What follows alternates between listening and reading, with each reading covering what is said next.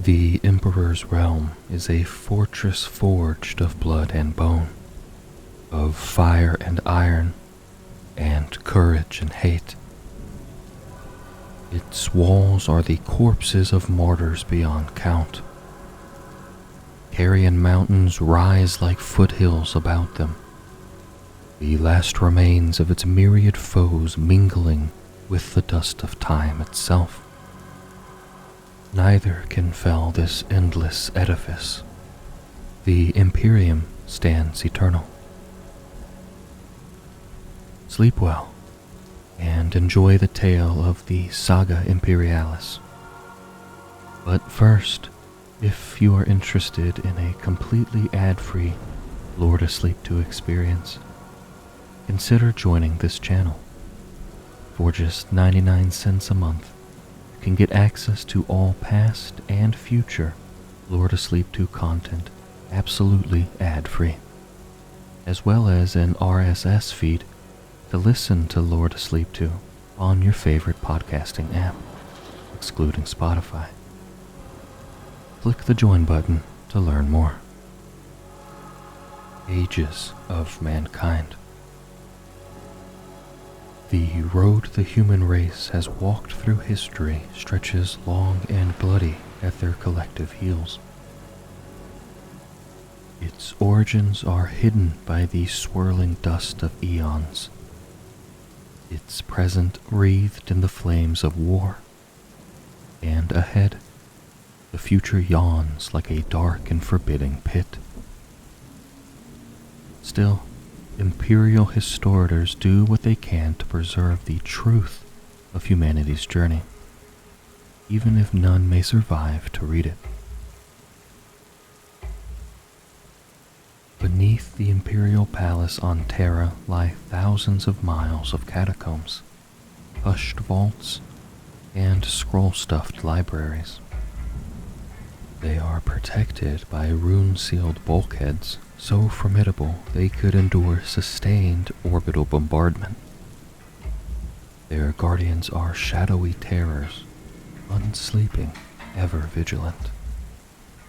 So vast is their sprawl that predatory things that have evolved amidst the shadows and the dust, ruling over trammeled ecosystems of pallid troglodyte vermin. The knowledge kept here under lock and key spans the great ages of humanity. Even this ultimate repository is moldering and much eroded by entropy's inescapable touch. Yet, just those fragmented records that remain would take many lifetimes to study, and contain secrets enough to blast the reader's sanity or bring the entire Imperium crashing down. It is well, perhaps, that few even know of the endless archive's existence. Fewer still are permitted beyond their doors. Age of Terra, M1 through M15. No record now remains of humanity's first faltering steps into the interstellar void.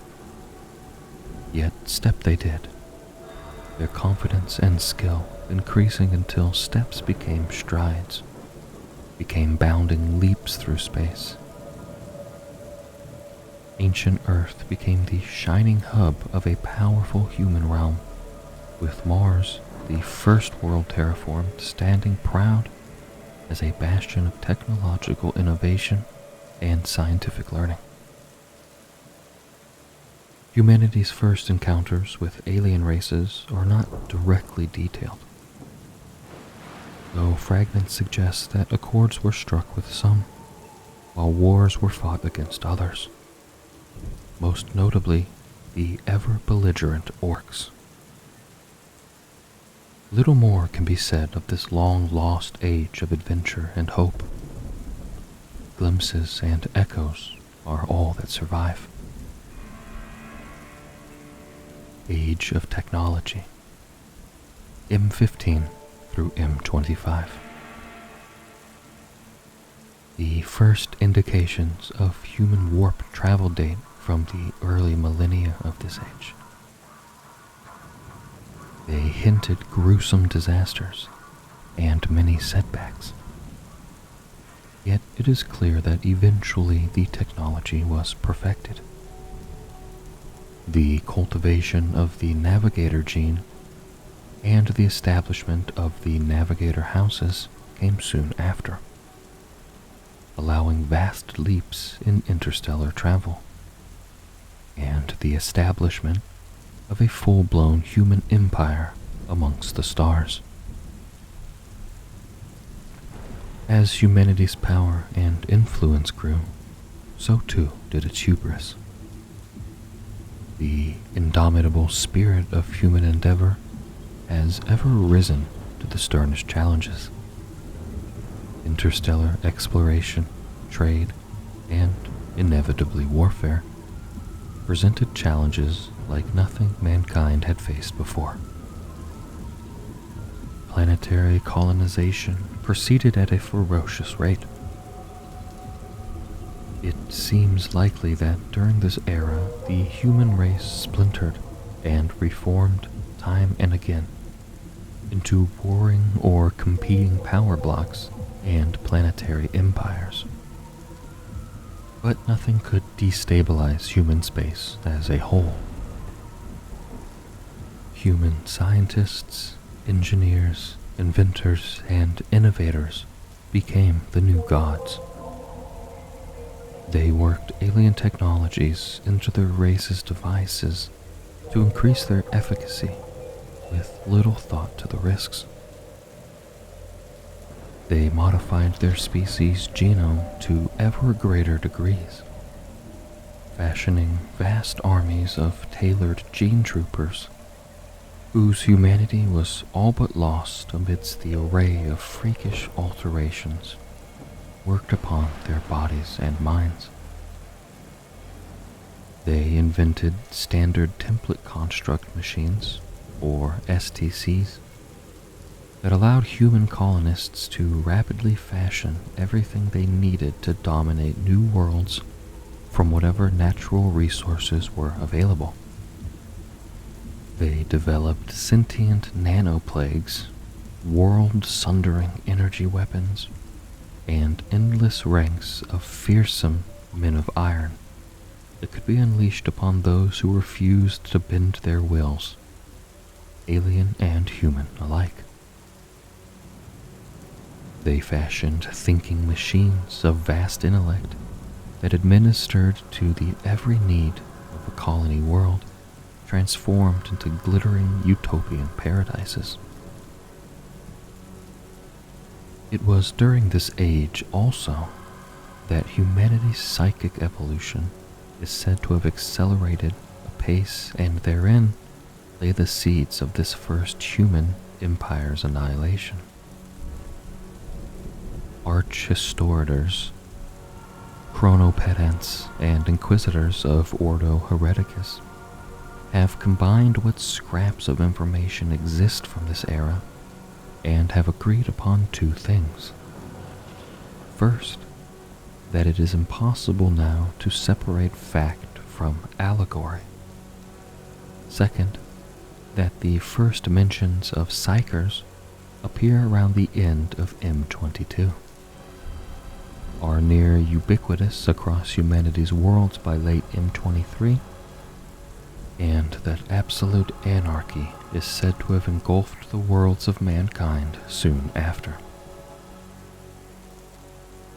The collapse was sudden and appalling, a wave of apocalyptic catastrophe that was swept across human space.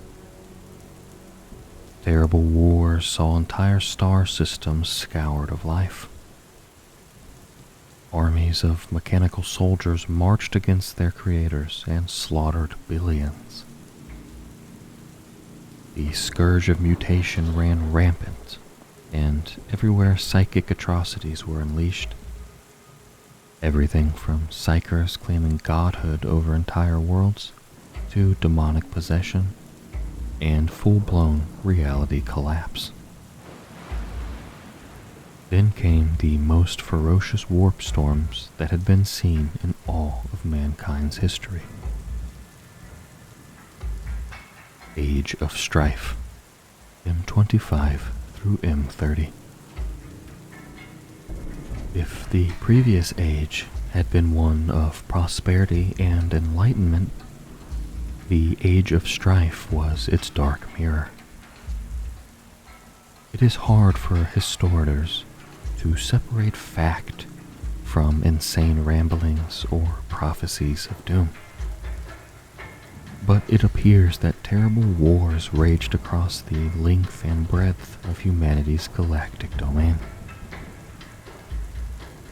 Many worlds were consumed entirely, while even those whose populations endured were cut off from one another by the warp storms ravaging real space. During this era of isolation and hardship, many colonies underwent drastic and widespread mutations. Some were destroyed by it, or those mutations were the result of warp energies saturating their flesh and engulfing their worlds. Others underwent more natural processes of adaptation, transforming into abhumans such as ogrins, ratlings, stilt limbs, or beastmen. Many wondrous advancements were lost or fell into disrepair, most of the STC technologies amongst them. Subjected to millennia of isolation, hardship, invasion, and horror, countless worlds plunged into post-apocalyptic barbarism. Among them was Earth itself. Legend tells how the home world writhed in the grip of terrible wars beyond count. Techno-barbarians battled collectives of gene soldiers through the blazing ruins of once great arcologies. Cannibal savages unleashed unholy powers upon legions of cyborg zealots. Grand warlords, demagogues, and proto-deities rose and fell, each one threatening to finally take the planet and its people with them into damnation. And then, in humanity's darkest hour, came the Emperor. It was he who at last healed the terrible breaches between renamed Terra and rebellious Mars. It was he also who led the brutal campaign known as the Unification Wars, at the head of armies of super soldiers known as Thunder Warriors. These were the precursors to the Emperor's mighty Space Marine legions, and at their head the Emperor cast down all rivals for the throne of Terra. Yet this was only the beginning of his endeavors. At last the Age of Strife was over. Hope was restored. Yet hope has never been humanity's addiction and curse both. Age of Darkness, M31. Seeking to unify not just Terra, but rather all of humanity's lost domains, the Emperor gathered his might and launched the Great Crusade. Here was the single grandest undertaking mankind had ever known. Only one as charismatic and uncompromising as the Emperor could have even conceived of a plan so far-reaching. Mighty fleets departed Terra, vast space marine legions at their heads, and sweeping all resistance before them.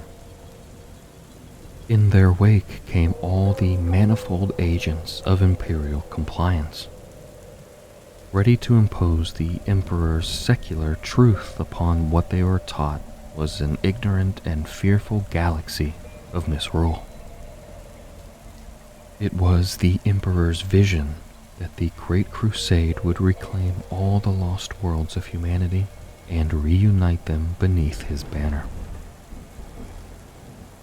Not only this, but all xenospecies would be purged mercilessly from the galaxy, and all resistance to Imperial rule crushed. Only in this way, the Emperor claimed, could the dark tragedies of the past be prevented from occurring again.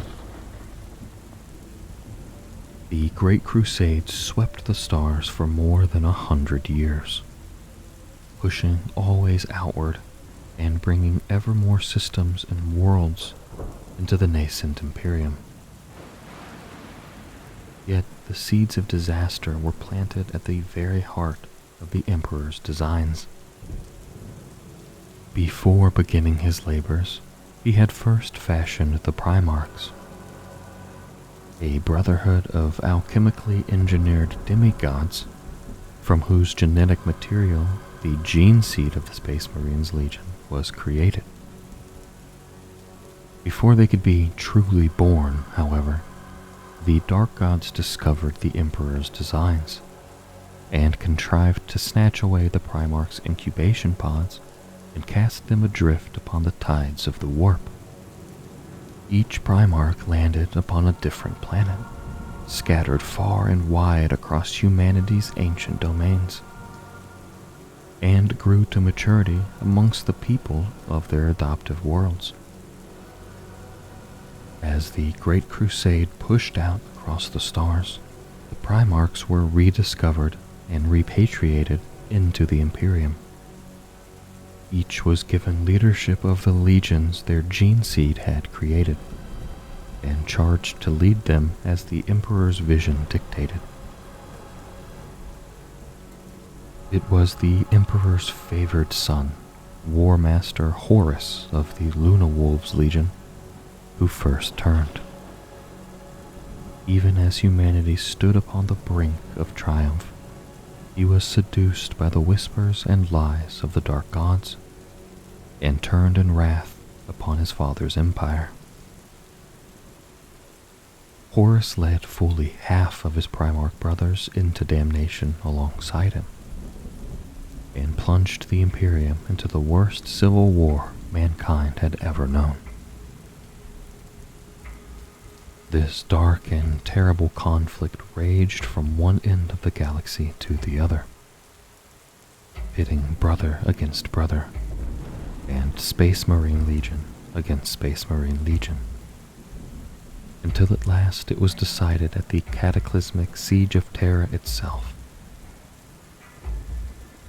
It was during that final battle that the Emperor felled Horus at last, and drove his traitor legions into exile, but not before the War Master had mortally wounded his sire.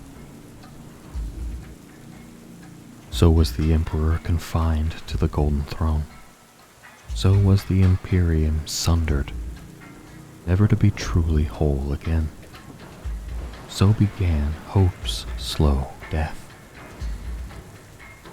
Remnants of a dark age. The Imperium of the 41st millennium is a deeply superstitious realm, its people bound in shackles of ignorance and blinded against dangerous truths. Atavistic terror and religious disgust characterize its attitudes to the mechanical innovation, stemming from the barely remembered horrors of the dark age of technology. Technology is but dimly understood by the mass of humanity. Be they erudite scholars, military heroes, the pilots of spacecraft, or ragged serfs.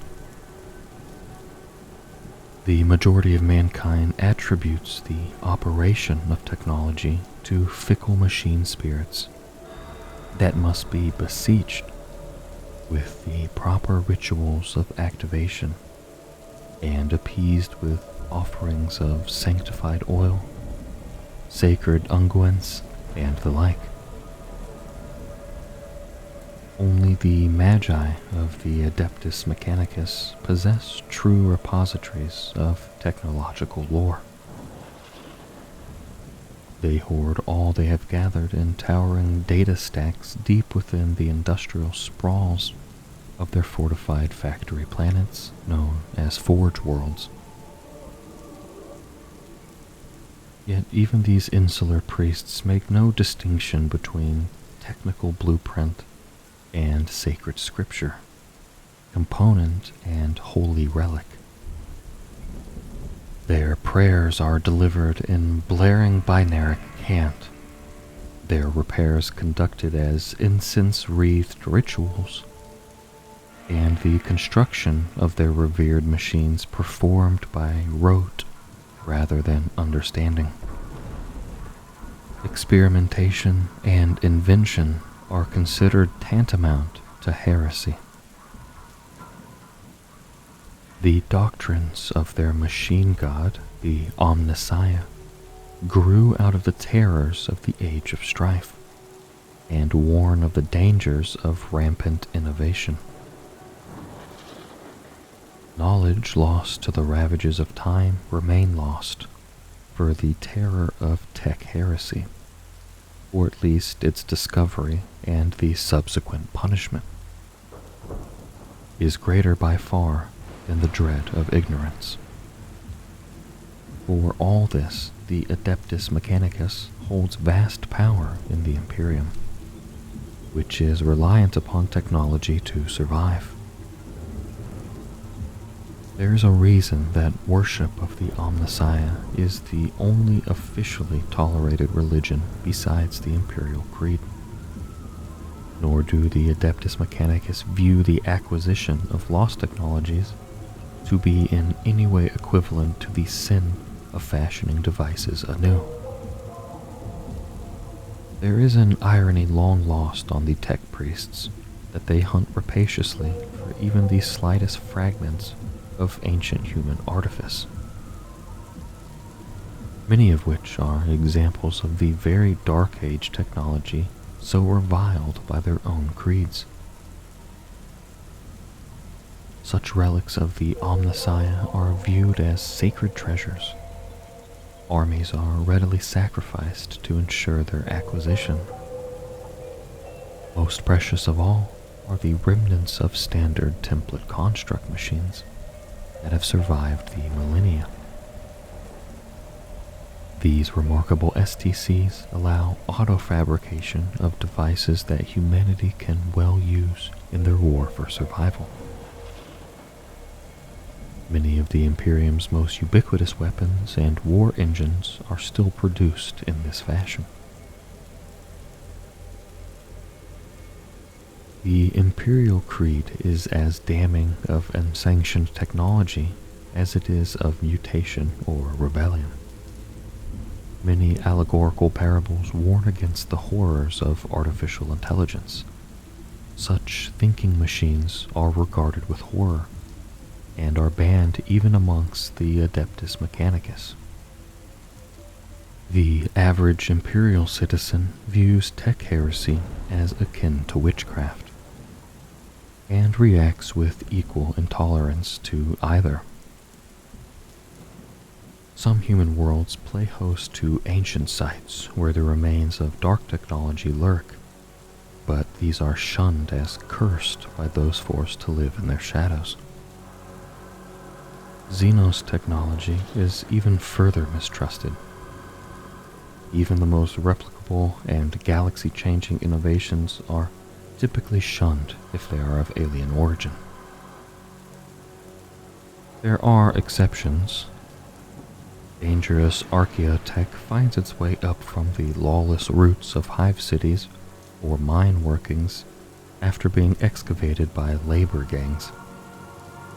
Fringe world colonists, who take a more pragmatic approach to survival than most, trade with neighboring xenos species, and in doing so, introduce xenotech to the sprawling imperial black markets. Such dangerous prizes are sought out by the various ordos of the Inquisition, of course, as are their suppliers, for the damage that these deviant devices can cause in the wrong hands does not bear imagining. Legacy of strife. The human race bears deep scars upon their collective psyche, thanks to the horrors of the Age of Strife, which ground on for almost 6 millennia. Mankind survived its ravages in only the most fragmented and desperate fashion, emerging from its shadows and into the Emperor's light as a species much changed. The collapse of society during the Age of Strife brought a violent end to millennia of human confidence. It shattered the species' sense of galactic destiny. Never before had there been a peril or challenge human ingenuity could not best.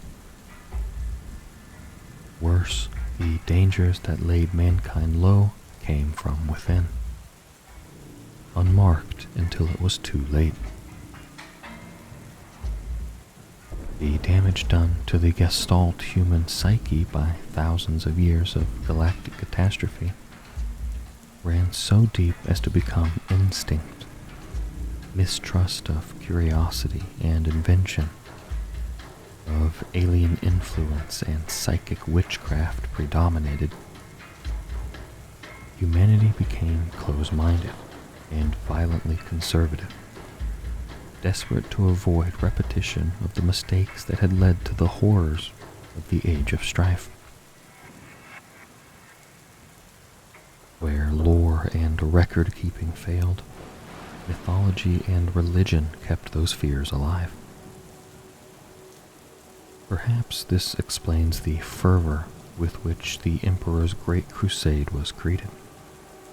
Though, of course, countless warlords and isolationist societies fought his rule, the Emperor's unification brought a safe and secular comfort that banished the ghosts haunting the human soul.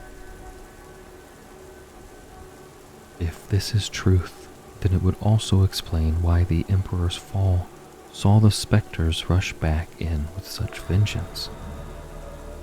Fearful and bereft, humanity sought strength in the blind zealotry that the Emperor himself had so assiduously discouraged, becoming ever more entrenched in their superstitions over time. The Age of Strife even scarred the galaxy itself. Countless worlds were reduced to inimical wastelands or overrun by dangerous living weapons. Others were left haunted by the cyclopean ruins of lost endeavor. Vast halos of decaying orbital machinery, looming spires crackling with strange energies, echoing tech vaults still concealing deadly threats behind bulkheads buried in the dust of ages. Every time the Imperium discovers another such remnant of its former glory, it is but another reminder of the hubris that damned humanity, and the dangers of daring to hope in such a dark and terrible age. Age of Darkness. The Horus Heresy tore the Imperium in two, pitted brother against brother, and saw countless imperial worlds burn. Yet, for all the devastation and death that occurred across the span of that dreadful conflict, its after effects were perhaps even more catastrophic, echoing down through the ages even unto the 41st millennium. Many dreams died when the Emperor was sealed within the Golden Throne. Mankind was shorn of his guidance. Lost, too, was the wisdom of the Emperor's vizier, Malcador the Sigillite, who perished during the last battle for Terra. And more than half of the Primarchs lost either to death or betrayal. Their surviving loyalist siblings vanished one by one, fading into history and leaving humanity ever more bereft. It was left to the High Lords and the Imperial cult to do what they could in the Emperor's stead. The Age of Darkness cost the Imperium its wisest minds. But more than that, it also shattered what certainties humanity had managed to rebuild. The secular imperial truth was undone. Horus's dark pacts and otherworldly allies had exposed the malevolent Imperium for all to see. Only through brutal repression and religious dogma could this knowledge be prevented from corroding humanity's soul. Thus began a spiral of enforced ignorance that cost humanity dear. Trust, too, was a casualty of the heresy. The Space Marines had been humanity's protectors, the Primarchs its mightiest champions. If one as trusted as War Master Horus could turn, who among the legions Astartes could ever be relied upon again? Historians point to such sentiments as the catalysts or the sweeping reforms that fragmented the imperial war machine in the heresy's wake. It was Ultramarines Primarch Rabute Guilliman himself who penned the Codex Astartes, the sacred text whose implementation saw the vast Space Marine legions split into parent chapters and their successors to ensure that never again could any one warlord wield such a concentration of martial might.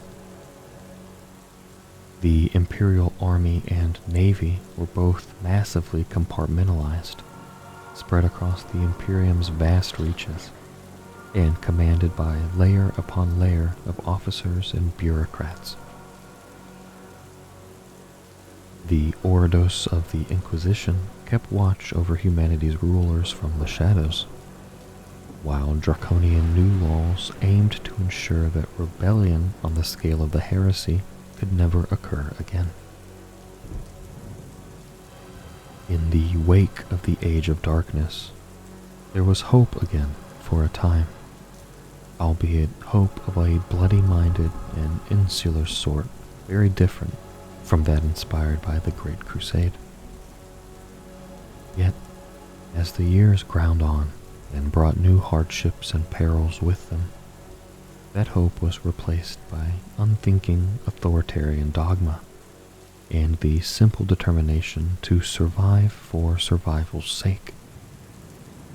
There are those who say that though the body of the Imperium survived the Horus heresy and recovered from its wounds, the soul of mankind never did. Age of the Imperium. The rising tide of horrors that crashes against humanity's bastions in the 41st millennium has done so for thousands of years. After the Age of Darkness came a period of hardship as Xenos invaders and piratical raiders preyed upon the weakened Imperium. Though repulsed time and again, their attacks have never ceased. Throughout M32, humanity struggled not only to recover what it had lost, but to retain its grip upon that which it still held. Invasions and separatist uprisings took their toll as the High Lords strove to defend their scattered domains. The last loyal Primarchs were lost during this turbulent era.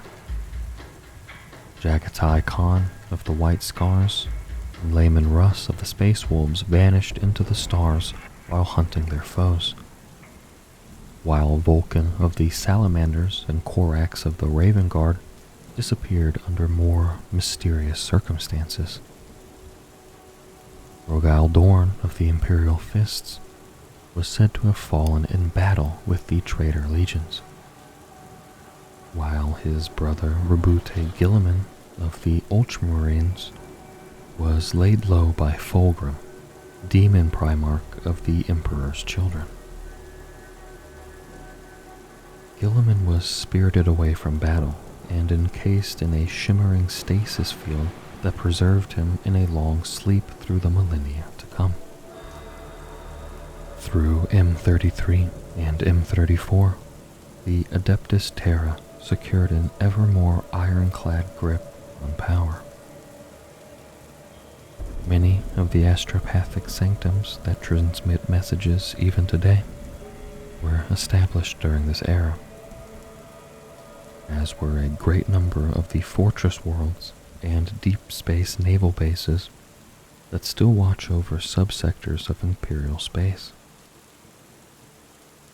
Over the same period of time, the Imperial Creed became the sanctioned religion of the Emperor's realm. The mailed fists of bureaucracy and religion took a tight hold of mankind's reins, and for a time they endured, even prospered. Then came the era of Nova Terra Interregnum. For over 900 years, the Imperium was split in two, after the Council of Nova Terra claimed sovereign rule of the entire Segmentum Pacificus. Also known as the time of the two emperors, this turbulent period of imperial history saw countless civil wars, uprisings, and trade disputes. Documentation from this era suggests that many such disturbances had their roots in heretical subversion, though heavy redaction by the Ordos Malleus makes it hard to say for certain. A legacy of mistrust and prejudice lingered long after the Imperium reunification, such that even in M41, the Segmentum Pacificus is still the most under-resourced in the Imperium. What followed in M36 has become known as the Age of Apostasy, for it saw devastating religious schisms threaten the very survival of the Imperium. Goge Van Dyer's Reign of Blood very nearly brought the Imperium to its knees, and saw the worst internecine imperial conflict since the Age of Darkness. It was followed by the horrors of the Plague of Unbelief, a galaxy-wide uprising of corrupt demagogues that saw the followers of the Dark Gods wreak havoc. In the wake of such heresy and strife, the era from M37 to M41 became known as the Age of Redemption. Crusade after crusade was launched by Imperial forces, many of them penitent in nature and oath sworn to reclaim those worlds lost to infighting, heretical overthrow, or Xenos invasion in prior centuries. The Imperium knew many victories during this era, yet the zealous fervor that drove mankind's armies onward had scant regard for the sustainability of the worlds it won. The Makarian conquests were arguably the last and greatest of these crusades, for they saw 1,000 worlds claimed for the Imperium in just 7 years. Yet the subsequent collapse into rebellion and heresy of those same worlds was characteristic of the years that followed, a period known as the Waning, in which the overextended and martially exhausted Imperium saw control begin to slip from its grasp. The rule of Imperial law became ever more draconian in response, and portents of doom were both incessant and relentless. The Prescient foretold great ripples in the warp, like the water disturbed by a colossal but unseen menace. Darkness was coming for the Emperor's realm. The alien tides. For as long as humanity has sailed the stars, they have encountered alien races. These races, broadly classified as Xenos by the Adeptus Terra, have on occasion proved valuable allies alongside whom to battle mutual foes. More often by far, they are themselves the enemy, and must be fought to the death, lest they butcher, devour, or enslave the worlds of mankind. For 10,000 years, from the westernmost reaches of the Segmentum Pacificus to the most far-flung listening stations of the eastern fringe, the Imperium has made war upon myriad alien races, and has been made war upon in its turn. To an authoritarian regime such as the Adeptus Terra, there is little room for ambiguity when it comes to the hated Xenos, and no consideration given to the possible benefits of alliance or truce with any of them. That which is inhuman is unclean, and must therefore be destroyed. The realities of combat in the field are rarely as binary, however. On many occasions throughout its long history, the armies of the Imperium have found common cause with the more comprehensible Xenos species, even on occasion those deemed monstrous, when faced with yet worse perils. In particular, this is true of the craft world Eldari, or the mysterious Harlequins, with whom many temporary accords have been struck. Yet, even these pacts seem always to manipulate mankind's destiny in unforeseen ways. Aware of the eldritch abilities of the Eldari, plentiful Imperial commanders have embraced mutual annihilation on their own terms, rather than set aside their ingrained xenophobia. The wars against the Orc menace have been comparatively simple, if at times utterly devastating. Setting aside the odd, unconfirmed report of illicit trade with alleged greenskin subfactions, humanity and the Orcs have been at one another's throats nearly constantly for the best part of 10 millennia. The Orc race is so incredibly prolific that few indeed are the star systems without at least a hint of greenskin presence. Moreover, these crude and anarchic aliens are so aggressive that to encounter them at all is to find oneself embroiled in an immediate and rapidly escalating war that it soon becomes clear is being fought as much for the Orcs' sheer enjoyment as for any coherent material gain. Such sudden and senseless conflicts are bad enough, but Imperial history is littered with examples of those times when greenskin numbers have reached critical mass upon some world or system, and a wag has begun. From the notorious War of the Beast to the Second and Third Armageddon Wars, and the unstoppable advance of the Arc-Arsonist of Charadon, such occasions have seen the Imperium virtually brought to its knees by this brutal and widespread foe. Some Xenos threats to the Imperium are more ancient than humanity itself. This is true of the myriad Eldari factions, but equally so of their ghoulish nemesis of old, the Necrons. Imperial historians know little of the origins of this race of murderous alien androids, and much of the knowledge they have successfully gathered has been delivered by the arrogant and often insane overlords of the Necrons themselves, casting its veracity into doubt. It is certain, however, that the Necron race plunged themselves into millennia of hibernation long ago, perhaps seeking to outlast or evade some deadly foe. Now they are awakening again.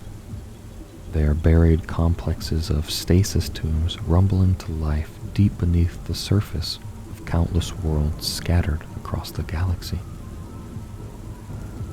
The Inquisitors of the Ordo Xenos suggest that the Necron race is fractured into many factions, and that, thanks to the ravages of time, it has emerged from its long sleep damaged in both body and mind. For all this, the Necrons are a terrifying and infallible foe. Conflicts such as the battle for the ice-locked war zone Damnos have proved to the Imperium that nothing short of an overwhelming military response stands any chance of overcoming the Necrons' eldritch technologies, or the shackled godlike beings that they goad into battle. By comparison, the Imperium also faces Xenos threats that are comparatively young and vital, or else have only made their appearance upon the galactic stage of late. When explorator ships first marked the homeworld of the Xenos race classified as the Tau, they found a relatively primitive society that were marked for potential further study or exploitation, and then ignored. The next the Imperium saw of the Tau was when the aliens' technology advanced and ideologically driven empire surged into the eastern fringe. How the Tau could have possibly advanced so swiftly was beyond the ken of the Adeptus Mechanicus, and thus swiftly put down to monstrous alien heresy. A more pertinent question appeared to be how to best drive them back. The most serious attempt yet by the Imperium to do so has come to be known as the Damocles Crusade, and at best that bloody and protracted war could be adjudged to a draw. Unable to keep pace with the rapid maneuvering of Tau forces, and in constant danger of losing outlying populations to the utopian promises of the aliens' water-caste diplomats, Imperial commanders were at last forced to enact a broad frontage annihilation protocol that employed ancient Adeptus Mechanicus technology to mutually deny a firebreak of worlds in the path of the Tau advance. It was a desperate act that put an end to a desperate war. But it seems unlikely that this is the last the Imperium will see of the dynamic Tau Empire. In the meanwhile, however, the Tyranids had begun to assail the fringes of the galaxy, and it rapidly became clear to the beleaguered Imperium that here was a new terror to rival any alien they had faced before. Descending in vast and rapacious swarms, the Tyranids appeared at first to be little more than predatory animals, incredibly dangerous certainly, but limited by their lack of higher intelligence or motivation. Yet as more and more Tyranid tendrils push into the galaxy, as the hive fleets adapt rapidly to each new military encounter, seed mutant cults through the Imperium societies, and react with ominous cunning to each fresh attempt to understand or destroy them, and understanding has spread through the Ordo Xenos, and beyond, that these aliens are driven by some vast hive mind that seems focused on the eradication of all non-Tyranid life in the galaxy. All races must now face this terrible threat if they wish to survive. But with the Great Rift sundering the stars, and the agents of the Dark Gods spreading death and anarchy through every sector of Imperial space, can any one power truly muster the strength to turn back the Tyranid tide? The horrors of chaos. Time passes strangely in the warp, and its corrupting energies make a mockery of that which the human race considers possible.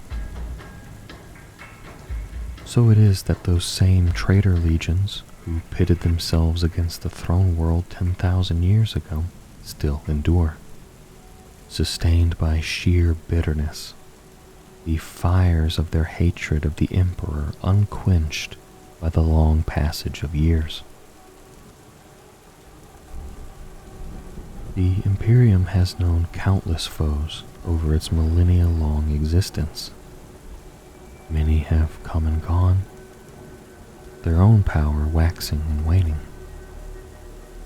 Others have prevented sudden and shocking threats to the Emperor's realm, but once vanquished have vanished into the teetering mountains of data scrolls and ledgers entombed beneath the Emperor's palace on Terra. Only one enemy has remained a constant and omnipresent threat throughout the last 10,000 years. And there is a grim irony that it is an enemy of humanity's own making. These are the traitor legions, the heretic Astartes, the dreaded Chaos Space Marines. Hounded across the galaxy by vengeful Imperial armies, Horus's traitors were forced to take refuge in the Eye of Terror, a vast interstitial area of space between the warp and real space. Plunging into the anarchic tides of this tainted region, they fractured and degenerated into a nightmarish plethora of ways. Some legions, Angron's blood-mad world eaters, and the ever-anarchic Night Lords chief amongst them, shattered entirely into the countless warbands, each led by their own dangerously ambitious champion. Others, such as Perturabo's relentless Iron Warriors, retained much of their martial structure, but were corrupted body and soul by the ruinous powers. During the horrors of the heresy, a number of the Primarchs had pledged themselves and their legions to a particular dark god, and now those monstrous beings became the rulers of their own demoned worlds. Horus had united the traitor legions. With the War Master dead, the insanity of chaos all around them, and the promise of unlimited power tantalizingly within their reach, the defeated renegades fell upon one another, and anyone else unfortunate enough to stand in their way, and thought only of walking the bloody path to glory. Despite all this, the unifying factor that the traitor legions retained was their hatred of the Imperium. Whether they believed that they had truly fought upon the right side of an ideological conflict, had been embittered by the loss of their beloved heroes or battle brothers during the fighting, resented their martial defeat at the 11th hour, or had simply descended into murderous insanity hardly mattered. To the traitors, the war was far from over, and their determination to see Terra burn was greater than ever. So began the Long War. It began with sporadic raiding by chaos-worshipping heretic Astarte warbands against Imperial holdings bordering the Eye of Terror. With few stable warp routes in or out of this malevolent realm, smaller raiding parties could slip in and out with impunity, but larger forces had to attempt to pass through the Cadian Gate, centered around the fortress world of Cadia itself. This massively defended region had been established specifically to hold back the potential threat of a major traitor invasion of Imperial space, and it did its job well despite the cost. Yet, as the centuries ground past, the worshippers of the dark gods found other ways to strike at the Imperium. Agents of misrule moved from world to world, establishing cults in the shadows and spurring bloody insurrection wherever Imperial vigilance faltered. The whispering lure of ruinous power turned formerly loyal Space Marine chapters renegade, each such fallen brotherhood weakening the defenses of the Imperium even as it strengthens the cause of the dark gods.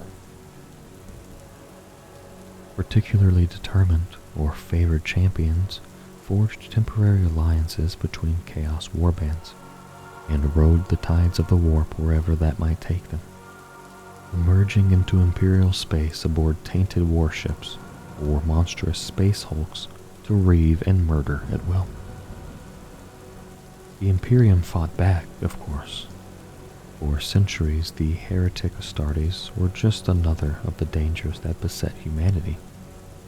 Terrible, certainly, so much so that the Inquisition fought to suppress the very knowledge of their existence, lest it incite panic and heresy. Yet, divided and ever at one another's throats, the traitors stood no better chance of overthrowing the Imperium than did any of the other forces that battered at humanity's defenses year in and year out. Yet that was all to change. When Horus fell, his chief lieutenant Abaddon had the Primarch's body borne away and held the sons of Horus together long enough to reach the Eye of Terror. What occurred beyond the precipice of real space is a matter of conjecture and guesswork to those few Imperial scholars who dare address the subject at all. What is known from records, however, is that near the end of M31, Abaddon the Despoiler emerged again from the Eye of Terror, leading his renamed Black Legion and dozens of allied Chaos warbands in the first of his apocalyptic Black Crusades. The tide of screaming lunatics, twisted mutants, demonic warriors, and hellish war engines wrought havoc throughout the Cadian Gate before they were at last turned back at terrible cost of lives. Yet, incredibly, in the bleak light of hindsight, it seems likely that the entire war was but a distraction, during which Abaddon was able to travel in secret to the world of Uralon and claim the demon sword Drachmien. This, along with the mighty talon of his own slain Genesire, he would use to butcher the servants of the Emperor in their thousands. This was only the beginning. As the millennia ground on, the Despoiler struck again and again against the Imperium. 12 more Black Crusades bedeviled the Emperor's realm, some greater, some smaller, but each working towards some ineffable goal that only Abaddon himself truly understood. The shrine of Saint Gerstall was despoiled, and the prophetic words in his tomb erased from existence. The citadel of the Cromarch was breached and the entire line put to death. The forge world of Arkrith was annihilated, the naval fortress at Cancephalis crushed, and the Gothic sector plunged into unrelenting war. Always, Abaddon demonstrated terrifying foreknowledge of the Imperium's defenses, and strove to achieve goals that his enemies did not understand until it was far too late. Only when the Great Rift roared into being and the Imperium shuddered as it was split in two, did those few cursed with knowledge see the truth of what Abaddon and his heretic Astartes had striven to achieve. The gathering storm. The opening of the Great Rift was presaged by an era of dark portents and momentous happenings.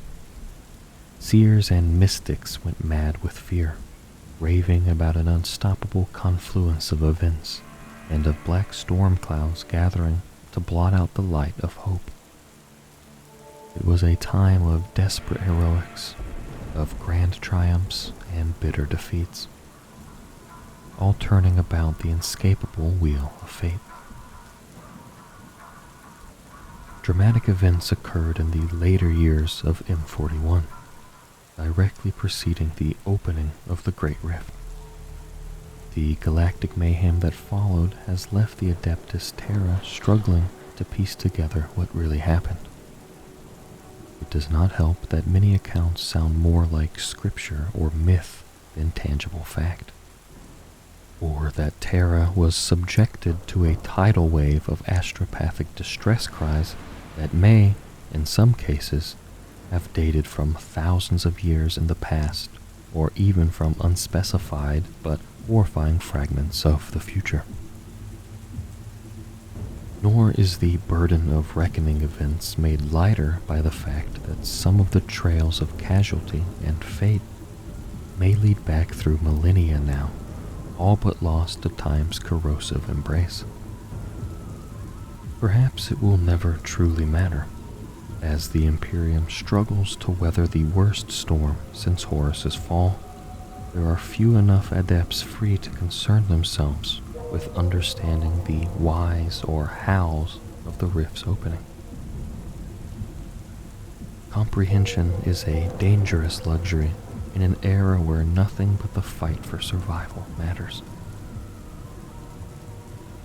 For all this, there are those who have pieced together what they can. These scholars point to a series of loosely interconnected happenings, each significant enough itself to warrant entire pages in the historiator's accounts, yet vastly more important as a whole than the sum of their parts. The return of the planet of sorcerers from beyond the Veil of the Warp, the scorching of space during the devastating culmination of the Damocles Crusade, the vicious disjunction that tore through the dimensional subrealms of Kamorag, the shattering of the last chains that bound shut the Crystal Tome within the halls of the Black Library, the sundering of the Amethal Demon Cage, all of these happenings punch their own ragged tears in the weft and weave holding reality and the warp apart. And any of these, or countless others like them, could have been the pivotal blow that split the galaxy in two.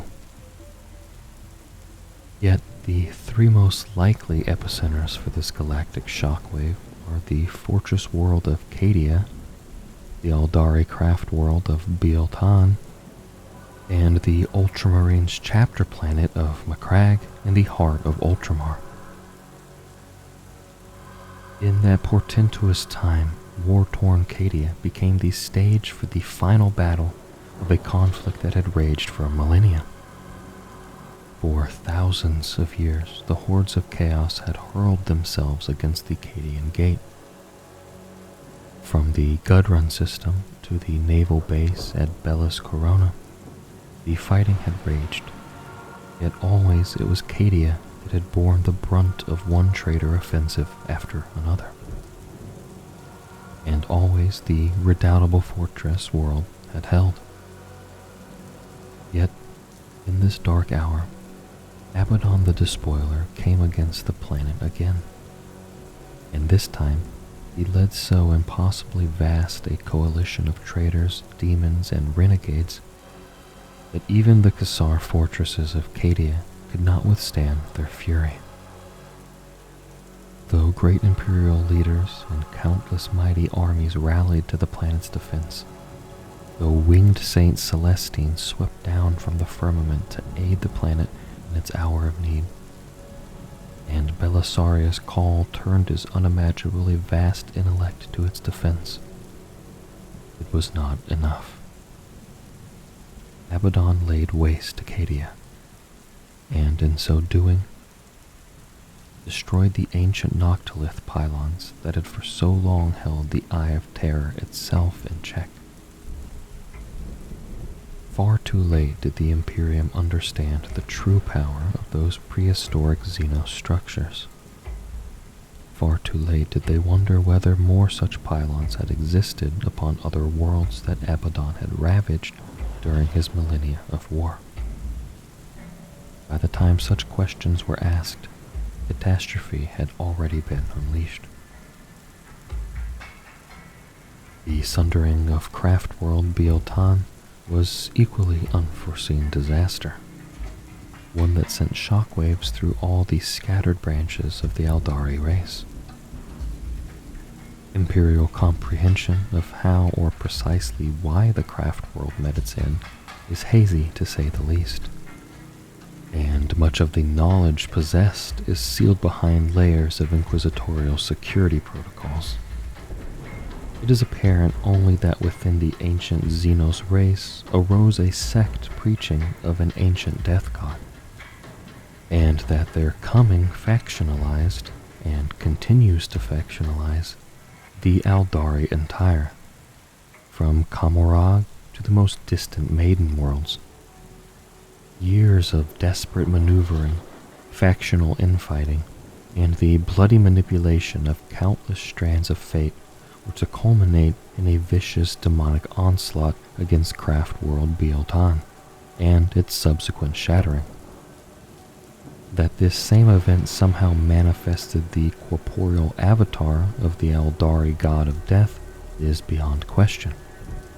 But what other devastating effects it created both in the warp and through the fabric of real space remain in question.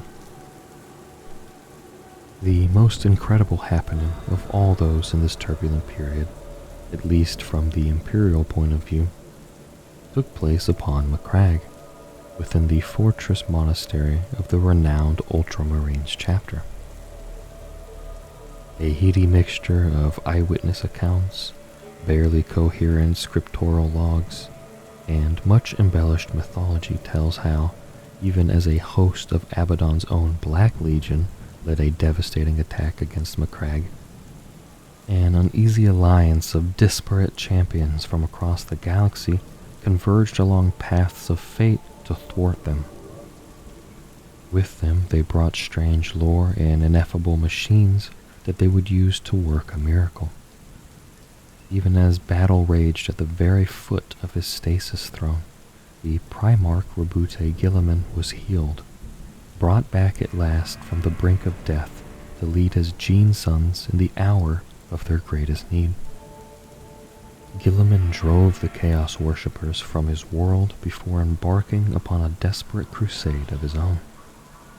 He reached Terra upon the very wings of the Great Rift's devastating warp storms, and from there began his furious battle to save his father's realm from annihilation. Age of the Dark Imperium. 10,000 years have passed since the Emperor ascended to the Golden Throne. 10,000 years of hardship, toil, loss, and horror. Still, mankind fights on, clinging to their faith in the God Emperor, and their belief that one day he will deliver them. Were such to happen, it would be a miracle on a scale unprecedented in human history, for the darkness enveloping the Imperium has never been deeper. Most of the galaxy's sentient races have prophecies of doom, a time when the stars will be extinguished and the void consume all. The Rana Dandra of the Aldari, the hollowing of the Nikasar, the Tau Empire's carefully suppressed terror of a plunge back into the final violence of the Montau. Humanity has known many apocalyptic predictions, that no single scholar could collate them all in a lifetime. Always they have been averted or proven false. Yet, as the 41st millennium accelerates towards what must surely be a catastrophic conclusion, the peoples of the galaxy could be forgiven for believing that the end has truly come. The Great Rift did worse than simply disunite the Empire. It bifurcated it, severing Sanctus from Nihilus as surely as a clean sword stroke will lop off a warrior's head. Its erupting warp storm swallowed hundreds of star systems whole along with countless indigenous species. It distorted the flow of time and causality and vomited tides of uncontrolled energies into the void. Humanity was, perhaps, the worst affected race. The sheer scope and scale of its holdings and its desperate reliance upon the Astronomicon rendering it uniquely vulnerable. To the Adeptus Terra, the worlds lost beyond the rift may as well have ceased to exist, along with the reinforcements, resources, and intelligence they supplied.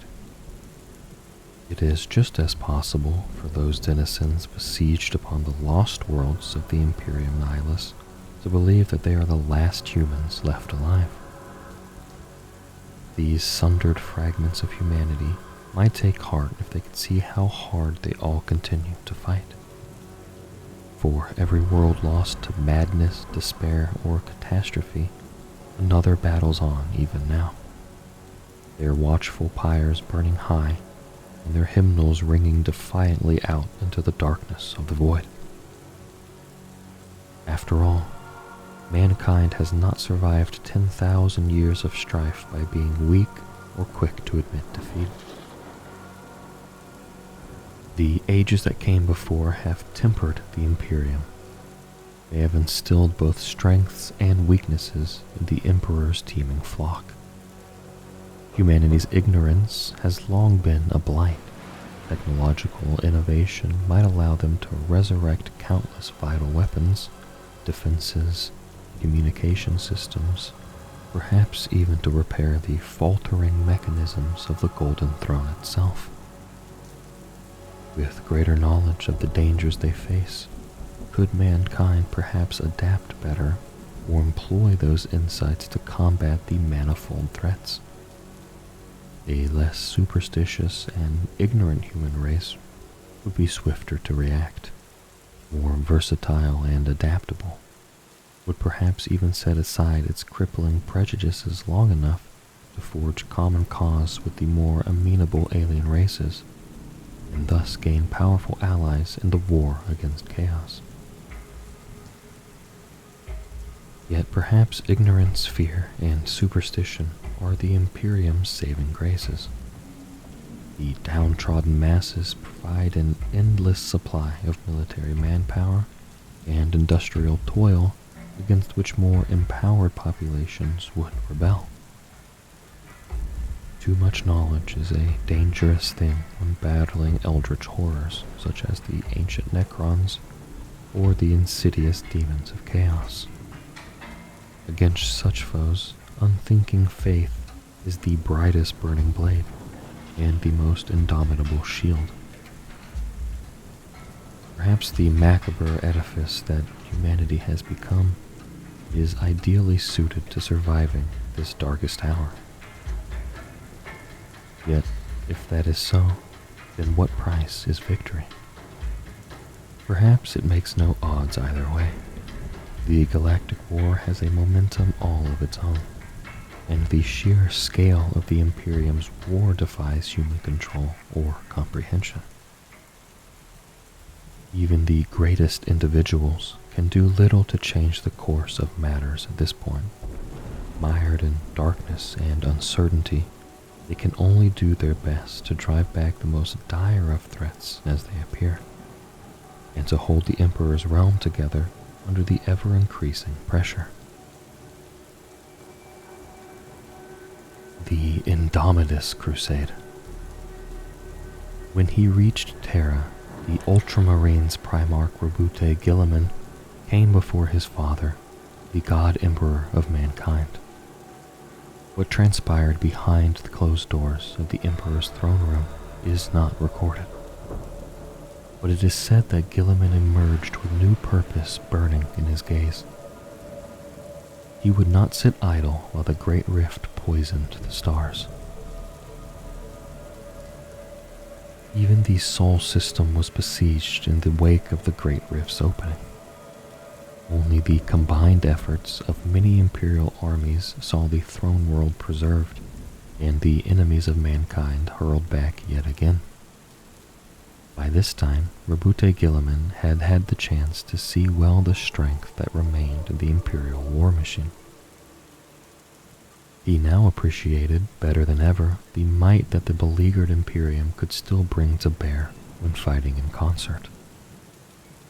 It was this strength he intended to set against the horrors revealed as the darkness of Noctis Aeterna faded at last. It is said that Rabute Gilliman struggled every day not to draw his sword, gather his loyal warriors, and simply plunge into the maelstrom of battle. Such was his dismay at the condition of the Imperium and his hatred of the traitor foe. Instead, displaying the ability to rationalize and compartmentalize for which he was rightly famed, Gilliman held his ground and set into motion a plan that he hoped would allow him to win not a handful of battles, but rather humanity's desperate war for survival. Gilliman viewed the wider galactic battlefield with a perspective no mere mortal mind could achieve. First and foremost, he recognized that the Imperium Sanctus must be made secure before any most desperate thought could be given to the Imperium Nihilus. Secondly, with a dispassion many called cruelty, he concluded that every world could not be fought for or saved. If the Imperium was to stand a chance, it must amass its overwhelming strength as best it could, and then apply it strategically and methodically. So began the mustering of the Indomitus Crusade fleets, the greatest military undertaking by the human race since the Great Crusade had departed Terra 10,000 years before. The muster could not happen overnight, nor could it occur without resistance and difficulty. Gilliman secured the agreement of the High Lords easily enough, for they saw in his plan a chance to restore sanity and stability to a galaxy turned to madness. The Primarch had to work harder to secure the support of the Adeptus Mechanicus, the Adeptus Custodes, the guilds of Navis Nobilite, the ponderous bureaucratic might of the Adeptus Terra, and countless others. He faced organized resistance, not only from those cells of chaos worshippers and xenophile cults that festered in Terra's underhives, but also from pompous and politicking nobles too used to being the masters of their own petty domains. Gilliman was as tireless as he was merciless in crushing and purging these obstacles to his plan. The diplomatic and military onslaught he unleashed through every strata of the throne world soon became known as the Primarch's Scourge, and though it won him few friends, it also ensured that the muster of the Indomitus Crusade fleets proceeded apace. That muster was achieved in part by the vast material output of Terra, Mars, Jupiter, and more distant worlds such as Armageddon, Astrafall, and Sinjin. As much, if not more, military strength was garnered through withdrawing vast forces from those systems in the Imperium Sanctus that were deemed untenable. This latter process spawned a great deal of resentment and more than one mutiny by warriors unwilling to abandon their posts. But it succeeded in providing vast numbers of battle-hardened warriors and war machines for the growing Crusade fleets. Those fleets were now taking shape at designated muster points around the Sol system, the Gehenna system, and several others. Gilliman had created a new administrative body called the Officio Logisticarum, and it was this army of scribes, diplomats, macro-talliers, and others that smoothed the integration of elements from every strand of the Imperial war machine into vast, self-sufficient, and coordinated military forces. Gilliman's plan envisioned an initial wave of 10 Indomitus Crusade fleets, codified Fleet Primus, Fleet Secundus, Fleet Tertius, and so on.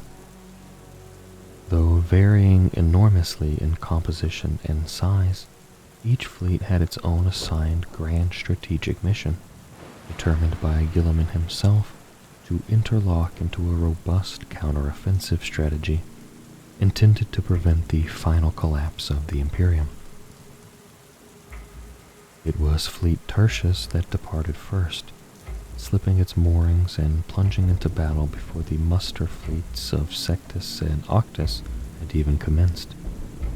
Tertius was loosed to meet a vast, coordinate crusade of slaughter on a collision course with the Sol system, before arcing out into the Segmentum Pacificus with a view to swinging thence into the Segmentum Tempestus. Fleet Secundus departed Terra next, taking the Martyrs Road straight toward the Eye of Terror.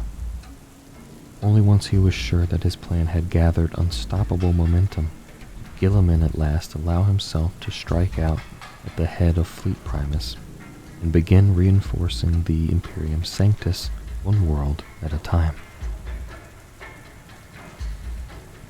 Age of Witches.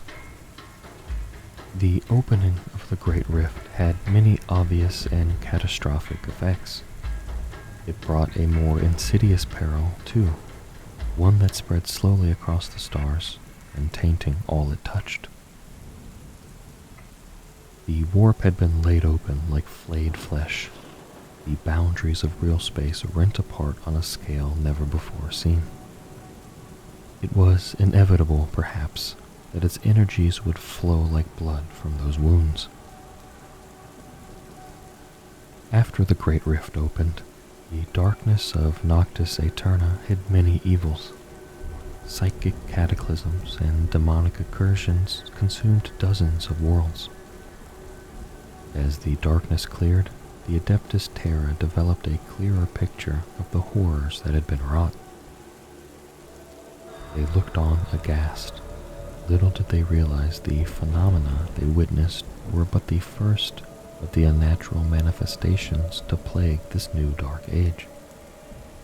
The truth of what was happening came first to the attention of the Asuryani, the Eldari of the craft worlds. Every Asuryani possesses some small modicum of psychic talent, and it was thanks to the gradual sharpening and heightening of these that they came to register the growing swell of psychic energy spilling from the rift.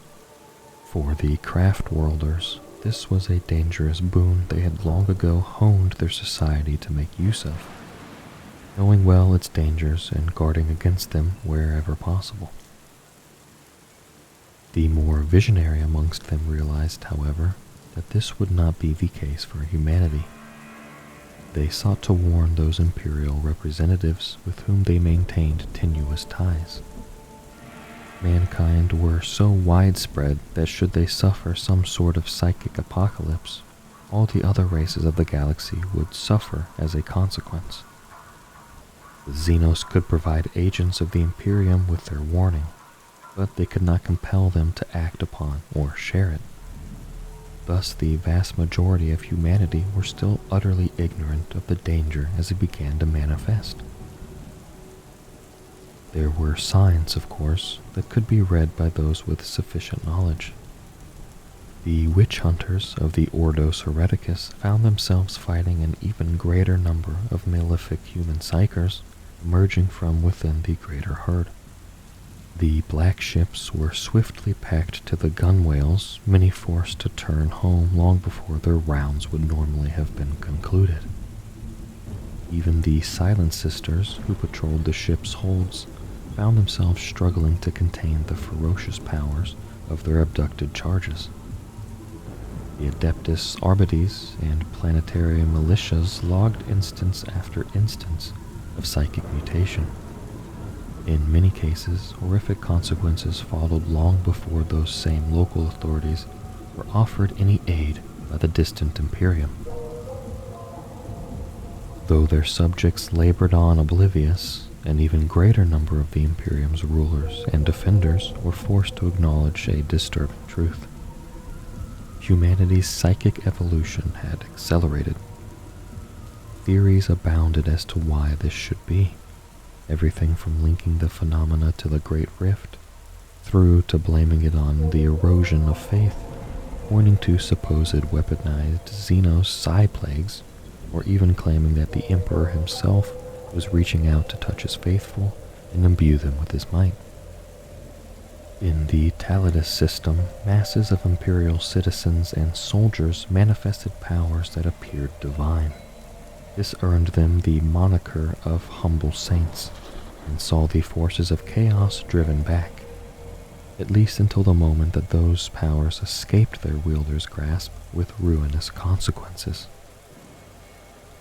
Across the systems of the Red Scar, Imperial defenders were forced to waste valuable days screening tides of refugees for hidden witchery, when they should have been battling the tyrannids from which those refugees fled.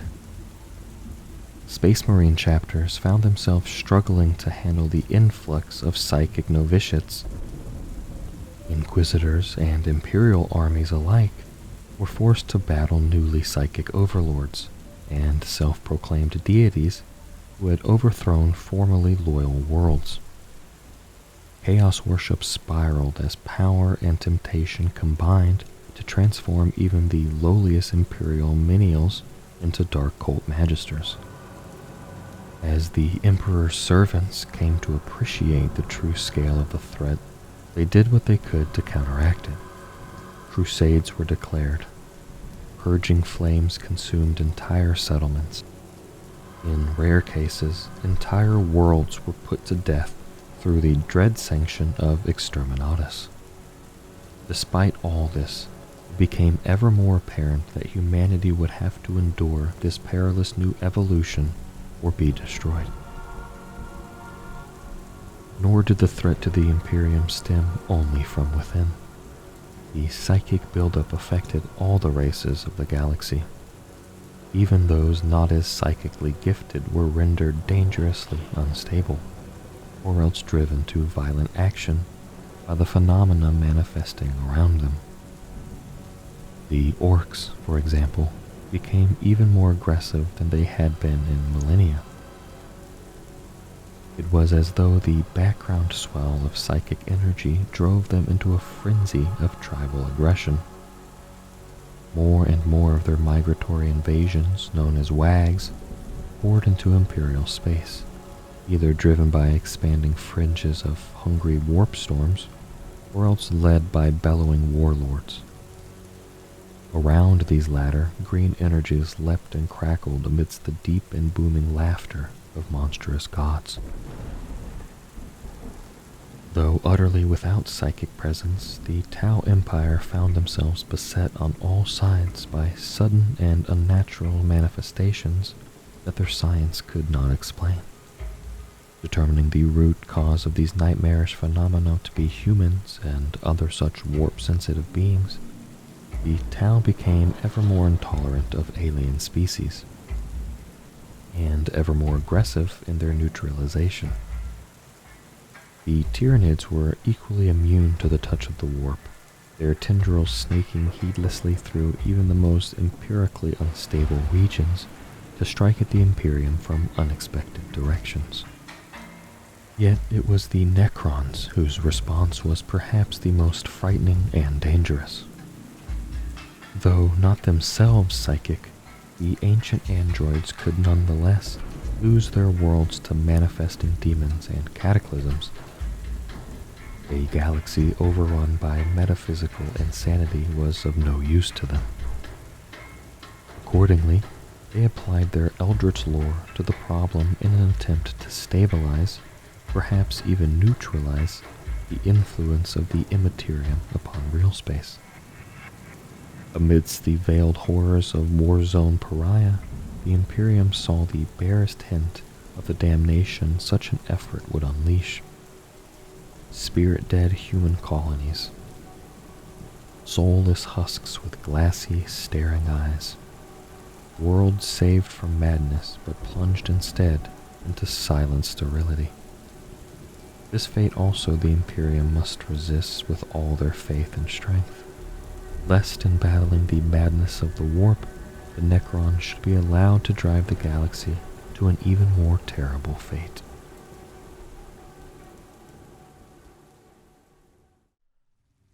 They are the Emperor's bodyguard, his 10,000, the Golden Death. They are his noble emissaries and his pitiless executioners. By their hand are his secrets protected and his vaults guarded. Unswerving in their loyalty and unshakable in their purpose, they are the symbols of the Emperor's unstoppable wrath. For 10,000 years have they stood sentinel over the master of mankind and defended his glorious palace. They are the finest warriors in the Imperium, physically and mentally fashioned to a design none but the Emperor himself can ever truly understand. They are an elevated elite whose raw strength and willpower are insurmountable. Each is highly independent and is an army unto himself. Clad in nigh-on impregnable auramite armor, it is with individually crafted weapons that the Custodes cut down any who threatened the Emperor.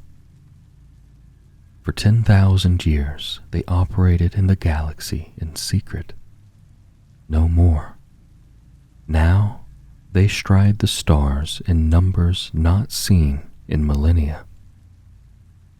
Woe betide those who oppose them. Origins of the Custodes.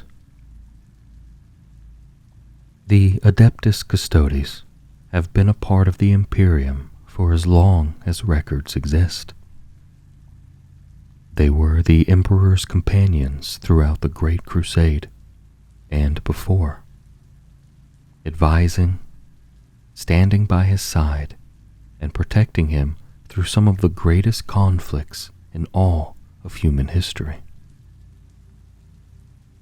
The story of their origins is known to few but themselves, and for outsiders, it is all but impossible to learn anything about them.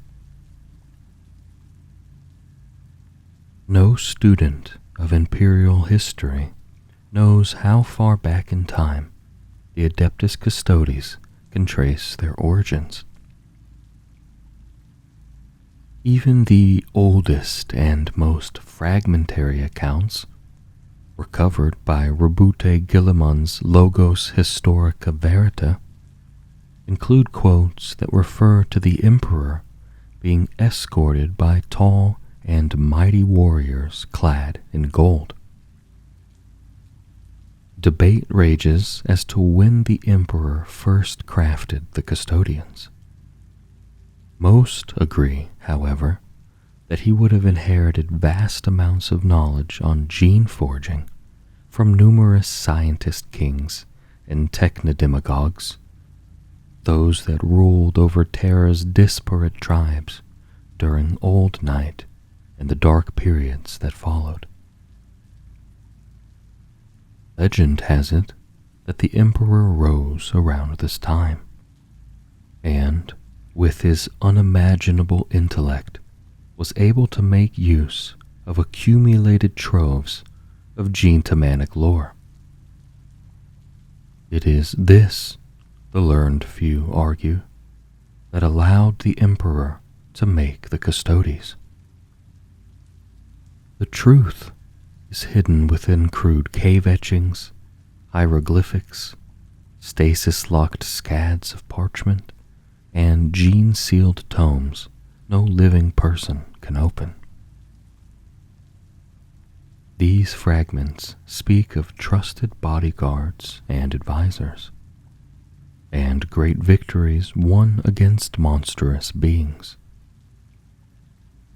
Some historians no such texts exist, and are frustrated to no end by the fact that they can never access them.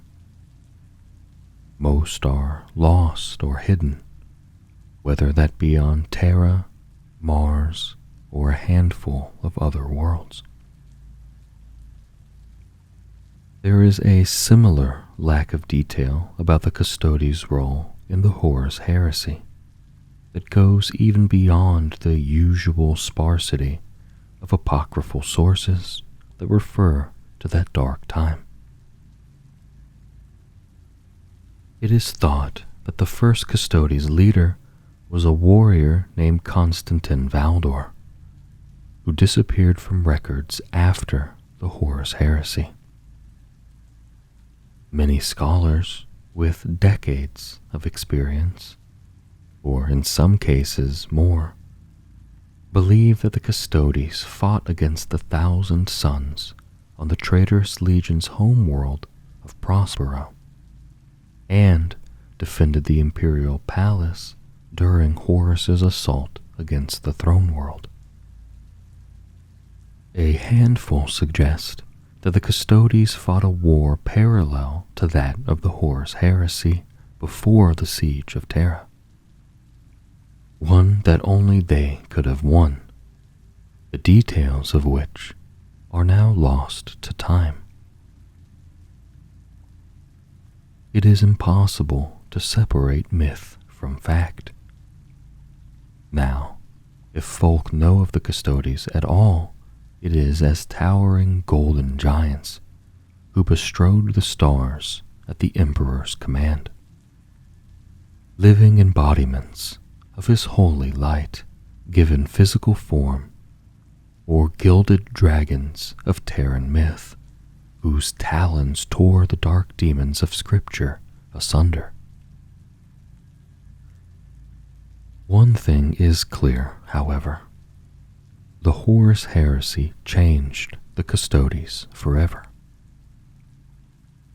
In the final stages of that horrendous conflict, the Emperor met Horus in single combat aboard the arch-traitor's flagship, the Vengeful Spirit.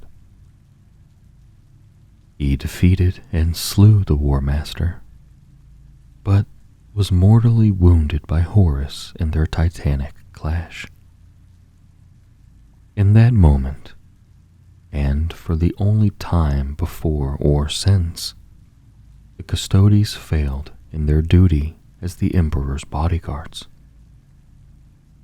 For 10,000 years after, most Custodes never left the Imperial Palace or the Sol system, with only a handful making preemptive strikes where necessary elsewhere. Many donned black cloaks of mourning, and a near obsession to never leave the Golden Throne out of their sight took hold. They have ever borne the terrible shame of their failure, and have sought to never forget it, nor be absolved of it. If the Space Marines are the scions of the Primarchs, then the Custodes are the progeny of the Emperor. His might permeates them, burns in their eyes, and flows through their veins as surely as their blood. Potential custodians are taken in at a very young age to better survive, no older than late infancy. And it is a great honor for those of Terran noble houses to submit a son. Some clans have, in the past, given over entire generations of offspring to become inductees. When such individuals go forth to begin whatever processes lie ahead of them, huge crowds line the avenue of sacrifice, cheering and chanting frenzied prayers. The Custodes also seek out suitable candidates by other means, or encounter them by chance on their missions to protect the throne world. What is clear is that none besides the Custodes themselves truly know what criteria they require. How a custodian is made is an arcane and ancient process born out of the mind of the Emperor himself, made up of decades of alchemical augmentation, psychological and cognitive conditioning, and mimetic training. Custodes are created using technology dating back to the Dark Age of technology, honed by the Emperor to make the perfect counselors, bodyguards, warriors, and executioners. To create beings with such a wide range of talents requires a total physical and mental rework on the candidate. The mindset and intelligence required to be of any use to such a being as the Emperor is immense, to say the least. The Adeptus Custodes inductees are remade at a genetic level, their baser drives rendered inert, and their beings turned towards aggression, fulfillment of duty, and goal acquisition.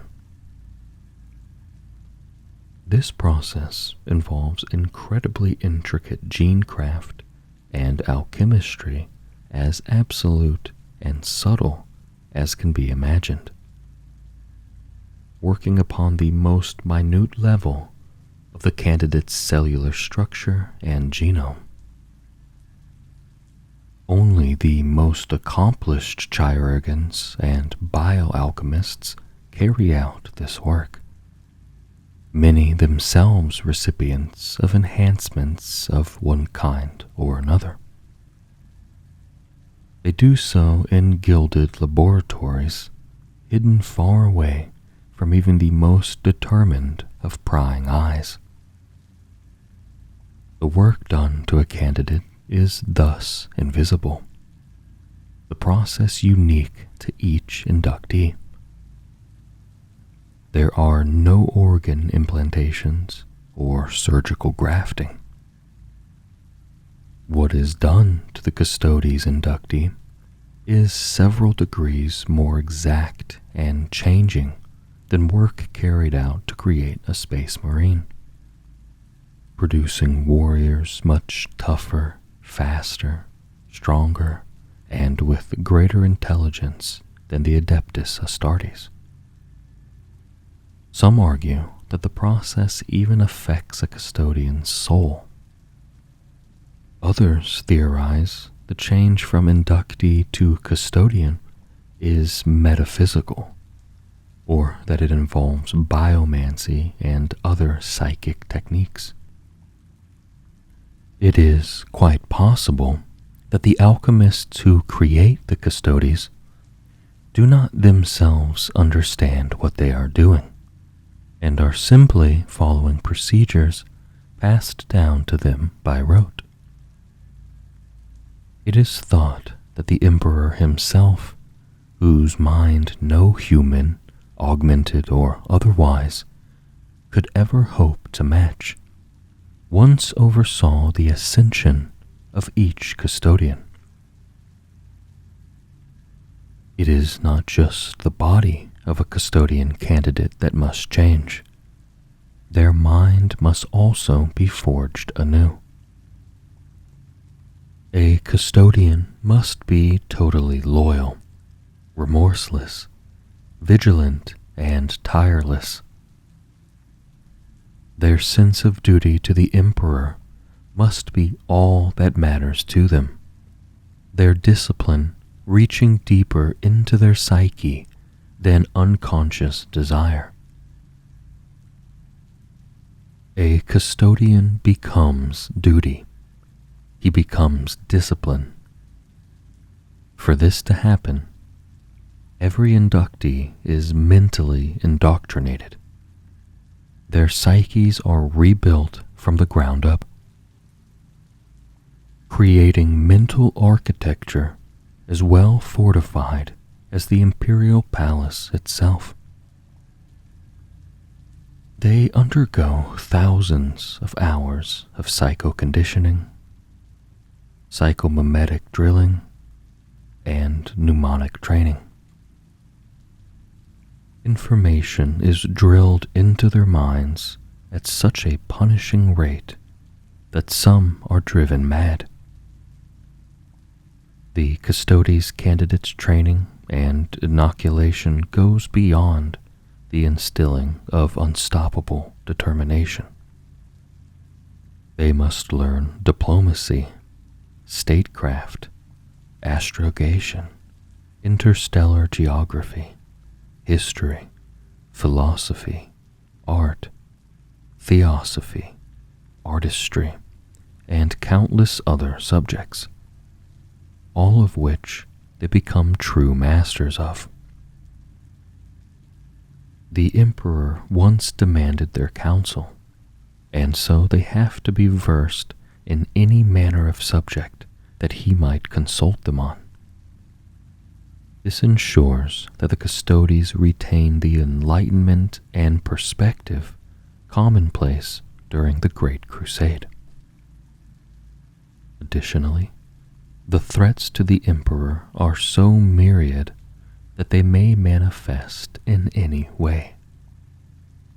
A custodian can trace the most innocent-sounding philosophical question to outright treachery, or foresee how a marauding alien force might grow to threaten Terra, even if it currently terrorizes a remote system at the edge of the galaxy. The Custodes are also aware of truths that no one else in the Imperium has ever learned. They know some of the galaxy's gravest secrets, for they must be able to face down and defeat the darkest terrors of the galaxy. They recognize how far mankind has fallen from the original ideals of the Emperor, of enlightenment and common sense. The inductees learn that many truths cannot be shared, that some would cause wholesale damage to the Emperor's Imperium, as corrupted from his original vision as it has become. Some cannot handle this knowledge, or bear the tragedy of what the human race has descended into since the Horus Heresy, when their forebears failed in their solemn duty. These candidates do not become Custodes, and so through this learning are the unworthy and the weak culled. No outsider knows how long it takes to make a custodian, or even whether there is some kind of formal process each inductee must follow. With every candidate being genetically distinct, it is quite possible that some need significantly more work than others to fulfill the great vision the Emperor had for his bodyguards. The individuality displayed by each custodian seems to support such a view. Though the Emperor required unflinching loyalty, it seems clear that he desired the uniqueness of each of his bodyguards to be maintained. Such is the intensity and brutality of the process candidates undergo. Many thousands do not survive.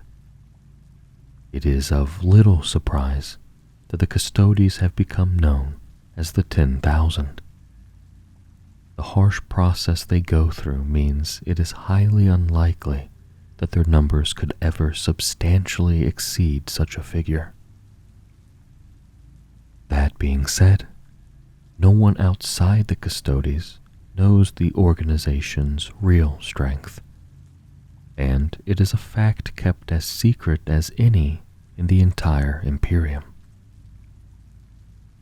With so many Custodes fighting throughout the galaxy now, it is even harder than before to count. It is not impossible that the name 10,000 has been cultivated to deliberately mask the organization's true size, and to help deny that knowledge to any enemy. Those survivors of the induction process that emerge as custodians are changed in every way imaginable. Their minds so altered that they have entirely new personalities.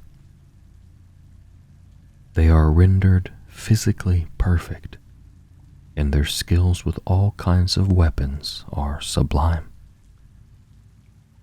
Custodians even change their names, choosing those of gods, kings, or heroes drawn from the most ancient texts. With enormously extended lifespans, they do not grow old as humans do, but they can be slain in combat. Members of their own families would not recognize them should they be alive to see what has happened to their son, nephew, or cousin, though many would claim they could out of pride. Each custodian is blessed with protections that leave them less vulnerable to the powers of both the Psyker and the Null, making them perfectly suited to fight alongside the Sisters of Silence. Additionally, the Custodes never exhibit psychic powers of their own, as though battlefield psychers are undoubtedly powerful living weapons, they are also incredibly unstable ones. Their minds are prone to invasion by warp entities, and this is a danger no custodian will ever face. It appears that the Emperor wished for no chink in the defenses of his bodyguards, thus granting them no gift of psychic ability. In all this, a custodian is designed to be the death of any being or creature that might threaten the Emperor, and so they are superior in every way. As comparable to a space marine as a space marine is to an unaugmented human. They are the greatest mankind has to offer, though few can say for sure if they are human any longer. Sisters of Silence, also known as the Pale Scourge, the Soulless Ones, the Arene, the Null Maidens, and the Daughters of the Abyss, the Sisters of Silence are highly specialized witch finders. They are experts in hunting down rogue psychers, dangerous warlocks, and depraved sorcerers, both human and alien.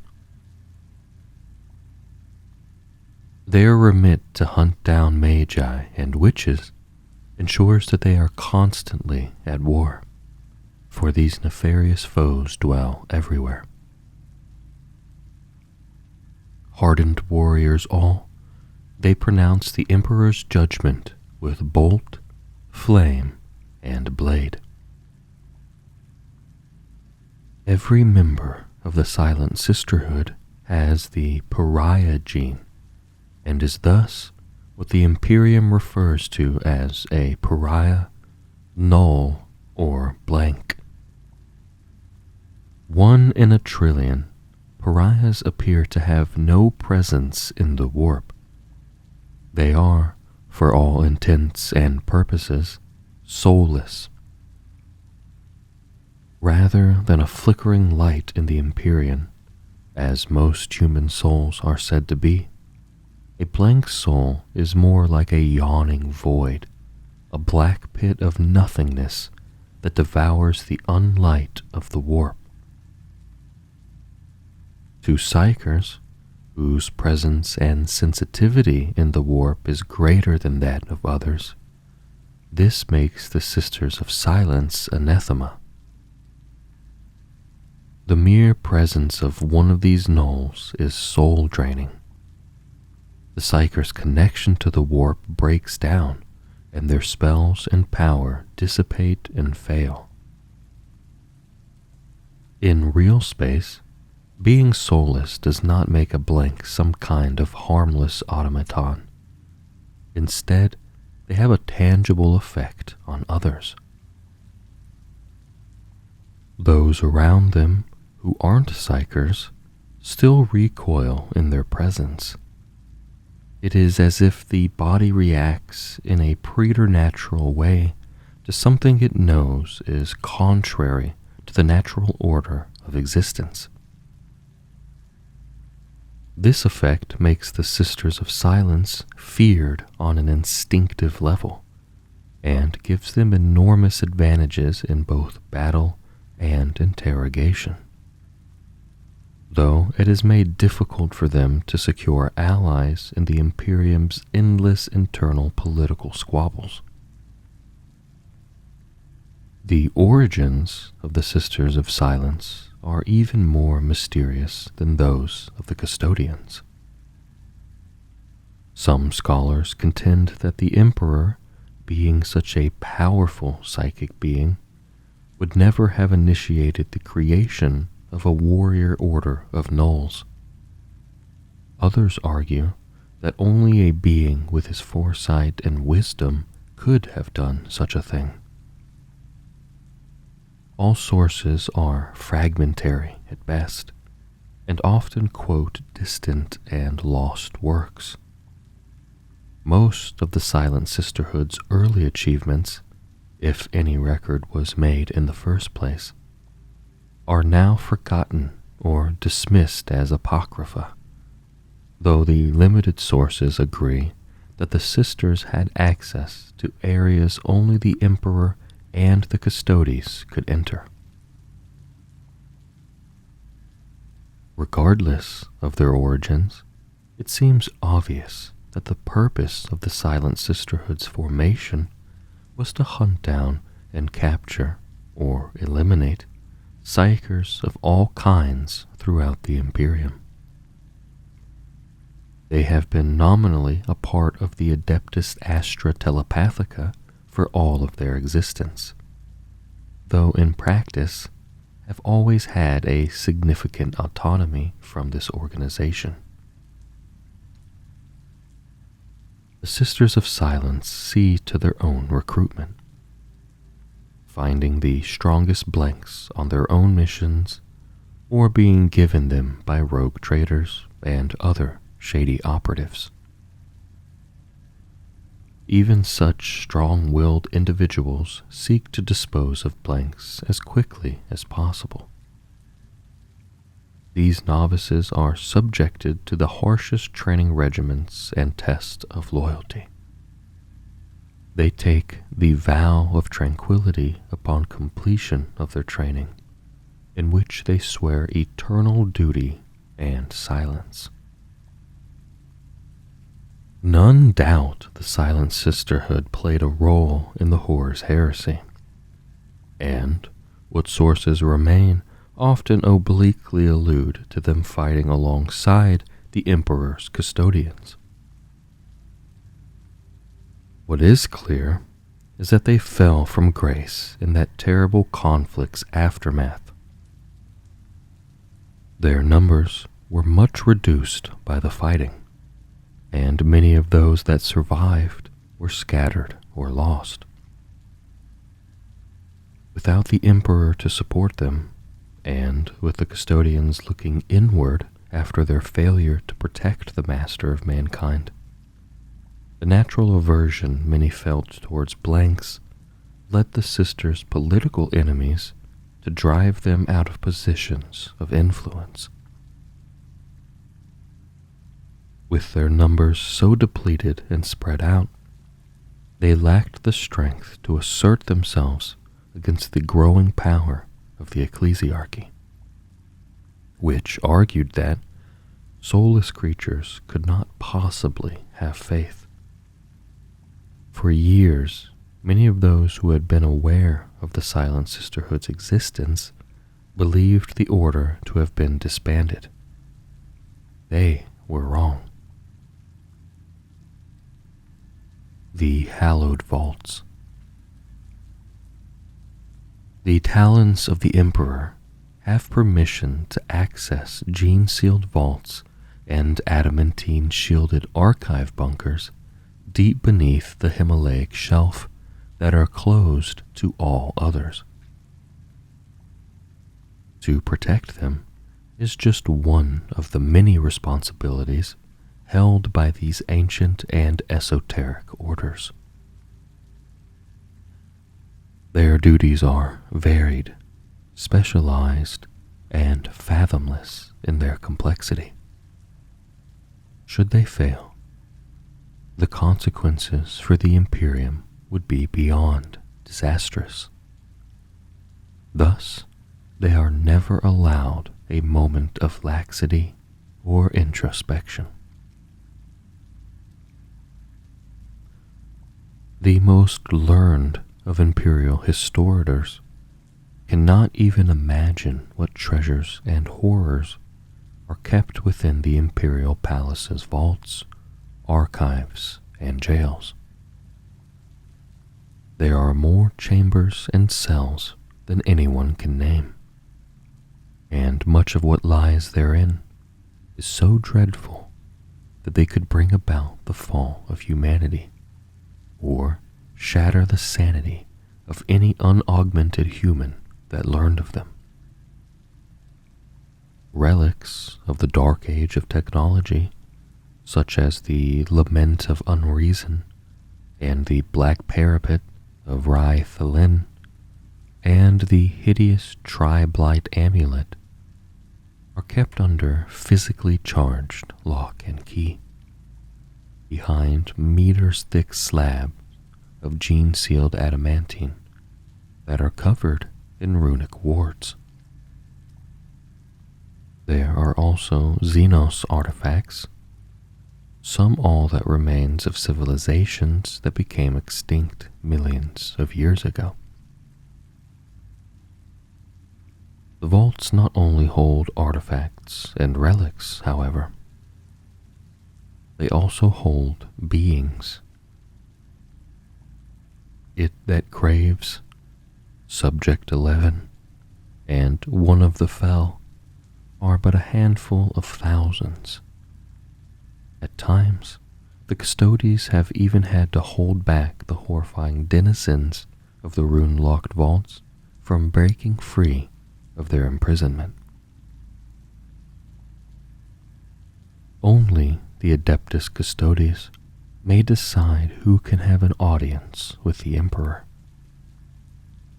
Such an honor is granted in only the most unusual circumstances. Not one enemy has gained access to his throne room in 10,000 years.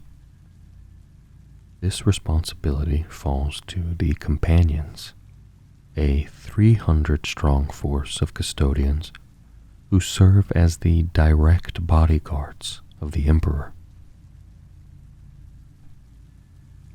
Each is handpicked by the Captain General following a painstaking assessment based on the candidate's performance in battle, mental acuity, and spiritual fortitude, alongside many other factors. Rank and veteran status have no bearing on selection. For the custodians, there is no more important duty. When about their duties, the companions are arranged in ranks around the golden throne. They stand completely still, unspeaking, and poised on the cusp of readiness. This they do for incredible amounts of time, though they can rotate out of their position for rest Even with periods of recovery, this task is a purgatorial one that is both mentally and spiritually exhausting. When the Captain General decides a companion has served long enough, they are replaced. This is no dishonor, merely a pragmatic recognition that no custodian can fulfill such a duty indefinitely. The list of duties that fall to the Custodes is long and ever adapting as new threats emerge. Custodians oversee the soul bonding ritual, in which thousands of psychers each day are drained of their life force to sustain the Emperor, and thus the Astronomicon. The Custodes are also responsible for the defense of the Imperial Palace, a fortress as large as a small nation. To ensure the Emperor's safety, however, the Custodes must look beyond the palace's walls, beyond Terra, and out into the Sol system. Here, they have outposts, relay and auger stations, and keeps from which they monitor every ship that enters Sol space. Finally, their vigil extends to the rest of the galaxy, for out there are threats unnumbered to be found. Talons of the Emperor. Not since the Great Crusade have the talons of the Emperor been so visibly active in the wider galaxy. Armed with some of the most devastating weaponry available to any branch of the Imperial military, they smite rogue psychers, purge mutant uprisings, stamp out rebellions, and curtail the insidious schemes of alien and traitor alike in service of the Golden Throne. For 10,000 years, the Adeptus Custodes have maintained the security of the Sol system, the throne world, and the Imperial Palace itself. They have done this in myriad ways, and when not actively pursuing threats to the Emperor, they are in a constant state of learning and training. The Custodes conduct fractal thought exercises, year-long strategic cogitations, and elaborate hallucinarium mock conflicts, all in preparation for any danger that may present itself, including an all-out siege of Terra. The Blood Games are another way in which the Custodes train and improve their defenses. In these exercises, a custodian is nominated as invader or assassin, and they have the task of testing routes of attack to breach the Imperial Palace's walls and reach the Golden Throne, or one of Terra's other key infrastructure sites. By this method, Custodes identify and resolve weaknesses, and the tenacity and determination of the custodian himself is tested and improved. Even after the Emperor was sat atop the Golden Throne, the Custodes launched forays out into the wider galaxy where they deemed there to be threats grave enough. It was upon Guilliman's return, however, that the Custodes truly took up arms to go out into the galaxy in larger numbers, to stamp out threats to the Emperor far and wide. The Custodes were designed to be the death of anything they might have to face in any context, and are tireless, vigilant, and remorseless.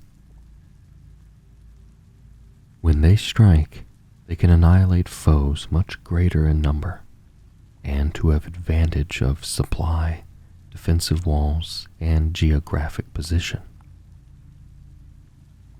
Nonetheless, the Custodes are not an army per se, and are not expected to prosecute war.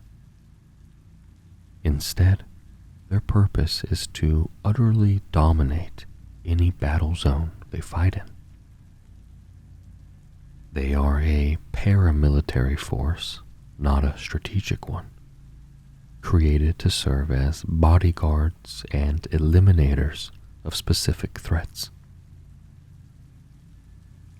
The Custodes have always benefited from the magisterium lex ultima, rendering them beyond all law save that of the emperor. Thanks to this, they can draw upon every facet of the Imperium's military, and it is this they use to command any vessel they require to traverse the stars, or to serve any other purpose they deem necessary. Some ships have served with the Custodes on so many occasions they have effectively become permanently attached to the 10,000. Nonetheless, the Custodes maintain some warships of their own, notably Falchion-class battleships. On occasion, Custodians must respond so swiftly to a threat that there is no time to commandeer a vessel, and so maintaining their own immediately available battleships is essential to them. The magisterium lex ultima also means that none can give the Custodes orders besides the emperor himself. Even Guilliman can only request their aid, and it is to the Imperium's great benefit that Valoris agreed that the Custodes should take more active role in the galaxy. In fact, the Captain General was more than willing, having already begun preparing his order for greater activity beyond the Sol system. Nothing is spared to ensure that the Custodes have the very best war gear in the Imperium, in any volume they require.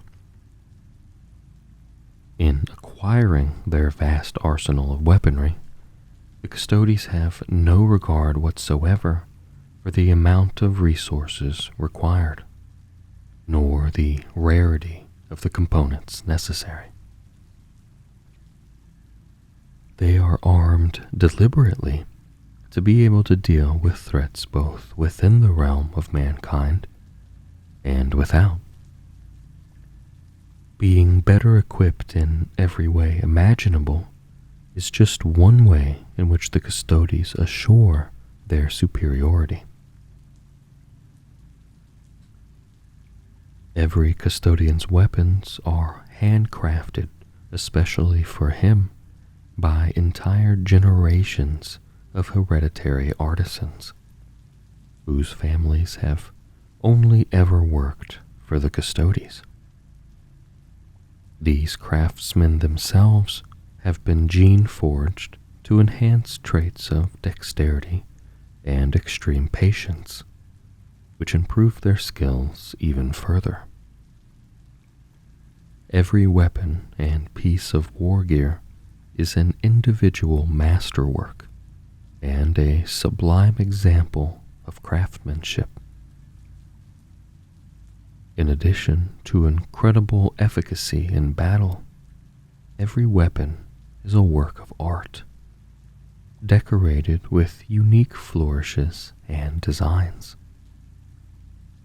It is even possible that, in the very deep past, entire subcults of the old Mechanicum were cloistered within the Imperial Palace to produce some elements of the Custodes' weaponry. Before Rebute Guilliman's return, the Sisters of Silence were exiled, operating in virtual secrecy. At best, they were ignored by the wider Imperium. At worst, they were persecuted by its most fanatical elements, with some even being burned as witches. This all changed with the Primarch's return. He remembered the sisters' value and importance, and knew that with the forces of chaos being never more powerful, he would need warriors with the sisters' unique skills. After the Battle of Luna, where he fought alongside them, he declared the Dispensatus Anathema. Those sisters who had stood beside him were to be dispatched to find others of their kind in neighboring sectors. Many of those they discovered came to Terra, their collective sense of duty still strong. Guilliman ordered the restoration of the Somnus Citadel on Luna, the sisters' ancient fortress that had been abandoned during the Horus Heresy and had since fallen into ruin. He also appointed Sister Asurima, one of the convent on the planet Elax, as sister commander of the entire Silent Sisterhood. She is vowed to grow her ranks, as well as never let her order's power be weakened by other imperial bodies. There is much work to be done in this regard, as new prison fortresses are built for the ever-swelling numbers of psychers claimed by the Great Tithe, and old and abandoned keeps that the sisters once managed are restored. This has not been easy. Even with Guilliman's support, the sisters' old enemies, the Ecclesiarchy, to name one, have not gone away, and are very concerned with the Silent Sisterhood's sudden renaissance.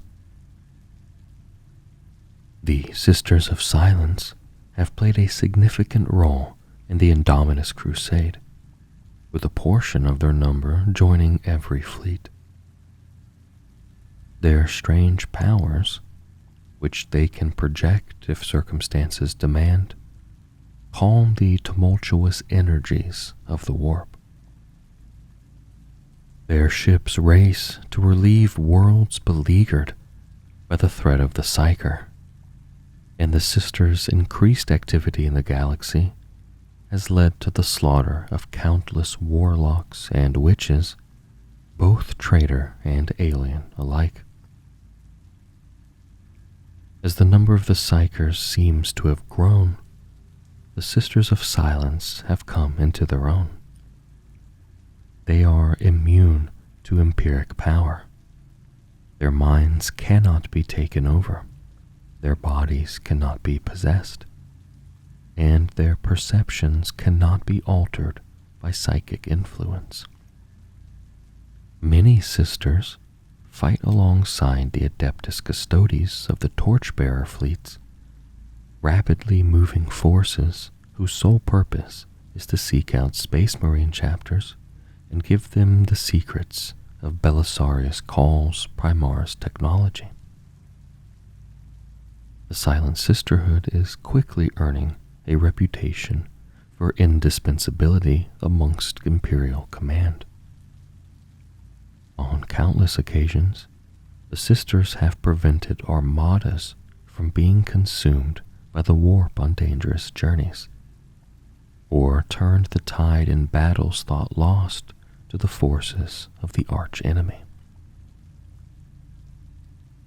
With newfound support, organization, and confidence, the Sisters of Silence have stepped up their activity in every regard. Though in comparison to most other Imperial forces, they remain vanishingly rare. Still, the Sisters are a relentless force who answer to none but the Golden Throne. They are coldly rational, possess great tactical discipline, and are as adept at utilizing stealth and counter-surveillance as they are at launching rapid, overlapping assaults of bolter, flamer, and blade. The Silent Sisterhood knows the value of shock, awe, and terror, capitalizing on their horrific abilities to destroy mind-plagued soldiers, mutants, armed cults, or physically compelled puppets. Used to being outnumbered, they strike quickly to avoid being overwhelmed, and specialize in close-quarter combat. Despite all the terrors they have witnessed, their conditioning and determination drive them again and again to confront the unspeakable horrors they face. Few can stand against them when the Sisters commit to action. In addition to serving with the Indomitus Crusade fleets, the Silent Sisterhood pursues its own agendas and fights its own wars. Some battle alongside the Inquisition and infamous hunter squads of the Black Ships. Formations of Sisters have infiltrated the hyperspatial tunnels of the Webway, neutralized spectral attacks in strategically vital war zones, and raided demon worlds revealed by the ebbing and flowing of the Great Rift. There is a hint of feral barbarism in the manner and appearance of the Sisters of Silence. Their armor is ornate and knightly, inset with gems and with flourishes of Imperial iconography. And they have top knots of long hair that they leave unshorn unless a sworn quarry has escaped them. Their cadres and subunits frequently adopt totem-like names, referring to predatory animals. For all the cold rationale of the Silent Sisterhood, for all its precision and careful training and discipline, they are hunters. To hunt is to fulfill a primal human urge, one that brings out the thrill of the chase and even bloodlust. The Sisters, though soulless, are thus not totally above the ways of humanity into which they are born and fight for.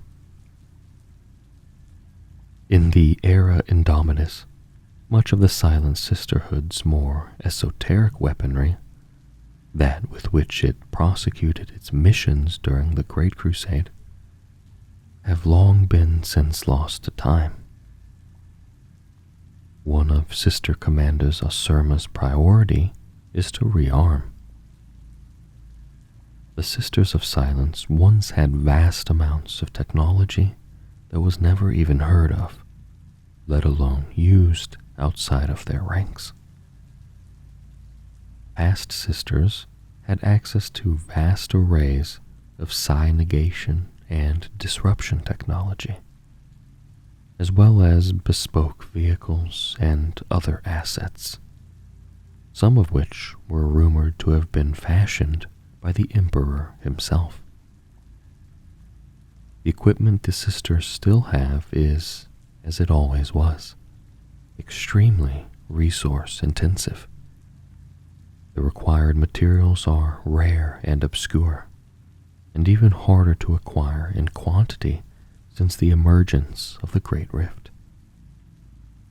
Nonetheless, Osurma has ordered their acquisition to be made a priority, and is backed by Rabute Guilliman.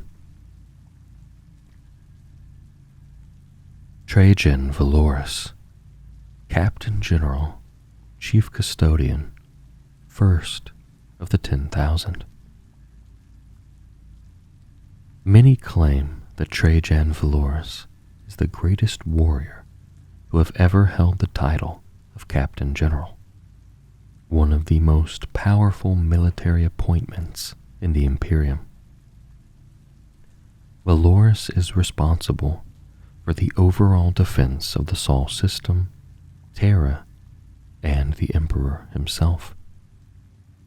He has stood amongst the ranks of the High Lords of Terra and leads great military campaigns of the 10,000.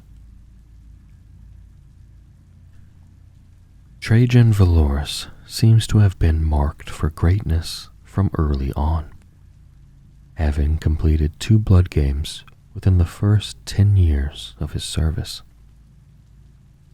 A superlative tactician and aggressive fighter, he was swiftly elevated to the Alaris Custodians. While there, he won many names for his heroic actions, which included breaking a system-wide network of Alpha Legion cult cells in Darjan, destroying the Orc Mega-Gargant factories of Big Mac Evistomp, and stamping out the early awakening of a Necron tomb on Zarthan 7. Valorous later went on to serve 22 years amongst the Companions, the direct bodyguards of the Emperor, but was reassigned due to his clear desire to take the fight to the enemy and identify distant and inchoate threats. Shortly after, he was promoted to Shield Captain and spent centuries leading sorties from Terra.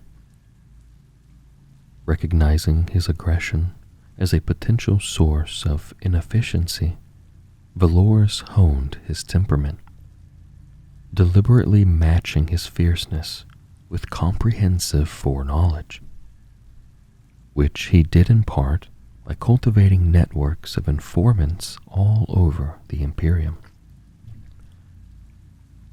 He became known for observing his enemies carefully, predicting their movements, and launching a decisive blow, always attacking at the optimum time and place. Valorous was declared Captain General after the fall of Andros Lonstre, and took up the armaments of his new title. These include the huge polearm known as the Watcher's Axe, and the Castellan Plate, a suit of armor incorporating an auramite halo and a cloak made of woven adamantine thread, which flows like cloth but can turn aside blast and blade alike. He also carries the Moment Shackle, a relic from the Dark Age of technology that lets Valorous trap fragments of temporal energy, slow local time, or even excise split seconds from history. Under Valorous's leadership, the number of blood games has increased tenfold. Defenses of stable warp routes to Terra have been strengthened, the Custodes spy network has expanded, and countless threats, both on Terra and beyond, have been expunged. He even called back some of the Sisters of Silence in secret before Guilliman's return. It was almost as if he had foreseen the Primarch's return to the Imperium. The Adeptus Custodes have never been in a better position to take the fight to the stars than with Valorous at the helm. Some have suggested that the Moment Shackle gives Valorous some kind of rare insight into what the future holds, helping him to make the most timely and important decisions. regardless of the truth, his incredible leadership, martial and decision-making qualities make him an ideal leader for the Adeptus Custodes in the era Indominus. Beings fear that which they do not understand. That is why we must be unknowable. Our mystery, as much as our strength, is what inspires fear in our enemies. A host of heroes. Every custodian is a small army unto himself, clad in the finest armor and wielding the most powerful weapons. Few can go toe-to-toe with any one of the 10,000. When the Custodes muster in number, immense forces indeed are needed to stand against the power of such a force, and the Custodes' targets are all but doomed. Unlike the soldiers of the other branches of the imperial military, the warriors of the Custodes commonly fight as individuals, rather than in cohesive units. The Adeptus Custodes are more akin to a warrior aristocracy than a hierarchical fighting force like the Astra Militarum or Adeptus Astartes. Custodians operate within a system of meritocracy that sees success and ability afforded great honor, regardless of an individual's experience. This does not bring them disadvantage. However, in battle, it makes every squad, known to the Custodes as a sodality, a highly flexible unit that can be trusted to fulfill a role without overt command and control protocols being in place. Every custodian, from the newly ascended to the Captain General himself, is possessed of great tactical acumen. With their preternatural reaction speeds, war gear, and physical strength combined, the Custodes have defeated enemies many times their own number. Over the course of a custodian's genetically extended lifetime, he will accrue a number of honor names and titles. These are based on his glorious battlefield deeds, personal characteristics, life history, and the given role he currently holds. Many names are derived from those of tyrants and lords from Terran legend. All lend to a culture that harks back to a history deeper than any other imperial organization, which separates the Custodes further from the rest of the Imperium, and ties them closer to the timeless nature of the Emperor. Most of these names are kept secret, though some myths circulate that they are etched upon the inside of a custodian's armor, or even microscopically onto their bones. Hundreds of symbolic or traditional titles are used within the Adeptus Custodes, such as Aquila Commander, Justice Supreme, or Emperor's Headsman. Some they keep for life, such as Shieldsmith, which is awarded to any custodian who has successfully won a blood game. Conversely, a custodian who has stood amongst the companions will forever be known as Honored Watchman.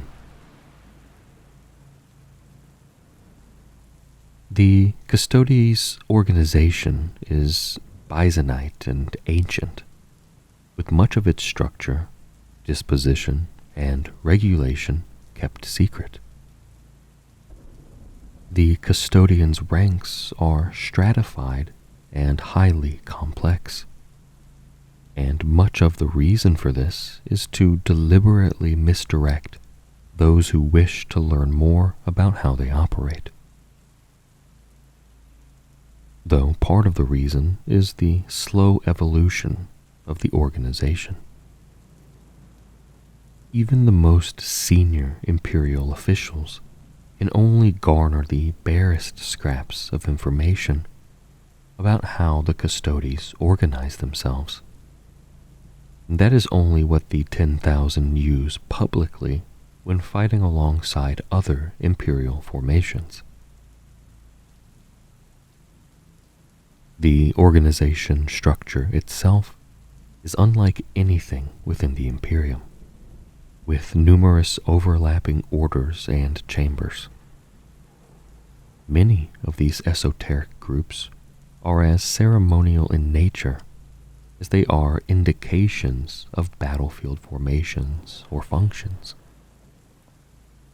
The Adeptus Custodes are led by the Captain General, who has absolute authority over the entire organization, and who speaks with the voice of the Emperor.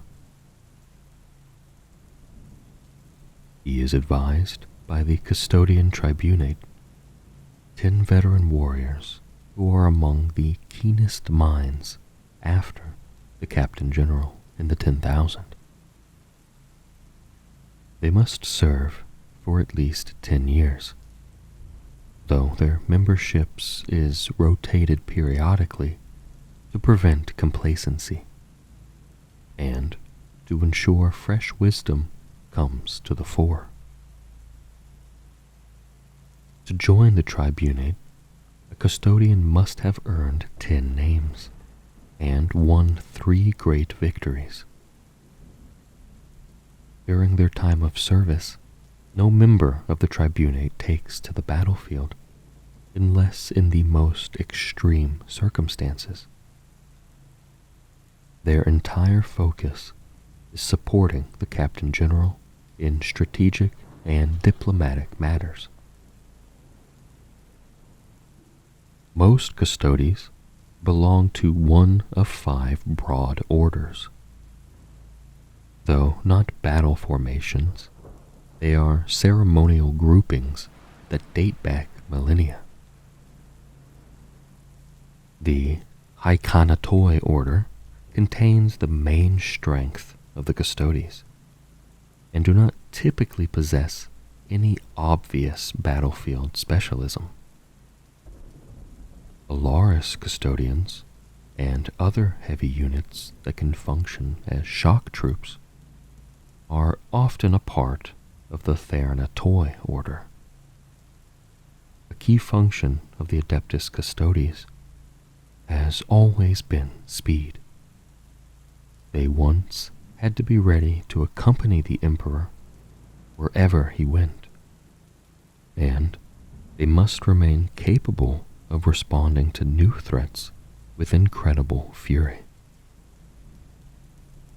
Reconnaissance and the ability to counterstrike are cornerstone skills and tasks of the Custodes.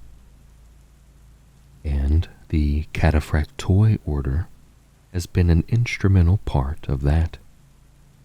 Virtus Praetors mounted upon Dawn Eagle jet bikes, often being among its members. The Custodians have always behaved as a shadow force in the Imperium, the Ephoroi being exemplars of this.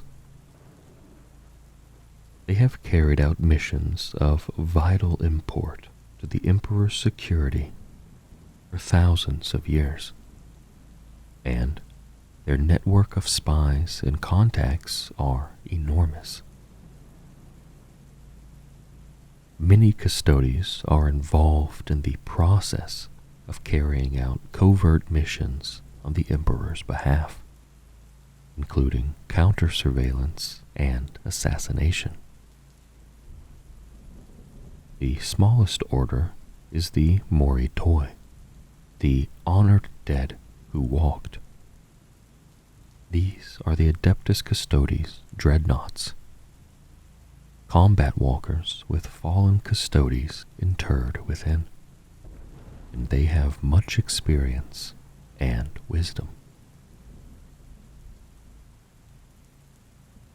The shield captains are the most visible custodian leaders to those few who have ever fought beside the 10,000. Warriors of supreme insight, tactical acumen, and knowledge, they lead military detachments. However, many shield captains boast additional titles that they have been assigned or are linked to other duties that they hold. These include Supreme Castellan, Master Guardian, Lord Protector, High Shieldsman, and a great many more. When a glorious host of custodes goes to war, it is a shield captain who takes charge, and he has enormous autonomy over which and how many warriors join his shield company. A shield company is a temporary formation of custodes brought together by a shield captain, as and when a force is required. There appears to be no regulation as to what form a shield company takes, how many warriors may be a part of it, or what orders or chambers they belong to. The shield captain is granted the autonomy to draw upon whichever warriors and whatever assets he feels are best suited for the task. A shield captain may draw upon significant numbers of Alar's Terminators if he believes he will have to fight in boarding actions, or Virtus Praetors if he expects to fight on vast open battlefields. He will also likely be joined by a number of senior warriors, such as Blade Champions, who act as the shield captain's companions and who can also lead forces in their own right. A shield captain may name the shield company he forms, such as the Gilded Talons, led by Arcturus Pallades, or the Auric Blade, led by Honorus Eliathon. Warriors may fight as a part of many shield companies during their lifetime, and a shield captain may reform the same shield company on multiple occasions when he is assigned a task by the Captain General. Alongside its custodian complement, the shield company is joined by a number of supporting assets, known as its Imperatus Auxilia. These include warships, vehicles, and dreadnoughts, as well as non-combatant agents. On occasion, a number of shield companies are brought together into what is known as a shield host. Collectively, the auxiliary units attached to such a formation are known as the Maximus Auxilia. Though in practice, each shield company fights with its own Imperatus Auxilia. Shield hosts are only formed in rare circumstances to undertake certain tasks or in the face of the direst threats. Like shield companies, they are created on a temporary basis, with the potential to be reformed if so desired or ordered. The Solar Furies shield host was first assembled out of no fewer than 5 shield companies in M36. When a Necron tomb world awakened perilously close to Terra, and has been reformed many times since. A shield host can comprise 2 or more shield companies, and due to the very loose regimentation the Custodes armies work by, it is possible for any given shield host to be smaller than a large shield company. Whilst nominally shield hosts are temporary in nature, some have never been disbanded since their initial formation, the task for which they were founded having never concluded.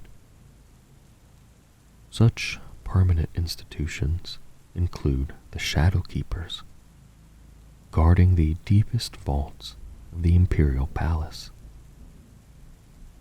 the Solar Watch, responsible for the borders of the Sol system, the Dread Host, who are the greatest bane of the Emperor's enemies, the Aquiline Shield, protecting some of the Imperium's most important heroes, and the Emperor's messengers, known as the Emissaries Imperatus. Others include the Technologors Noctis Cognis, who garrison the Ferrum Raptoris star keep in orbit around Mars, watching over the tech priests of the Red Planet and other Forge worlds. Meanwhile, the Vigilia Circumspectus, or the Watchers of the Watchers, are a shield host who keep a close eye on the Inquisition, an organization they see as a nest of potential dangers, and have been proven right on many terrible occasions.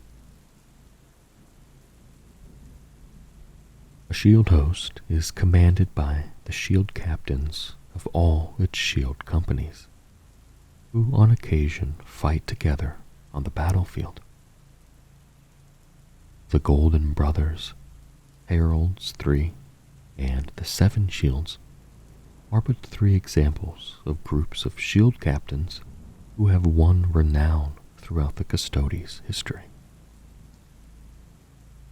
There is little conflict in shared command, with shield captains openly divulging wisdom and insights, combining them with the shrewd advice of the veteran Vexillors, Custodes' standard bearers. The Shadow Keepers. There are terrible secrets locked away beneath the Emperor's palace, eldritch terrors from the depths of the old night that could annihilate the Imperium. The duty of standing guard over them unto the end of time falls to the shield host known as the Shadow Keepers. The Shadow Keepers hold the keys to the rune-locked portals hidden deep beneath the Imperial Palace. They alone know the ways by which the runic locks may be disengaged, the wards unbound, and the sanctic circles breached. They alone know also that these things must never happen, for the dark cells hold such horrors that neither mankind's sanity nor its empire would survive their release. The Shadow Keepers are devoted to this grim responsibility, patrolling the dark and silent corridors and vigilantly watching over the last terrors of old night. It is a task that would soon drive most people mad, For though neither sight nor sound can escape the forbidden cells, the air of those corridors is charged with dread. A perpetual menace thickens the shadows and makes them crawl. Even the superhumans of the Adeptus Custodes are forever on edge in those dark oubliettes, for the sense of unspeakable threat never wanes. It is a testament to the discipline and spiritual fortitude of the Shadow Keepers that they stand there guarding unflinchingly, sometimes for decades at a time. If a custodian leaves the Shadow Keepers, those who knew them before they undertook such onerous duties can immediately see how the experience has affected them. They are more watchful, more ruthless, and less trusting. Few speak of what they've seen, heard, or done, and so few can relate to them that many return to the host that watches the dark cells. The ranks of this shield host include many custodian wardens, the endlessly patient watchmen whose oaths of protection help them focus upon the task at hand, to the exclusion of all else. The leaders of these forbidding centuries carry ancient weapons of mysterious provenance, their use intended as a last resort should anything ever break free from the dark cells. To be a custodian warden, a warrior must have served for at least 5 centuries, and after a year of meditation upon the precipitous ledges of the Gallow Tower, must make a personal oath they have written themselves. Once accepted as a warden, they can be recognized by the ceremonial robes they wear over their armor, which marks their status. Every warden vows to never give way to any foe, and to be as unbreakable as the walls of the Imperial Palace. They are known amongst their comrades as level-headed and endlessly patient watchmen. To break their vows would be worse than death to these warriors, and their determination to uphold these promises bolsters their already formidable wills to something of truly frightening intensity.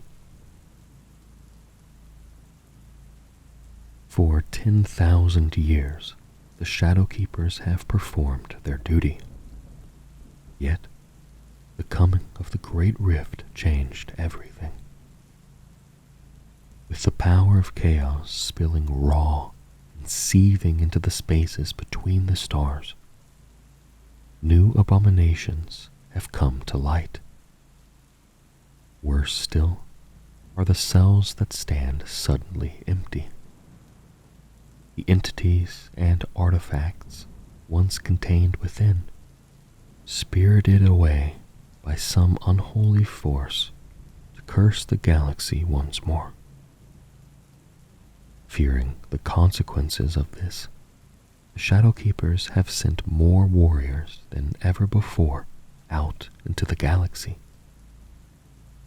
These jailers must trammel that which should not be, slaughtering all who seek to impede them, before returning their foul prizes to the cells where they belong. The Aquiline Shield. Certain servants of the Emperor bear great responsibilities deemed directly relevant to the safety of Terra. Such esteemed figures are afforded the protection of the Aquiline shield, at least until their usefulness is thought to be at an end.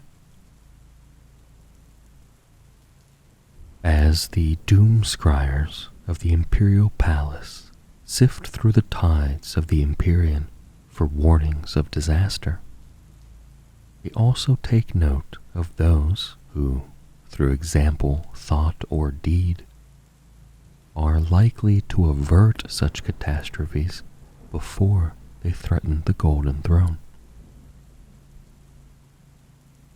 These fated individuals are honored with the protection of the Aquiline shield. In this way, even a small sodality of custodians can ensure a significant martial or spiritual asset survives to act in the Emperor's defense. The Aquiline Shield are an informal brotherhood laced through the ranks of the Adeptus Custodes. They typically operate in small warrior bands, journeying across the stars to stand watch over their charges wherever they may be. No warning is given, nor permission asked. The warriors of the Aquiline Shield appear as if from nowhere, avatars of the Emperor's will, who announce their quarry to be under the protection of the Master of Mankind. Such is an honor beyond compare, and is rarely refused no matter the circumstances or the individual chosen. Those that have denied them have almost always ended up dead. Some suffer from a calamitous fall from grace, while the fate of many others is completely unknown. Custodians who have once served amongst the companions, those who personally protect the Golden Throne itself, commonly lend their talents to the grim bodyguards of the Aquiline Shield. Such custodians have protected the lives of the greatest and most august personages in the Imperium, most notably the High Lords of Terra themselves. From the Master of the Navigators Guild to the High Logisticar of the Adeptus Administratum, to the Lord Militant of the Imperium, and the Shadowed Master of the Officio Assassinorum, former companions have acted as guardians for them all. To the 10,000, such duties are simply an extension of their vows to protect the Emperor. In this case, by safeguarding those assets most important to the successful running of his Imperium. Still, it is a role that has earned the Adeptus Custodes much favor in the eyes of Terra's noble elite. The Aquiline Shield has also acted as bodyguards to the Sororitas Canonesses, Lord Inquisitors, Astra Militarum generals, Space Marine captains, and even 2 crusade leaders bearing the title of War Master, staunchly ignoring the historic associations with he who first held the rank, the traitor Primarch Horus. The Custodes of the Aquiline Shield have appeared amidst flares of golden light to watch over firebrand frontline preachers, bewildered militia leaders, and others of apparently little import and anonymous, lowly origin. The only unifying factor amongst them is that while attending their duties beneath the gimlet gaze of the Emperor's own guards, these individuals are expected to achieve incredible things in the defense of the throne world, though they themselves rarely have any idea of the true significance of their actions. The Aquiline Shield fight to ensure such a future comes to pass, guarding their charges from harm until the exact moment the usefulness of the person under their protection is deemed spent. At that point, they depart without a word, leaving those they guarded to look to their own defense. Tragedy often follows, but this is of no concern to the Aquiline Shield, provided it does not jeopardize the safety of the Golden Throne. One such action of the Aquiline Shield was the protection of Lieutenant Nathassian of the Cadian 86th. Slated for execution, he was spared when the grim-faced custodians appeared in a blaze of golden light and cut down his commissariat would-be executioners. Nathassian was then free to exercise his flair for unconventional tactics, which soon saw his promotion to War Master of an entire Imperial crusade. The shuddering stars were swept clear of orc tribes, stopping Wad Daxgrag in its tracks before it could descend upon the Sol system. In the wake of Nathassian's triumph, the Custodes departed as suddenly as they had arrived, and the commissariat saw War Master Nathassian dead before the day was out. The Aquiline Shield will not always act in small groups. On occasion, the Custodes of this shield host must gather in greater numbers. Should the individual they seek to protect be surrounded by foes, they might have to fight their way to them. If the Doomscryers detect a future hero of Terra early enough, they might not even have been born. If their future birth world is under threat from Xenos invasion or controlled by heretics, then the Aquiline Shield will deploy to eliminate the danger so that the one they need to protect will actually come into existence. It is quite possible that these individuals will receive close protection from an Aquiline Shield sodality later in life also. The Dread Host. Fear is a familiar weapon to the Imperium, used to deter enemies and keep seething populations in line. Yet there is no terror as pure and absolute as that invoked when the Emperor's own fury is unleashed to punish his foes. The Dread Host represents a breathtaking concentration of military might. It numbers hundreds of custodians, organized into multiple shield hosts, and transported aboard a trio of pre-heresy warships, the Aetropas, the Clotus, and the Laxus, collectively known as the Morades.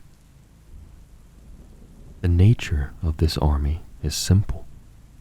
It is the deliverer of the Emperor's judgment, his anger, and his punishment made manifest. Not for them, the pinpoint rapid strike, the hidden war, or the measured defensive action Instead, the assembled shield captains of the Dread Host identify the most visible and dramatic threats to the Segmentum Solar and unleash upon them such overwhelming annihilation that it sends shockwaves rolling through the warp itself. Sometimes one warship is sent, sometimes two. Only a handful of times in the Imperium's history have all three of the Moradis loosed their passengers against a single foe. Yet always the effect is the same. Spearheaded by dozens of Alaris custodians, the Dread Host falls upon their victims with unstoppable force.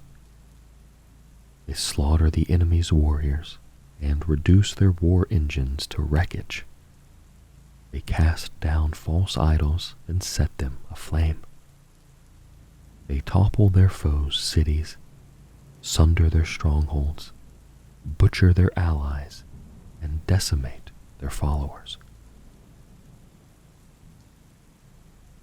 The Dread Host makes grisly examples of those who would dare lead such a challenge to the Emperor's dominion, accepting no surrender and foiling all bids at flight.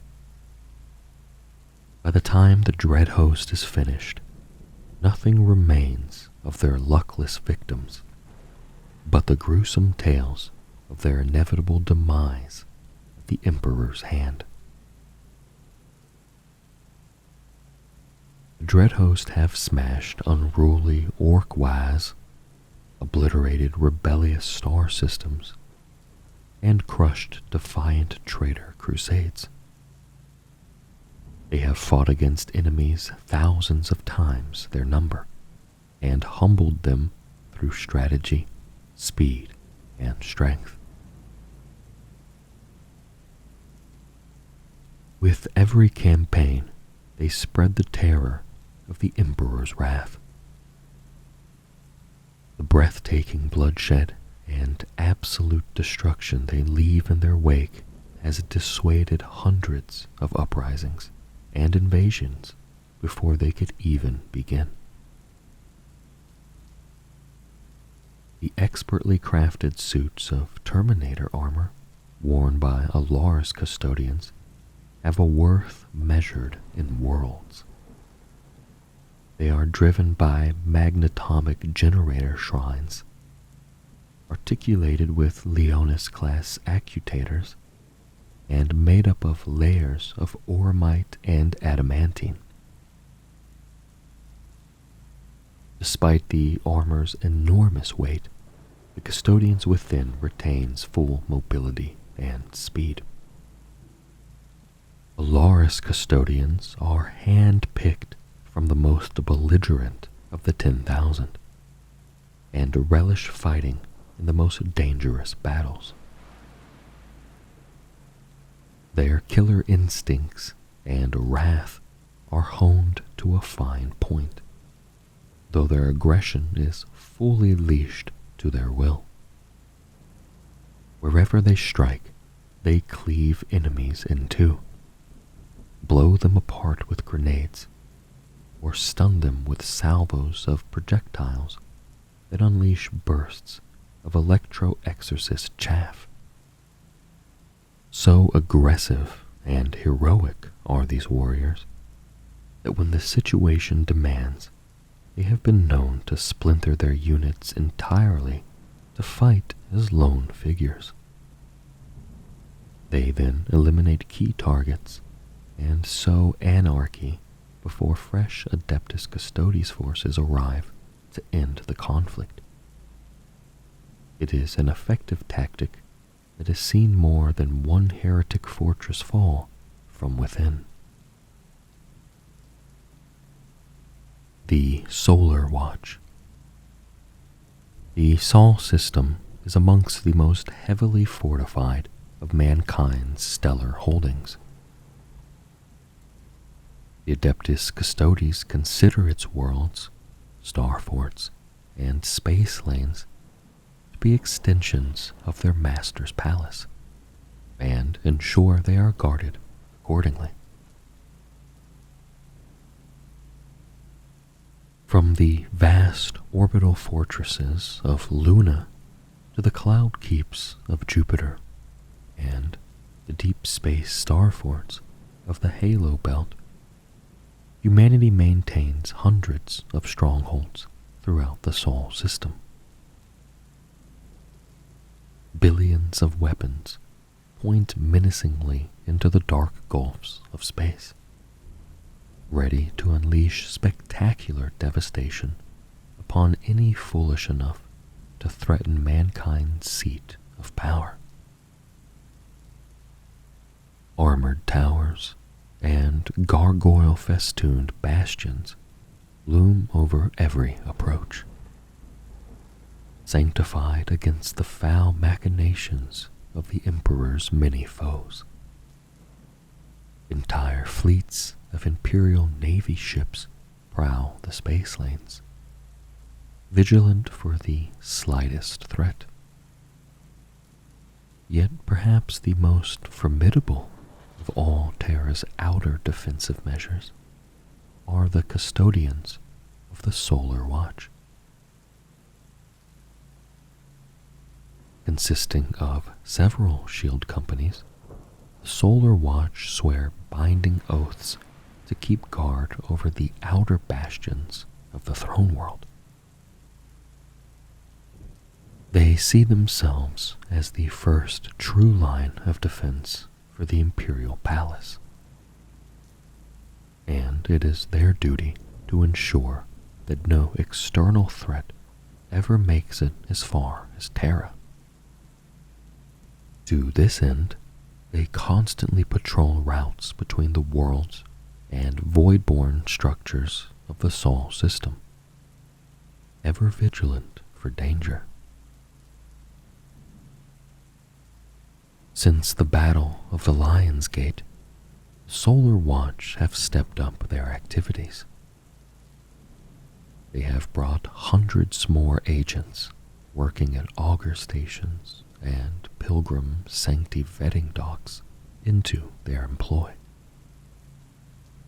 They have also added 7 more stages to the process of gaining approval to approach Terra, extending it by years.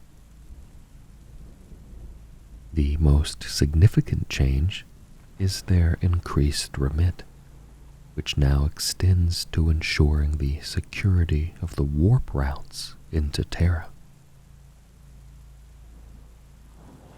This they do by monitoring and defending nearby systems with Mandeville points that link directly to the Sol system. One Solar Watch action in recent years was the destruction of Zogstomp. The Greenskins had toppled the Iron Warriors' citadel of miseries after a grueling 3-year siege.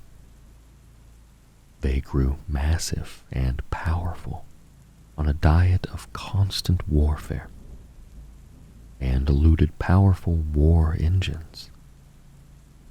Before they could leave to attack more worlds, custodians of the Solar Watch materialized within the Greenskins' capital ship, planting vortex implosion detonators on each one before teleporting back to their own vessels. When the vortex bombs exploded, the entire Orc fleet was consumed in a ferocious energy storm. Though they typically travel via naval craft and interstellar trade ships, the Solar Watch maintain a formidable concentration of venerable land raiders, and are typically able to deploy forces that are predominantly, if not entirely, mechanized. This allows them to respond swiftly and with overwhelming force to any potentially threatening situation that may develop. While such dangers are not common within the Sol system, they are certainly not unheard of. The Solar Watch have been instrumental in bringing an end to demon-worshipping cults, inquisitorial coups, and subtle Xenos incursions on every world bar Mars. While their authority technically extends to the Red Planet, the Adeptus Custodes are wise enough to maintain cordial relations with the servants of the Omnissiah, and so travel to that world only occasionally. They keep their distance, expecting the tech priests of Mars to censor their own deviance. Nevertheless, the Custodes know that Mars failed the test of loyalty once before, and may do so again. Call's work on the Primaris technology was a greater indication than any of what can be hidden away on the Red Planet. Emissaries Imperatus. In the days of the Great Crusade, the Emperor often entrusted crucial messages or artifacts to be borne by his custodians to their destined recipients securely. It is a duty they still fulfill now, speaking with the authority of the Master of Mankind himself. Though the Emperor has long been confined to the Golden Throne, there are those amongst the 10,000 who claim to hear their master's voice during their meditations, and to feel his hand guiding them. To their comrades, there is no implication of divine intervention in this, for the Custodes have never viewed the Emperor as a god. They merely see their liege's indomitable will at work, reaching out from his shattered frame to direct his praetorians on Terra, and wherever duty may demand they venture, as he did when he could still walk amongst them. Those who feel the Emperor's guidance the keenest become emissaries Imperatus. They band together in like-minded groups, and through discussion and meditation, interpret what it is that the Master of Mankind wishes them to do. With the tacit approval of the Captain General, they bear the Emperor's words across the Imperium to commanders who must hear them, or occasionally unlock some ancient device from the palace vaults and bequeath it to whichever champion can wield it best. Their words have redirected entire crusades and seen threats intercepted and archaeotech riches won that might otherwise have passed the Emperor's servants by. It was due to the insights of the emissaries Imperatus that the Adeptus Mechanicus Explorator Crusade fleet, Gamma Hades, was directed to Hing's world, so that they may prize the archaeotech treasures from the grasp of the orcs who dwelt there. It was they who gifted the captain of the Knights of Abhorrence Second Company with the axe Tempros, before he went to war against the Hrud infestation in the Ghoul Stars. It was they that Captain General Trajan Valoris trusted to reach out to the scattered enclaves of the Sisters of Silence. He called them back in secret even before Gilliman openly declared that the Sisters be reincorporated officially into the Imperium's military. For thousands of years, the emissaries Imperatus have been seen abroad, but rarely and in small numbers. Yet, with the return of Guilliman and the commencement of the Indomitus Crusade, their activity has increased considerably. When the Primarch announced his intentions to bear the secrets of the Primaris Space Marines to the Loyalist chapters, there was some resistance from the Adeptus Custodes, who feared strengthening those who might one day rebel against the master of mankind. Dozens of emissaries Imperatus stepped forward to intercede, stating that this was the will of the Emperor. They accompanied Guilliman's crusade, many of them taking to the air as Virtus Praetors, the quicker to deliver messages of reinforcement to the embattled Space Marines. The presence of the Adeptus Custodes also ensured that even the most traditional of chapters accepted the Primaris warriors into their ranks. One does not decline a gift from the Emperor's own hand, after all. Squads of Virtus Praetors swoop into battle astride powerful Dawn Eagle jet bikes. These veteran Custodes know that the true value of speed comes from directing their might precisely where and when it is needed most. Virtus Praetors strike like golden lightning to bolster their comrades wherever they are hardest pressed. These airborne warriors act as the eyes and ears of their shield companies, soaring over the battlefield and voxing word of the enemy's movements. Their auto-senses are optimized for this task, boasting suites of data augers, optical auspicators, and multispectral motion oracles that allow them to detect and track even hidden foes. With a squadron of sharp-eyed Virtus Praetors circling overhead, Custodes' forces are rarely caught unawares. Each Virtus Praetor is a master combatant. They are expert marksmen, able to place perfect kill shots even while moving at breakneck pace through dense terrain. Their close-quarter combat prowess is no less exceptional.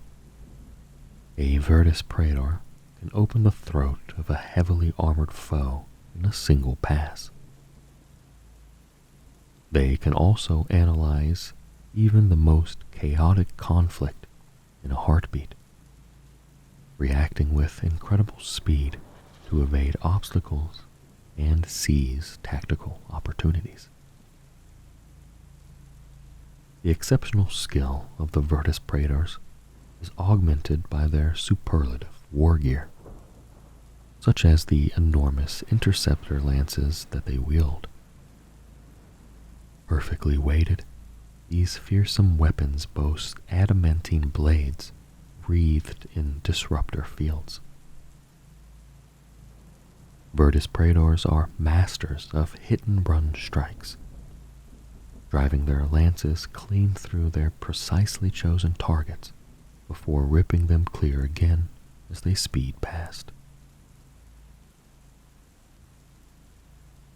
The greatest asset at the Virtus Praetors' disposal are their Dawn Eagle jet bikes. These are incredible Crusade-era vehicles wrought in auramite and adamantine. They are almost as large as a light fighter craft, and while they are still grav skimmers, can deliver a near supersonic turn of speed. Their hulls are phenomenally durable, allowing their riders to slam through walls and enemy warriors without being unseated. And they react pugnaciously to the slightest touch of the controls, jinking effortlessly through incoming fire. When armed with hurricane bolters, the Dawn Eagle can plow bloody furrows through enemy hordes. When equipped with salvo launchers, they become lightning-fast tank hunters. Screaming across the battlefield, Virtus Praetors on Dawn Eagle jet bikes rapidly outflank and encircle the heaviest enemy vehicles before annihilating them with Melta missiles. Even the foe's aircraft are not safe, for by combining their fire, the Virtus Praetors are able to weave airborne webs of flak blasts into which hurtling enemy aircraft slam with terminal results. Silent Vigils. After Rabute Guilliman declared the Dispensatus Anathema, the disparate Sisters of Silence, scattered all over the Imperium, were made a crucial element of its armed forces. One of the greatest changes of all was the establishment of the Vigils, the way by which the Silent Sisters were united and organized in this new era. Those Sisters of Silence who fought alongside Rabute Guilliman during the Battle of Luna went out in search of others of their fragmented diaspora on the returned Primarch's instructions. Guilliman knew that the wars ahead would require every weapon humanity could bring to bear, and the Sisters' talents would be vital to stymieing the powers of the warp. Many thousands came to Terra. These Guilliman declared the Vigil Indomitus. This was the first step on the way to a re-establishment of the Silent Sisterhood within the Imperium. Each band of sisters that came to Terra had its own tactics, character, and traditions, formulated over 10,000 years of adapting in isolation to the grim horrors of a galaxy riven by the heresy. The various groups became cadres of the Vigil Indomitus, subunits of the Vigil entire. The Vigil Indomitus was much larger than the initial number that came to Terra. Many of the groups that had made it through were but representatives of a larger organization dispatched to answer the call. Very few entirely abandoned their self-imposed duties and crusades elsewhere in the Imperium. Most of the Vigil Indomitus's cadres adopted the gold and red of the Adeptus Custodes in honor of the respect afforded them by the 10,000. Some, however, were headstrong and did not, though most incorporated the colors into their cadres in some way as a form of recognition. As the fleets of the Indomitus Crusade reached out into the galaxy, more and more enclaves of Silent Sisters were discovered. Some were not found for years after the crusade was launched, but all were formed into vigils and cadres, and regions of jurisdiction were given to many. There was no uniformity to the range of a vigil's area of supervision. Some watched over a single system, others an entire sector. The creation of a vigil was often little more than a cosmetic affair. A discovered group would be named a vigil or cadre of a vigil and given official jurisdiction over the area it had been operating in for thousands of years. Naturally, some of these groups were larger than others, and so commanded greater territory. Much of the real organizational work went into removing areas of overlap and ensuring every imperial world was within the purview of one vigil or another. Though much of this was done amicably, disagreements arose as some vigils saw valuable recruiting grounds handed over to others, or felt that their resources would be greatly overstretched when given more territory. Other areas of difficulty were faced when small groups were expected to merge by Sister Commander Asurma in order to create a vigil of more effective size, or when especially remote enclaves of sisters were redeployed where their talents could be put to greater use. Much friction was created in this way, though the sisters' commitment to duty, as well as the prospect of being more openly accepted by the Imperium, prevented most from coming to blows. Each vigil has great autonomy, answering only to the High Lords of Terra themselves. They are named most frequently for the area of space they are responsible for, or the world they are based on, such as the Vigil of Darius III, the Segretes Nebula Vigil, and the Reductus Sector Vigil. The martial strength of a vigil varies, with some comprising many thousands of sisters. As with the Vigil Indomitus, each new vigil broke down its strength into cadres where it had had the numbers to do so. Some cadres have adapted the color scheme of their vigil, using the same colors in different combinations as they too develop their own identity and traditions, while others remain true to their origins.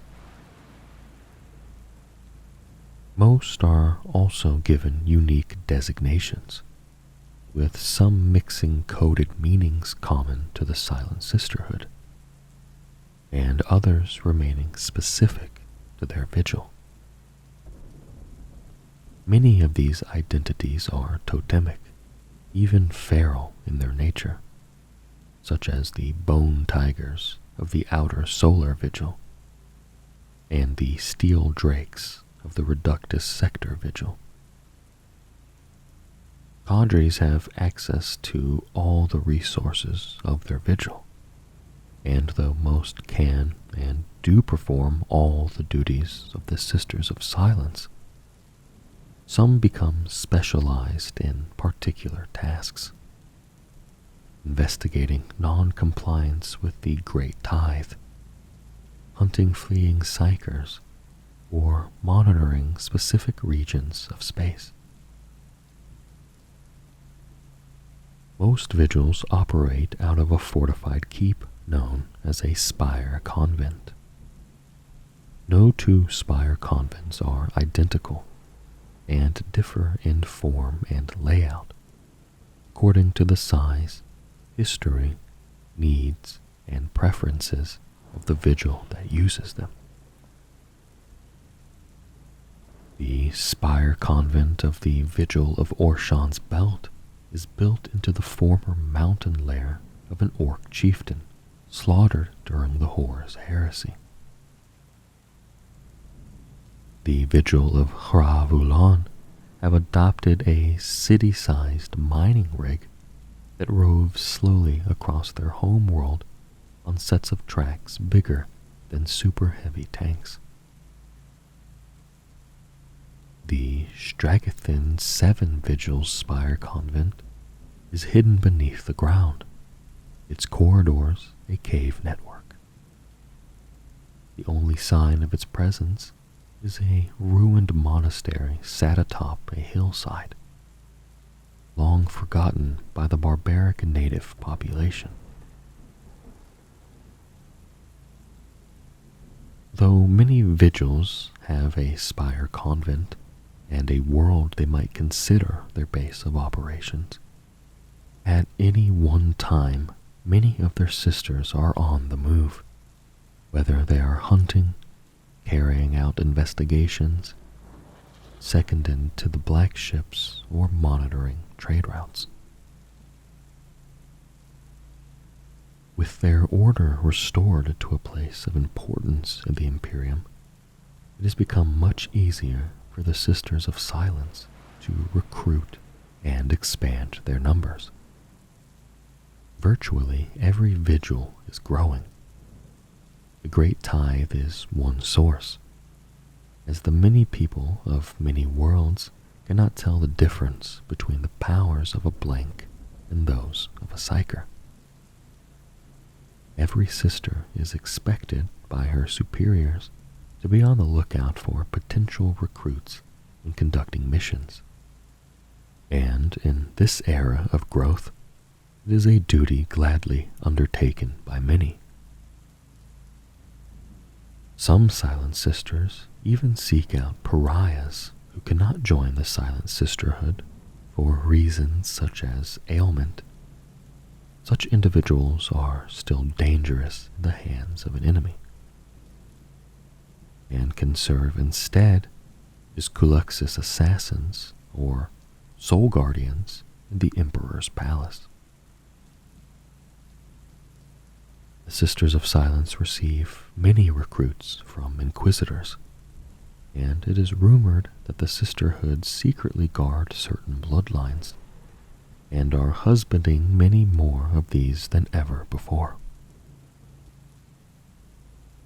Stories explain that the Silent Sisters are doing this to maintain a guaranteed source of recruits, independent of any other Imperial branch. Some even speak of selective breeding, to in some way maximize the likelihood of blanks of a certain level of potency being born, if such a thing is even possible. Any recruits to the Silent Sisterhood face enormously arduous training. They must master warrior skills, as well as learning how to project or suppress the auras of their abilities. Many die in the process.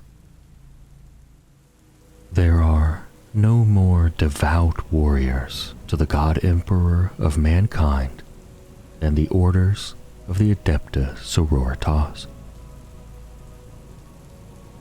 To witness their wars of faith as an ally is to be awestruck with the force of their belief. Deafening peals of battle psalms ring out, blaring from consecrated emitters and shouted from the lips of these zealous, holy soldiers. Angelic hosts descend on columns of holy fire as warriors equipped with winged jump packs deliver the Emperor's judgment to the craven foe, no matter where they hide. Their elaborately crafted war gear and archaic tanks are illuminated with the sacred writings of saints and anointed with holy unguents. The battle sisters of the Adepta Sororitas bear the holy weaponry with which the Emperor's legions conquered the galaxy. and illuminate the faithless in lethal volleys from the holy trinity of bolter, flamer, and melta weapons. It is said the Emperor's benediction touches each of these warriors, manifesting as a nimbus of holy light in which his power is revealed in miraculous deeds of fortitude and divine strength. To face such righteous faith and holy ire is to face the conviction of belief itself. From blasphemers, heretics, and mutant strains to xenos breeds, idolaters, and iconoclasts, all cower before the judgment of the God Emperor and his sisters of battle. The Imperial Creed. To humanity, the master of mankind is a deity, the God Emperor. He is the source of their strength, their defense against abomination, and the deserving object of their adoration and loyalty. The galaxy-spanning religion that surrounds his worship is the Imperial Creed. Its rites overseen by the ecclesiarchy's priesthood, and its doctrine enforced by the Adepta Sororitas. Amongst the untold billions that populate the Imperium's planets, the Imperial Creed is the official religion. From the teeming slums of hive worlds to the noble spires that rise over civilized worlds, on isolated frontier planets, and aboard the countless ships that ply stable warp routes between them, the Emperor is deified and worshipped. Every day, offerings are made to him in praise, in tithe, and in blood, through the endless wars fought in his name. It is the ecclesiarchy that provides the structure through which these offerings are demanded.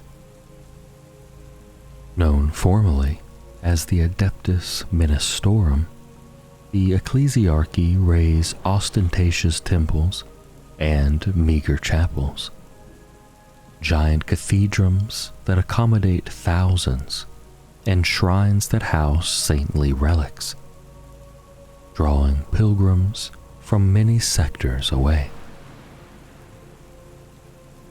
The ecclesiarchy's complex hierarchies of cardinals, missionaries, preachers, and zealous laity, under the overall leadership of the ecclesiarchy on Terra, ensure the prescribed prayers and invocations are made, and teach the masses to guard against heresy and deviancy. These priests are tasked with maintaining and spreading the faith of the Imperium, converting the denizens of rediscovered worlds and giving sermons to warn against laxity of vigilance. What would grow into the ecclesiarchy began as one disparate group of religious cults when the Emperor still walked among his subjects. Their illicit worship fomenting in secret. In the wake of the Horus heresy, when it became known that the Emperor had crushed the arch-traitor Horus and ascended to the Golden Throne, he was openly worshipped on hundreds of worlds.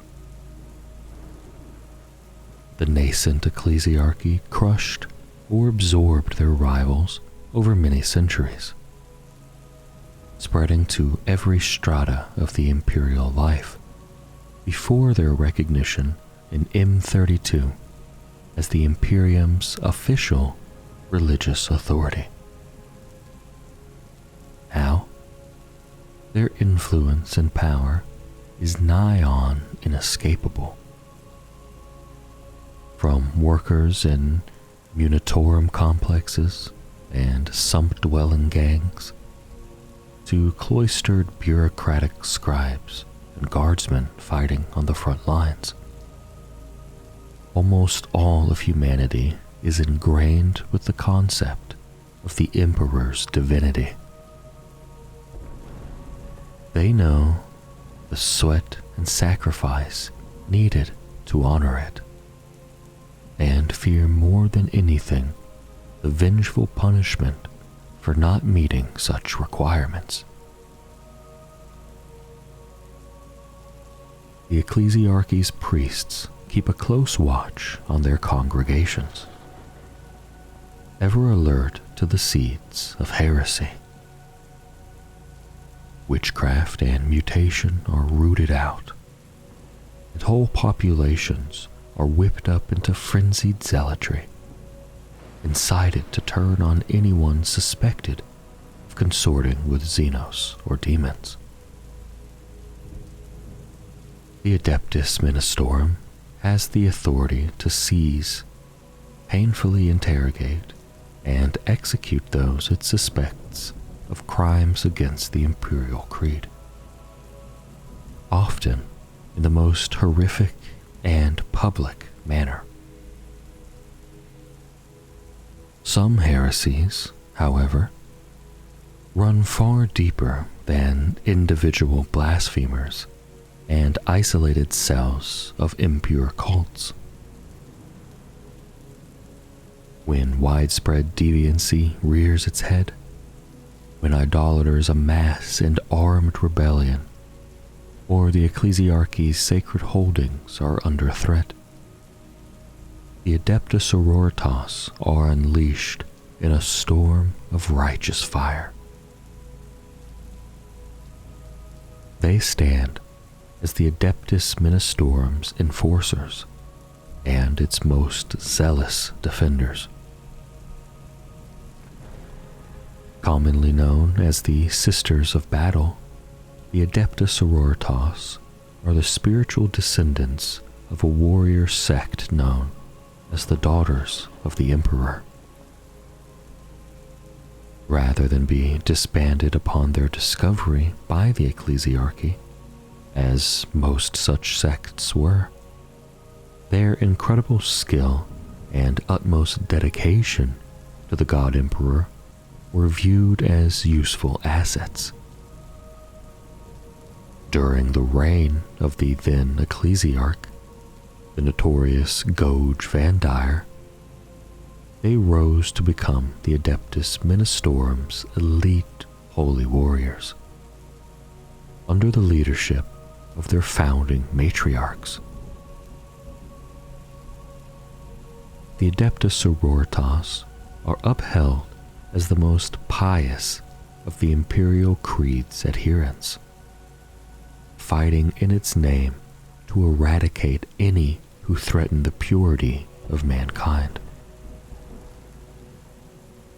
They comprise a number of strict ascetic orders, the most numerous and conspicuous of which are the Orders Militant, which form the Adeptus Ministorum's military strength.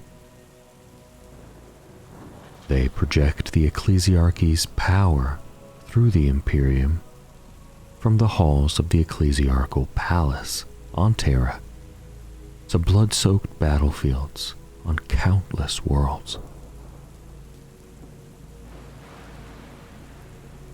The Adeptus Sororitas' primary charge is to wage wars of faith against those whose very existence is a danger to the Imperium. The wretched heretic, the unsanctioned psyker, and the abominable mutant. Yet, they also fight to purge the galaxy of the hated Xenos, driving back any creatures that dare taint the God Emperor's realm. The Sisters of Battle carry out the annihilation of those whose faithlessness has placed them beyond hope of redemption, and they do so as a sacred duty. The act of fighting in defense of their faith against the foul heretics that would tear it down is itself deemed a hallowed honor. When not at war, they spend much of their time in prayer to the saints of the Imperium for guidance. These acts of worship carry over into their rigorous combat drills, periods of fasting, and moments of reflection on the deeds of their founders, ensuring that their physical conditioning goes hand in hand with their spiritual fortitude. The Matriarchs. Imperial history has known thousands of saints, many of whom were martial exemplars in life and worshipped by those who continue to purge the Imperium. The Adepta Sororitas revere 6 saints before all others, for these were the matriarchs. Warriors all, they fought for their faith at the sisterhood's very founding during an era of faithlessness. When the Adeptus Ministorum was established as the Imperium's official religion, records from the Imperial Palace show that the ecclesiarchy sought to consolidate its hold by outlawing and dismantling the other emperor-worshipping cults. With its growing wealth, the armies at its disposal were enormous, and the ecclesiarch's position became so powerful that he and his successors became High Lords of Terra. In M36, the ecclesiarch Goge Vandire usurped the position of High Lord of the Administratum as well. Through bribery, assassination, and coercion, Vandire was afforded unprecedented authority. With it, according to the Hagiographia Primus, he sought to bring the Imperium under his heel. But those who opposed his tyranny grew in number. Thus flourished a time of terror lasting for decades, during which billions died, whole planets burned, and faith itself wavered under Vandire's despotic regime. The histories refer to this period as the Reign of Blood. The original daughters of the Emperor were discovered on the little-known agri-world of San Leor at the height of the Reign of Blood. They were a small and isolated cult of a few hundred sisters, devoted to worshipping the Emperor and maintaining an inner purity. The daughters studied ancient arts of war, clearing their minds of worldly considerations in order to hone their battle skills. Illuminated biographies by Vandire's scribes describe the way in which the ecclesiarch honored San Leor with an ecclesiastical visit, taking oaths of fealty from the daughters after deceiving them into thinking he held the God Emperor's favor. The daughters of the Emperor, headed by their leader, Alicia Dominica, were instated as Vandire's bodyguard. They were his blade of judgment and his tool of vengeance against any slight perceived by his increasingly fragile sanity. Despite his vast forces and the bloody defense offered up by his elite bodyguard, Vandire's combined enemies eventually besieged the ecclesiarchal palace. What transpired next is not recorded fully or consistently. Some sources contend that a number of the Emperor's own bodyguards, the mysterious Adeptus Custodes, advanced into the ecclesiarchal palace through hidden means, and spoke humbly with 6 members of the ecclesiarch's bodyguard. Others suggest that the custodians fiercely declaimed Vandire as an enemy of the Emperor. However, all surviving fragments of the encounter, remembered in choral plain song, electro-tapestries, and illuminated scripts, agree on its outcome.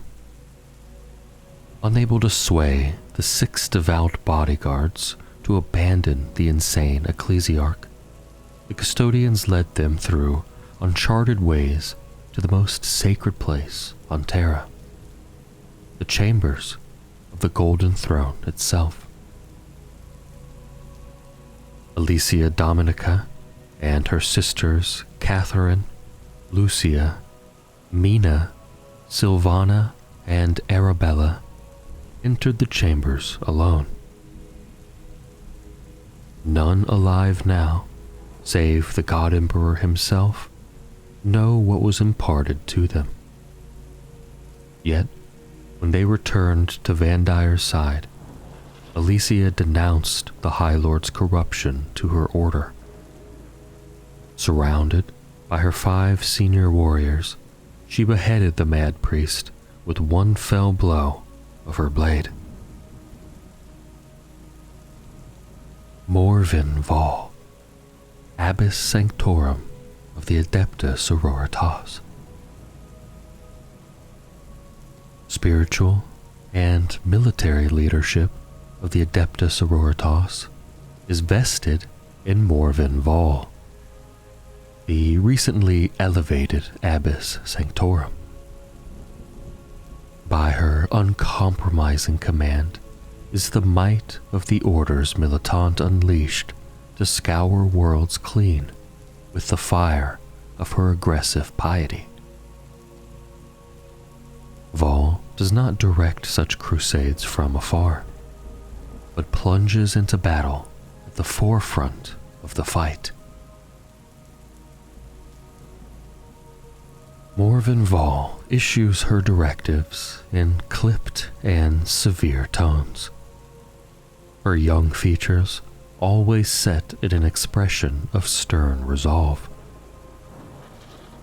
Her strident devotion to the God Emperor and the defense of the Imperium is beyond question, and she is the beacon to which the entire sisterhood looks as their spiritual and martial exemplar. Vol is a warrior first and foremost.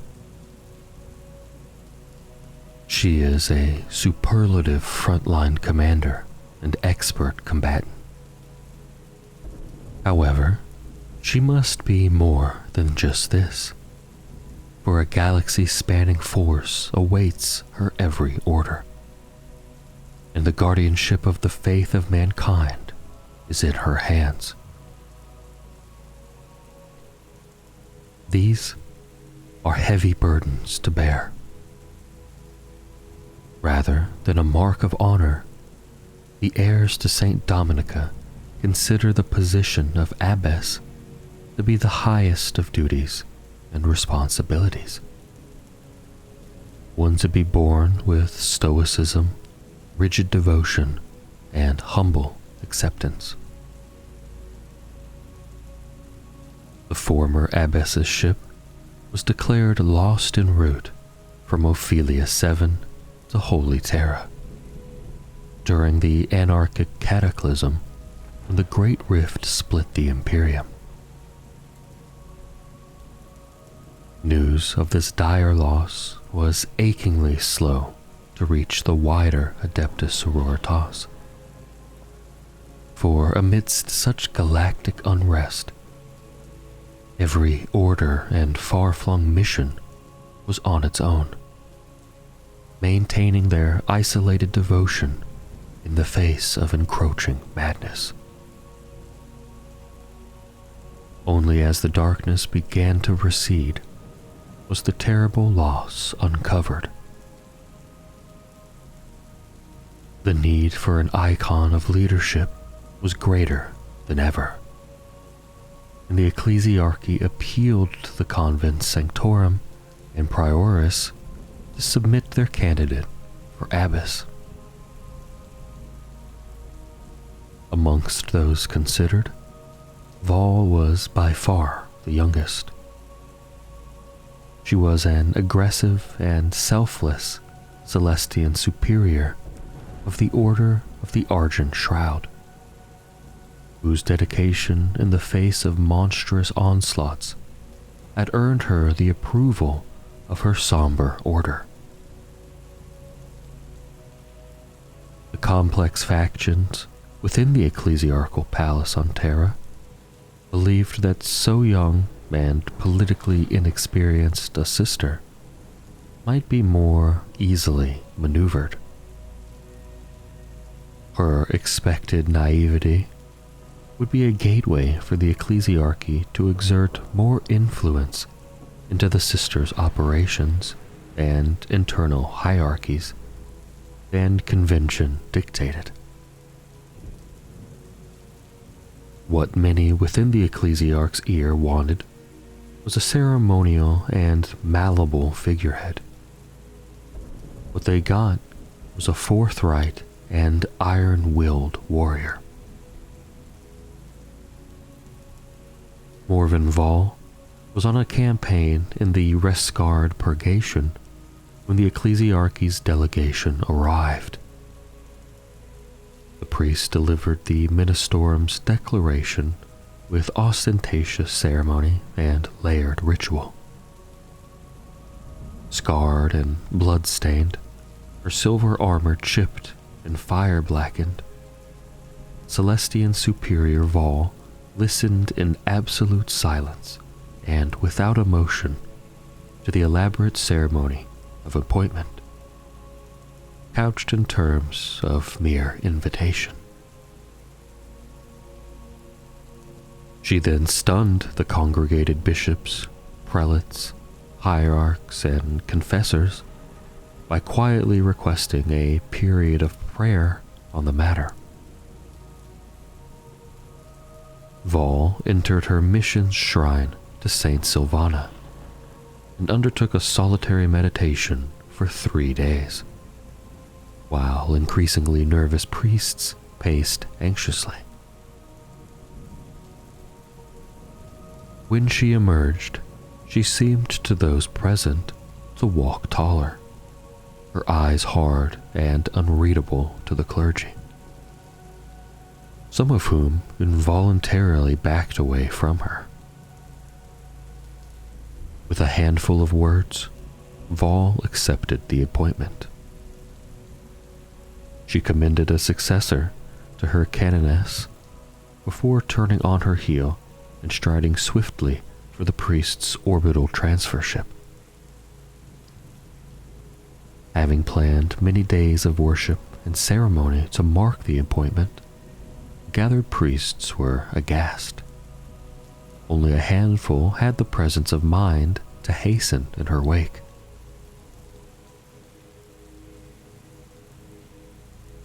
In the months after her arrival upon Holy Terra, Vol soon proved herself a dreaded opponent to those who sought to control her. She continued to wear full battle armor when receiving senior members of the Holy Synod, intimidating and unnerving them with her pitiless stare and brusque responses. Vol threw herself into re-establishing personal contact with as many orders as possible, firmly deflecting any priests who tried to assure her that matters were already in hand. She sought to satisfy the orders that the Abbess Sanctorum once more stood as their commander, absorbing data on their current crusades, demanding field reports and strategic dispositions, and ascertaining what they were doing to throw back the flood of impious savagery that boiled out of the Great Rift. It can be expected that Vol, young as she was, and propelled so suddenly to the rarefied heights of power, must have wrestled with questions of faith and self-confidence. Yet, whatever struggles took place behind the doors of her mind remained private. Not once did the new Abbess Sanctorum allow even a crack to show in the armor of her faith. It did become clear, however, that Vol chafed at the reins of what she saw as personal inaction, when so many other sisters of battle were fighting and dying. Even when, upon the recommendation of Rabute Gilliman, Vol was elevated to the status of High Lord of Terra, it did little to cool her ardor for battle. Few within the Adepta Sororitas were surprised when the Abbess declared herself the commander of the Ecclesiarch's crusade against the traitorous trade worlds of the Philosopher's Belt. Since then, she has taken to the field in person dozens of times during her short tenure, leading the forces of every order majoris. Not given to rousing sermons and uplifting oratory, Abbess Vol instead leads by example on the battlefield, letting her deeds and service to the God Emperor speak for her. Numerous senior sisters from several orders Dialogus and Famulus complement Vol's command staff, deftly dealing with the slew of generals, planetary governors, admirals, and more that daily clamor for her attention. Morven Vol does not see herself as the Emperor's chosen, but as an instrument of defense who must place herself between the Imperial Creed and the countless horrors that seek to defile it. Her sense of duty to this lofty position means that she will never recklessly submit herself to an unwinnable war. Martyrdom, as her former order taught, is a release from one's duty, and not its ultimate expression. As all her predecessors understood, the position of Abbess Sanctorum is a burden that can be set aside only when the last heretic, mutant, xenos, and demon is expunged from existence. Only then might she step back into anonymity as a sister of her order. Wars of Faith. Since their inception, the Adepta Sororitas have bolstered their ranks to the point that their presence is now felt far across the Imperium. No longer the Ecclesiarch's bodyguard, they are an active and crusading military force, crushing the enemies of the Imperial Creed wherever they fester, and illuminating the Emperor's realm as a beacon of faith. When humanity is faced with a substantial threat, it falls to the High Lords of Terra to order a crusade against mankind's enemies. Such crusades are enormous military operations that mobilize multiple branches of the Imperium's colossal war machine, including Space Marine chapters, Astra Militarum regiments, Navis Imperialis fleets, as well as forces of the Adeptus Ministorum. But the Ecclesiarch also has the individual authority to issue calls to battle when the sanctity of the Imperial Creed is imperiled. Such large-scale mobilizations are known as wars of faith. When a war of faith is declared, those Sororitas orders able to respond send their finest troops to obliterate the heretics and sinners marked for death by the Ecclesiarch. Fleets of Ministorum vessels descend upon the planet, system, or sector that has been targeted, ferrying sisters of battle and non-militant adjutants by the thousands into the war zone. Yet, it is not only the Sororitas who will answer the call to war. Other servants of the Ministorum join themselves to the sisters' commanderies. Missionaries who have spent decades spreading the Imperial Creed to the inhabitants of a rediscovered world will instantly turn their ire on the populace if a war of faith is declared. Operating with small contingents of hand-picked warriors of Fraterra's militia, these missionaries are more than happy to combine their purgatorial efforts with those of the incoming Adeptus Sororitas. Similarly, preachers who have been operating in nearby systems gather all manner of zealous recruits to their cause. The most impassioned cults of the Imperial Creed are roused to action, and through tearful prayers, their members beseech the Emperor for the chance to loose their righteous fury upon the faithless. As one, the massed ranks of believers envelop their enemies, slaughtering and burning those whom the Emperor's light cannot redeem. A war of faith may last decades, or even centuries, and is not considered over until all trace of the heretical enemy is scoured from the galaxy.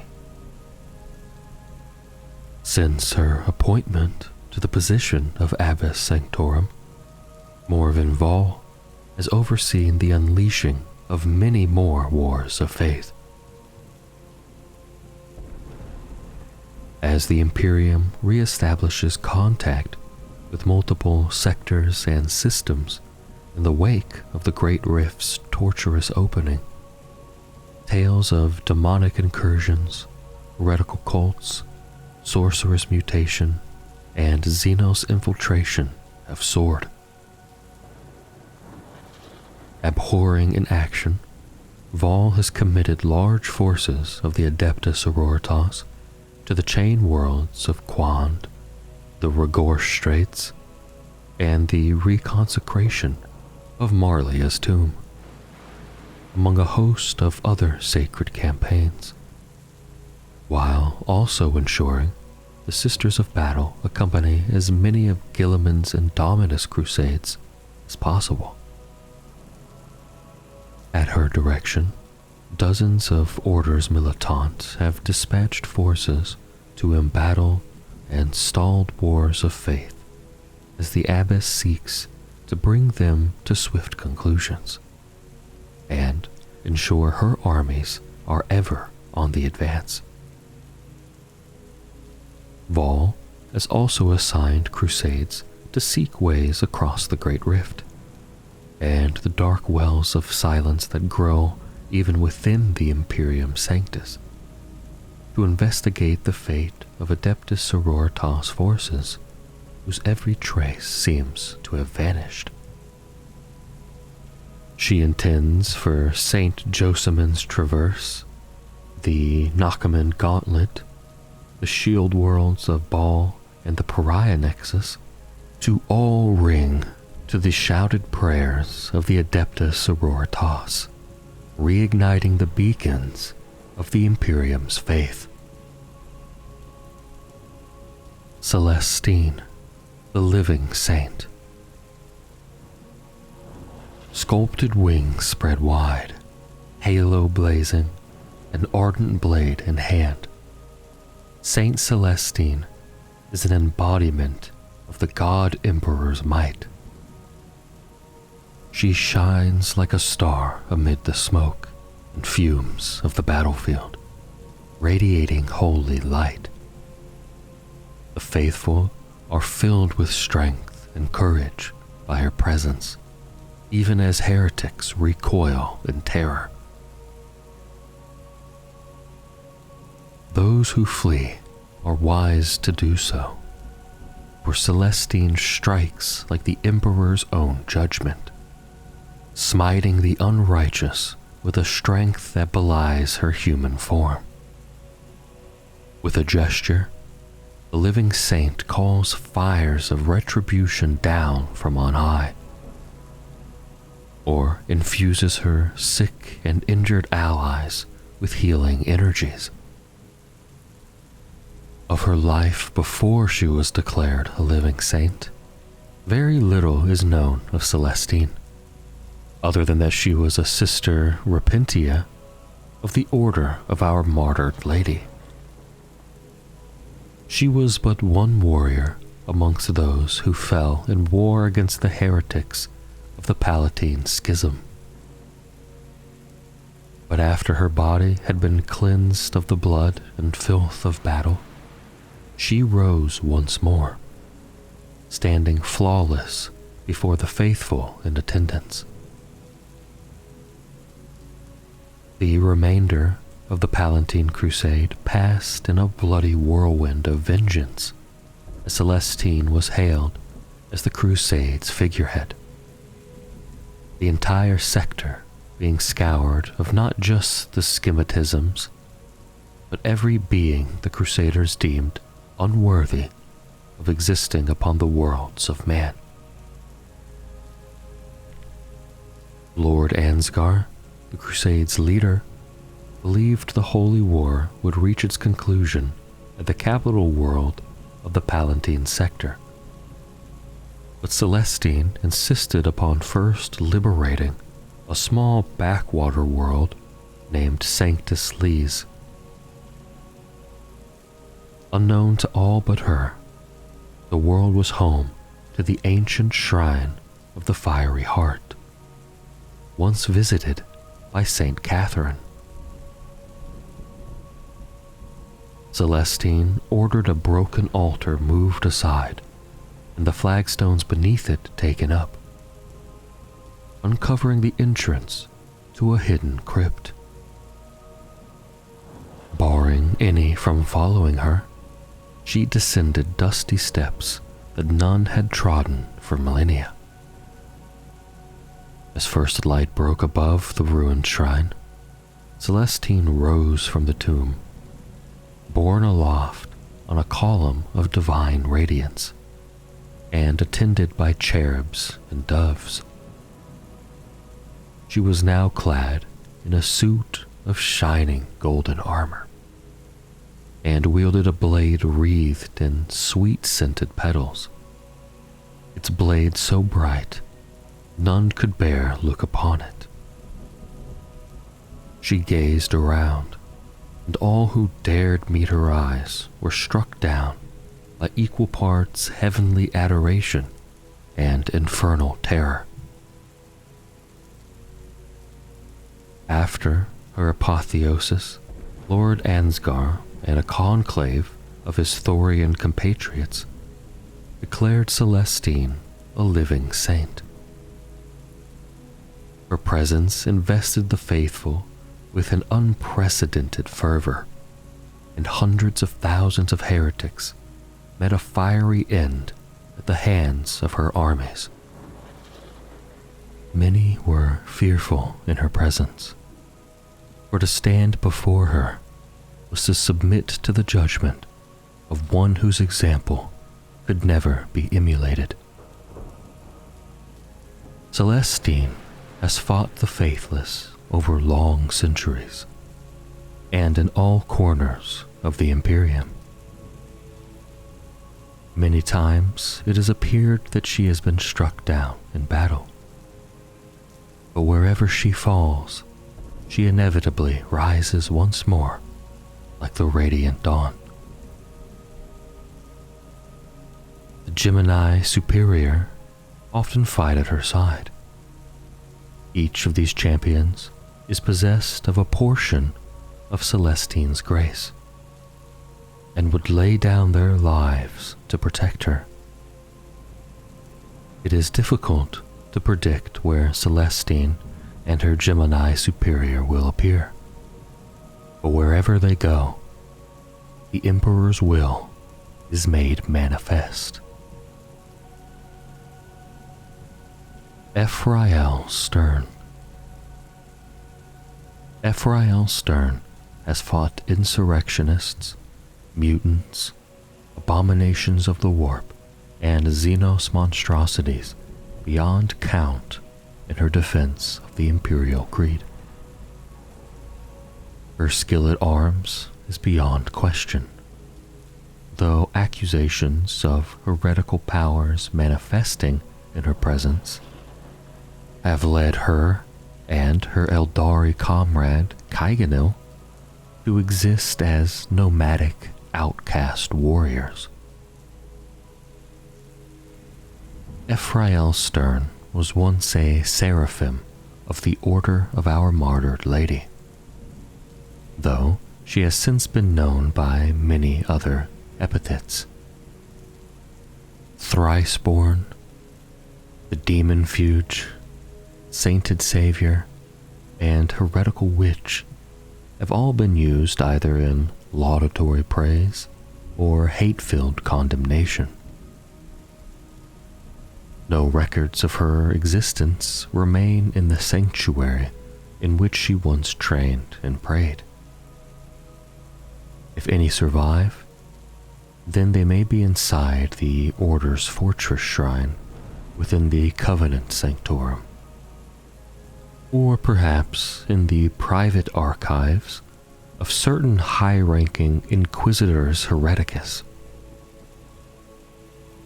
That such individuals are concerned with her deeds is a reflection of the suspicion in which Stern is now held. But it was not always thus. It was on Parnis, during an expedition to discover the fate of a lost order Pronatus, that Stern was slain in battle against the minions of a greater demon of Slaanesh. This loathsome demon had physically ensnared 700 sisters of the Lost Order and forged them into a single flesh prison, formed of their bodies. The creature's followers called the unholy creation the Screaming Cage, for the sisters who formed it suffered endless agonies. Yet, while the Screaming Cage tormented their conjoined bodies and magnified their pain, the damned sisters were also fused in mental and spiritual might, united in their faith. Stern's selfless attack gave the entities of the Screaming Cage their chance. Seizing the opportunity, they poured their spiritual strength into Stern's fallen form. In a blaze of righteous power, Stern was propelled back to life, as a tremendously potent and gifted champion against the servants of chaos. Since that day, Ephrael Stern has had to battle not only the worshippers of the dark gods, but also those of her own Imperium who believe her to be irrevocably tainted. Though they might find their fuel in faith, Stern's powers manifest themselves in a supernatural fashion that many have mistaken or chosen to condemn as witchery. She is stronger and faster than any of her sisters, unleashes searing bolts of holy judgment upon her foes, and when death has claimed her, she is returned to life each time. In this era of proliferating psychic mutation and heresy, such supernatural occurrences are more than enough to render Stern a target for more than one zealot. Nor is she helped by the company she keeps. Bound together by the strands of fate, she travels with an Eldari known as Kaiganil, or simply the Pariah. Once, this warrior was a harlequin of the Laughing God. Now, he is a wanderer, an outcast from his own people who has found his place at Stern's side. Kaiganil has brought Stern by dark paths to the repository of forbidden lore known as the Black Library, and it is through him that Stern has made contact with the Inari, though none but she yet know the true purpose in this. Each of the manifold horrors of the galaxy is enough to drive a human insane. Xenos monstrosities, otherworldly sorcerers, and unholy aberrations from darkest nightmares plague mankind. Against everything that threatens humanity's survival stand the massed ranks of the Astra Militarum.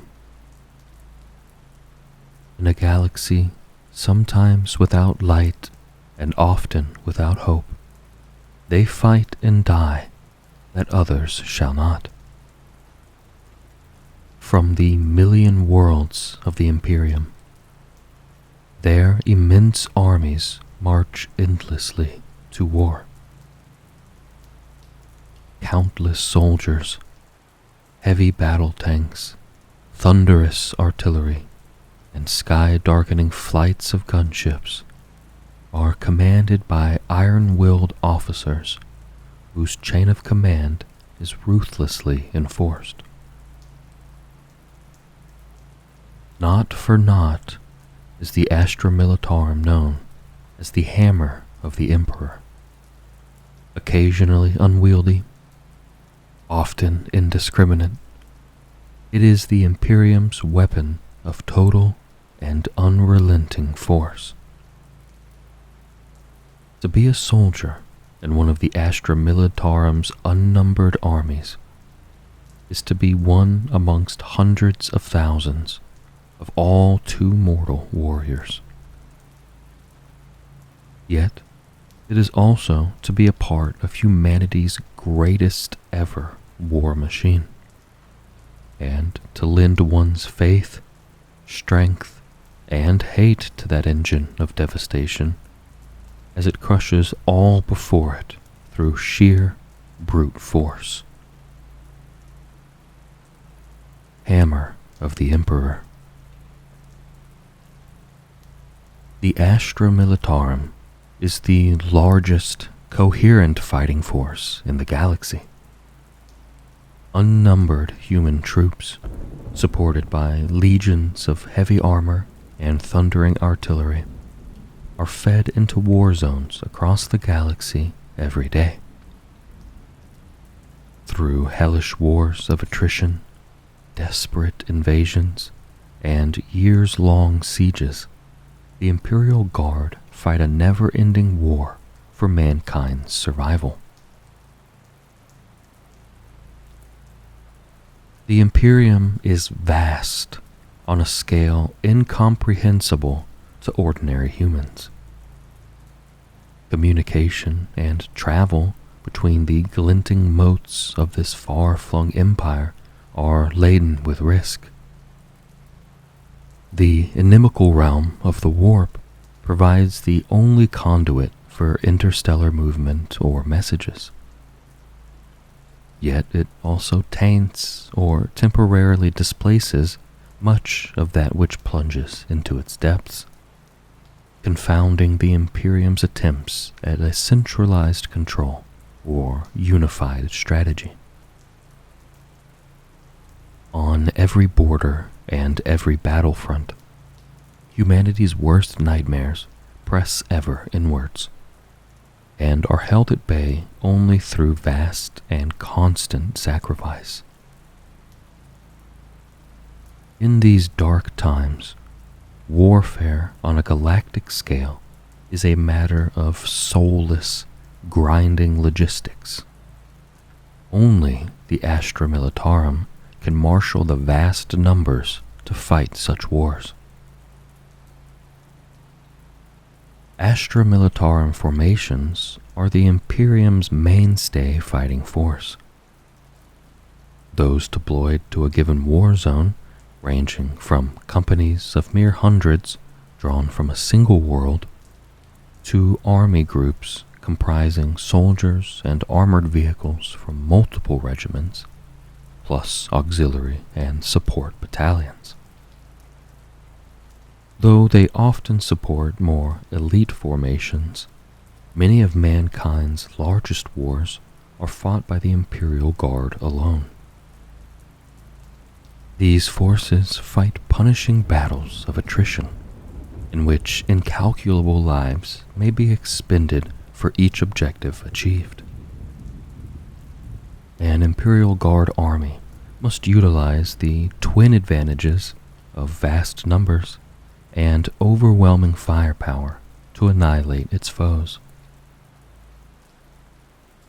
Where Xenos aircraft dance and weave with impossible grace, the Imperial Guard fills the sky with a thunderstorm of munitions that no amount of aerobatic skill can outmaneuver. Where heretical bastions stand defiant, Imperial Guard commanders call down artillery bombardments that reduce all to rubble. The greatest enemy threats are torn apart in the crossfire of thousands of heavy weapons, or smashed aside by the gallant charge of hundreds of Imperial tanks, while enemy infantry are cut down in disciplined volleys of lasfire or impaled upon forests of bayonets. The enemies of mankind may employ dark sciences, supernatural powers, or Xenos weapons beyond humanity's ken. But such defiance comes to naught in the face of honest human intolerance, fed by a wellspring of faith in the God Emperor and backed by sufficient guns. For all the might of its armor and artillery, the true backbone of the Astra Militarum is the countless waves of infantry who take the field. The sheer scale of the battles fought by the Imperial Guard is dehumanizing in the extreme. Entire regiments of brave warriors are reduced to statistics upon the scrolling screens of Imperial strategos, grains of sand sliding through the fingers of greater and more privileged individuals. Yet, every single company, every single squad, every single Imperial Guardsman who lifts their las guns and takes a stand in defense of their race is crucial. Without a constant deluge of new recruits, the Astra Militarum would cease to function. It is one of the most important functions of the Departamento Munitorum to ensure that the Astra Militarum's ranks are constantly refilled.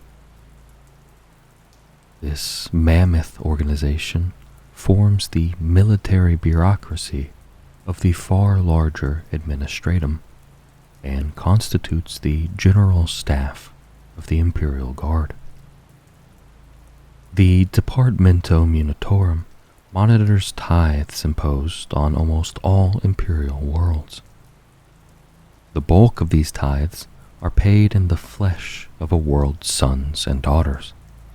Often conscripted, these soldiers are raised as regiments and sent out to uphold their planet's pride on some distant battlefield. Other tithes are paid in material, anything from uniforms and rations to high explosive shells and super heavy battle tanks. The Departamento Munitorum administers the Imperium's numerous war zones. Its agents gather armies for each, liaise with the Navis Imperialis to transport them there, and, in the feared forms of commissars, ensure the loyalty of soldiers and officers once they reach the front lines. The unique demands of a war zone, the particular requests of senior officers, the availability of nearby recruiting worlds or in-transit forces, the tumultuous nature of the warp, all must be weighed against the importance of the world under threat. The organization of an Imperial response can take months, even years. Ill-suited regimental types may be forced together out of necessity. Soldiers from arid planets may be deployed to fight on ice worlds. Armies might even arrive to find the world they aimed to save long since dead. That sufficient Astra Militarum regiments arrive at any war zone at all is a testament to the untold millions of troops dispatched every day.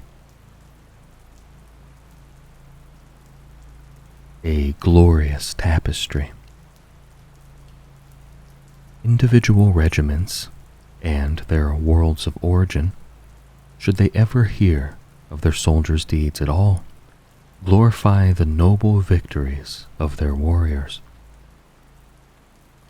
Famous last stands, tales of selfless sacrifice, and epic crusades across the stars are embroidered and aggrandized, held up as the ideal that the common soldier should aspire to, in histories sometimes dating back millennia.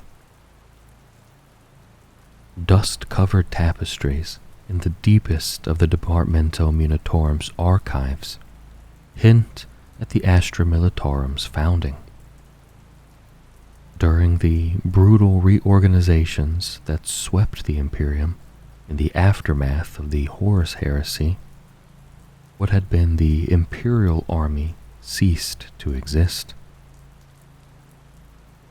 By a great treatise, the Tactica Imperium, the link between mankind's fleets and its armies was severed, as was the power the post-human Adeptus Astartes had held over immense mortal armies.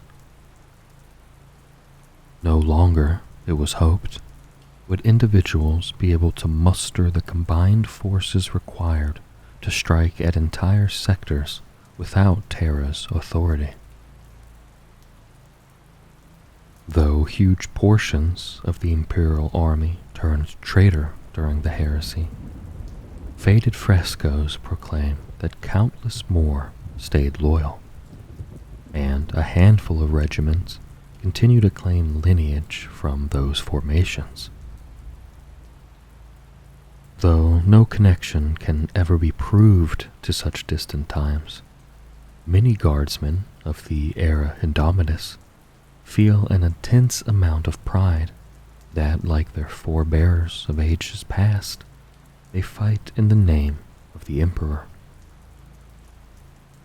Fragmentary legends and disassociated names from that time echo through the Imperial Guard's myths to the present. Stories of selfless Olanius Pius, the almost certainly fictitious Bresfet companions, and the final sally of Darrow Alpha Brigade have been repeated and altered the galaxy over. In the centuries after the Horus Heresy, with the spreading of the Imperial Creed, priests of the growing Adeptus Ministorum accompanied Imperial armies. These zealots found eager new adherents amongst the regiments of the Astra Militarum, and used the Imperium's growing religion to unify armies from clashing cultures. So too did adepts of the Machine God reaffirm their loyalty by maintaining their engine seer agents amongst mankind's armies. They aided the Imperial Guard's conquests by soothing the weapons of war required to crush heretics and Xenos. The triumphs and tragedies of a single segmentum's armies during the age of the Imperium would occupy several hundred lifetimes of an army of scribes to collate. To present a cogent history of the Astra Militarum's exploits, then, is impossible. Yet there are noteworthy conflicts in which its amassed ranks played a pivotal role. After the Horus Heresy, Astra Militarum armies waged retributive campaigns as part of the scouring against the fleeing heretics that had assailed Terra, driving many into the depths of the Eye of Terror. The Cadian system and its fortress world Cadia became a bastion against heretical and warp-spawned invasions. The growing power of the ecclesiarchy came to a head during the infamous Reign of Blood, which marked the Age of Apostasy.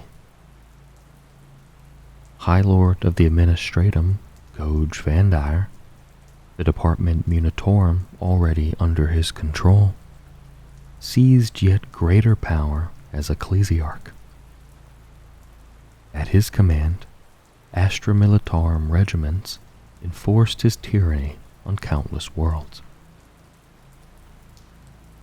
Loyalist regiments, rallying to the banner of the itinerant preacher Sebastian Thor, joined with other imperial forces that eventually ensured the despot's defeat.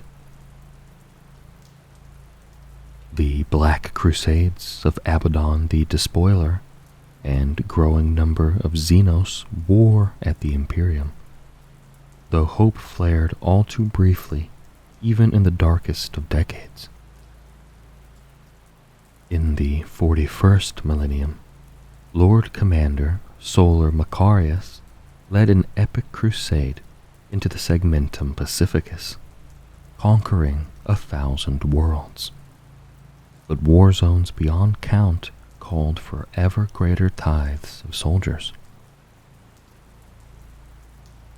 Orc invasions of Armageddon eclipsed rumors of an earlier war there.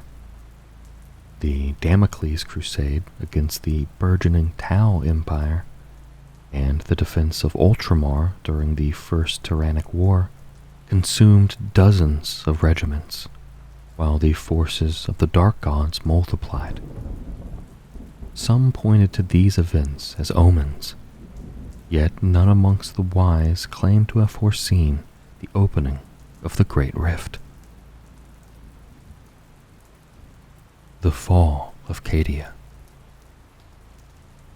The fortress world of Cadia had been the linchpin in the Imperium's defense against traitor forces raiding from the Eye of Terror for nigh on 10,000 years. Standing guard over the critical Cadian Gate region, the planet and its soldiers symbolized stoic duty against horrific odds. Their inviolability embedded in the wider Imperial Guard's consciousness. It was immediately before the opening of the Great Rift, at the culmination of Abaddon the Despoiler's 13th Black Crusade, that Cadia fell at last. The planet had provided the Imperium with a cast-iron stronghold from which Imperial Guard campaigns had, for millennia, taken the fight to heretic fleets, cult uprisings, and demonic incursions. It had held fast against multiple invasions by traitors, mutants, and the monstrously powerful heretic Astartes. Each attempt to conquer Cadia had been repulsed, though at an increasingly immense cost to the regiments that defended its bastions, star forts, trench lines, and bunkers. Abaddon's 13th Black Crusade, however, unleashed chaos-worshipping heretics in numbers not seen since the Horus Heresy.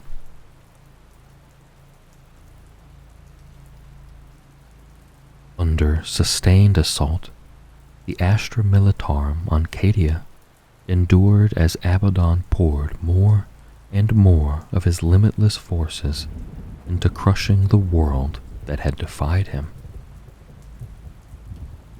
Thunderous artillery bombardments pounded the invaders. Massed Cadian tank divisions dueled with renegade armor formations through the city's outskirts. Cadian shock troops grimly held defensive positions, and the world's elite, the Kasrkin, launched precision strikes against the heretics, while other Imperial forces mustered to repel enemy advances. The rallying cry of Cadia stands was taken up by Imperial Guardsmen and heard amongst the fortified Cassars of Cadia and elsewhere. The term Cassar being applied to both Cadia's militarized cities and to some of its fortress-like sister planets. No greater symbol was there of this will to push the heretics back than Ursarkar E. Creed, the Lord Castellan of Cadia. Formerly the colonel of the Cadian 8th, Creed was granted overwhelming authority as Lord Castellan of Cadia, after a gross betrayal resulted in the assassination of Cadian High Command. Creed led the defenders stand from the fortress of Kassar-Kraf. His foresight to reinforce the defenses of Cadia and to transmit ceaseless calls for aid bought a little time. Countless regiments of Imperial Guardsmen, amongst them many of Cadia's lauded shock troops, as well as forces of Adeptus Astartes and Adepta Sororitas, flooded the fortress world. Despite these reinforcements, the defense was not enough. At the campaign's zenith of bloodshed, Abaddon sent a sabotaged Blackstone fortress plummeting from orbit into Cadia's surface. The colossal and ancient void station's impact would be the final death blow for Cadia, and its inexorable approach through the atmosphere was like that of a burning comet. Creed vowed to remain, leading a rearguard action to enable as many as possible to escape the doomed world. When the ancient craft hit, continents cracked. Fire, tsunamis, and hurricanes scoured the surface as the world's death throes were triggered. The warp, held back for so long, greedily enveloped Cadia. Anything that still lived on the planet's surface becoming a plaything for demons. Of nearly 1 billion souls who stood to defend Cadia, scarcely 3 million were evacuated. Lord Castellan Creed and the remnants of the Cadian Eighth were not amongst them.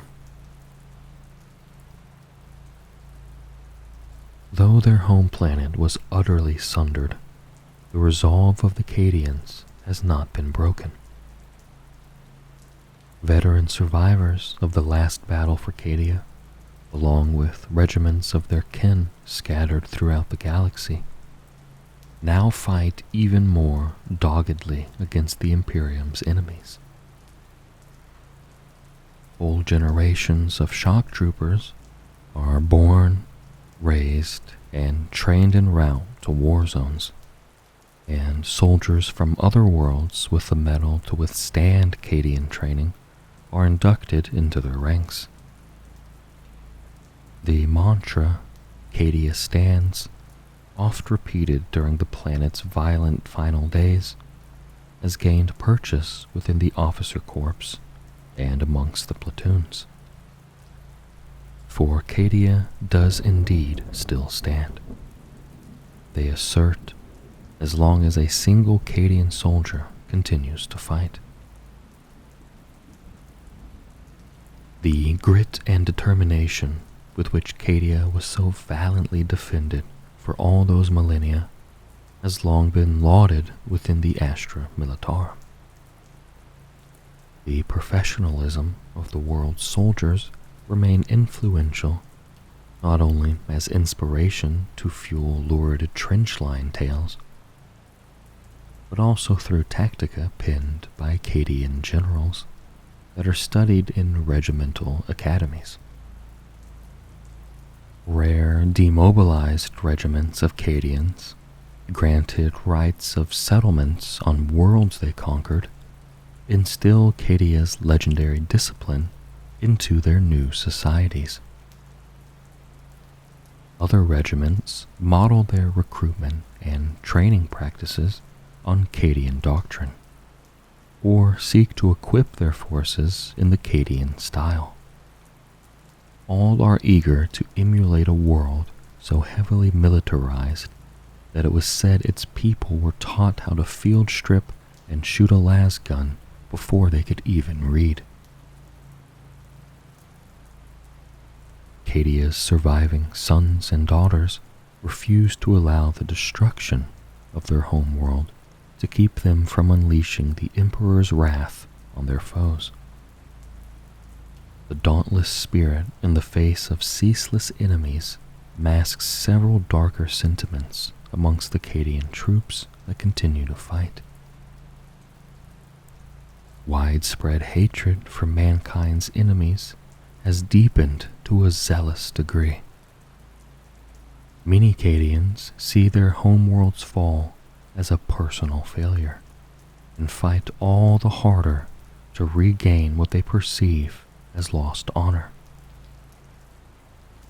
Some of those who were not present for the planet's tragic end resent those who failed in its defense, or else feel guilt for playing no part themselves. Others scorn the regiments of worlds they believed failed to aid Cadia in its darkest hour, and oppose the use of soldiers from other worlds to expand Cadian regiments, loath to share the burden of loss. In the view of many Imperial guardsmen, the planet broke before the guard did. The sacrifice of Ursarkar Creed and those under his command only reinforced for many the bloody-mindedness and hard-faced demeanor of the Astra Militarum. The men and women of the regiments of Lost Cadia will continue to wade into unremitting firestorms and battle through trenches choked with blood and mud. Alongside deafening salvos from armored behemoths, they will advance into the teeth of enemy fire, if that is where their orders lead them. They will do so again and again, continuing to fight until the day every traitor and thrall to the dark gods is defeated at last, and their world avenged 1,000 times over. The Era Indomitus. Humanity's response to the cataclysm of the Cicatrix Maledictum, the outpourings of heretics and traitors, the surges of mutation and xenos aggression, was not the spiteful lash of a dying beast. It was the roar of a titan on the warpath, and its manifestation was arguably greater than the mythic battle groups and armies said to have been loosed in the Great Crusade. Millions of Imperial guardsmen had fallen on Cadia alone. Innumerably more were wiped out with the tearing open of the Great Rift and the concomitant eruptions of warp storms old and new, or perished fighting the hellish enemies that had boiled out of their depths. The fate of half the galaxy, designated the Imperium Nihilus, remained unknown beyond the Great Rift, while threats of every conceivable evil assailed thousands of systems within the Imperium Sanctus. Everywhere, it seemed to the overburdened staff officers and Lord General of the Astra Militarum, Warzone commanders demanded urgent logistical support and mountains of additional ammunition, cried out for desperately needed reserves, or worse, fell ominously silent. Tithes were increased on already suffering worlds. Vicious conscription drives emptied entire hive cities. Heightened output needs pushed industrial worlds to their limits in desperate attempts to make up shortfalls. Each militarum regimentum, the total forces of a given world that fall under the remit of Astra Militarum, was stretched to breaking point, their individual regiments needed as never before. Rabute Guilliman's Indomitus Crusade was but one answer to the hurricane of woes that daily beset him as Lord Commander of the Imperium. Between Guilliman, his senior commanders, and his army of bureaucrats in the Officio Logisticarum, the Herculean effort of gathering the Crusade fleets began. To secret mustering points throughout the Sol system and beyond, thousands of regiments converged, joining with Space Marines, Sisters of Battle, the cybernetic hosts of the Adeptus Mechanicus, and more. Yet this was only the beginning. Each fleet's battle groups, once launched, fitfully made their way through the churning warp on predetermined courses, where they came to systems miraculously spared carnage. They each reaped a harvest of yet more regiments. where their task forces found worlds in the grip of invasion, the Imperial Guard's regiments of massed infantry, battle tanks, and artillery almost always formed the vast majority of every Crusade force. In the wake of each victory, reinforcements from the recently saved world were demanded to replenish the ravaged ranks and replace wrecked vehicles. The fleets of the Indomitus Crusade continue Guilliman's vision of pushing back the corrupting armies of chaos and those enacting Xenos tyranny. Guilliman's objectives stretched beyond mere attack, however. His Officio Logisticarum was granted the authority to requisition tithed regiments for the protection of its own adepts and their hub fortresses. And senior Astra Militarum officers were ever amongst the luminary nobles and warrior generals assembled by the Indomitus Crusade. The demands of this crusade placed upon the Astra Militarum were unparalleled. As the battle groups moved from system to system, they subsumed innumerable newly raised regiments to replace their losses and swell their combat assets.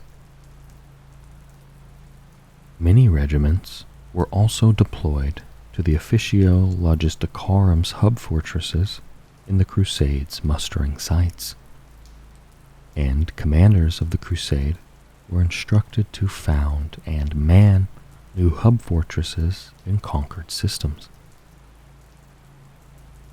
Guilliman's ambitious aims for the Indomitus Crusade were vital for the Imperium's future, but the battlefields its fleets were destined for made up only a fraction of the war zones the Imperial Guard fought in. Within thousands of subsectors that lay nowhere near the path of any Indomitus battle group, Astra Militarum forces were dispatched to new or escalating war fronts on a daily basis. Coordinated by the masters of localized Departamento Munitorum Officios and their armies of scribes, adepts, logisticians, and strategos. Infantry regiments, armored battalions, artillery divisions, and super heavy tank companies were constantly deployed and redeployed, reinforced, consolidated, or evacuated. The grinding logistics involved in moving huge numbers of troops and material through storm-tossed warp channels only compounded this undertaking, adding its own dangers and delays. Xenos invasions were confronted.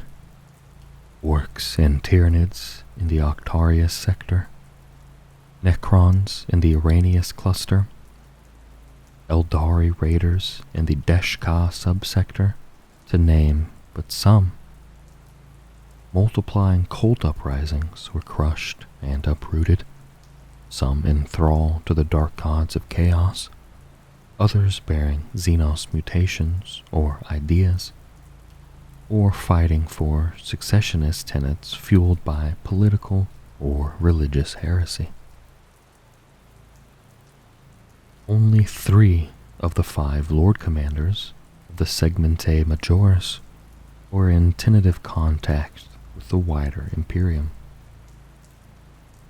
Of these, Leontis, the Lord Commander of Solar, was arguably the most embattled. The Segmentum Solar, home to Terra itself, was assailed from without by heretic fleets and countless Xenos, and from within by insurgents and traitors.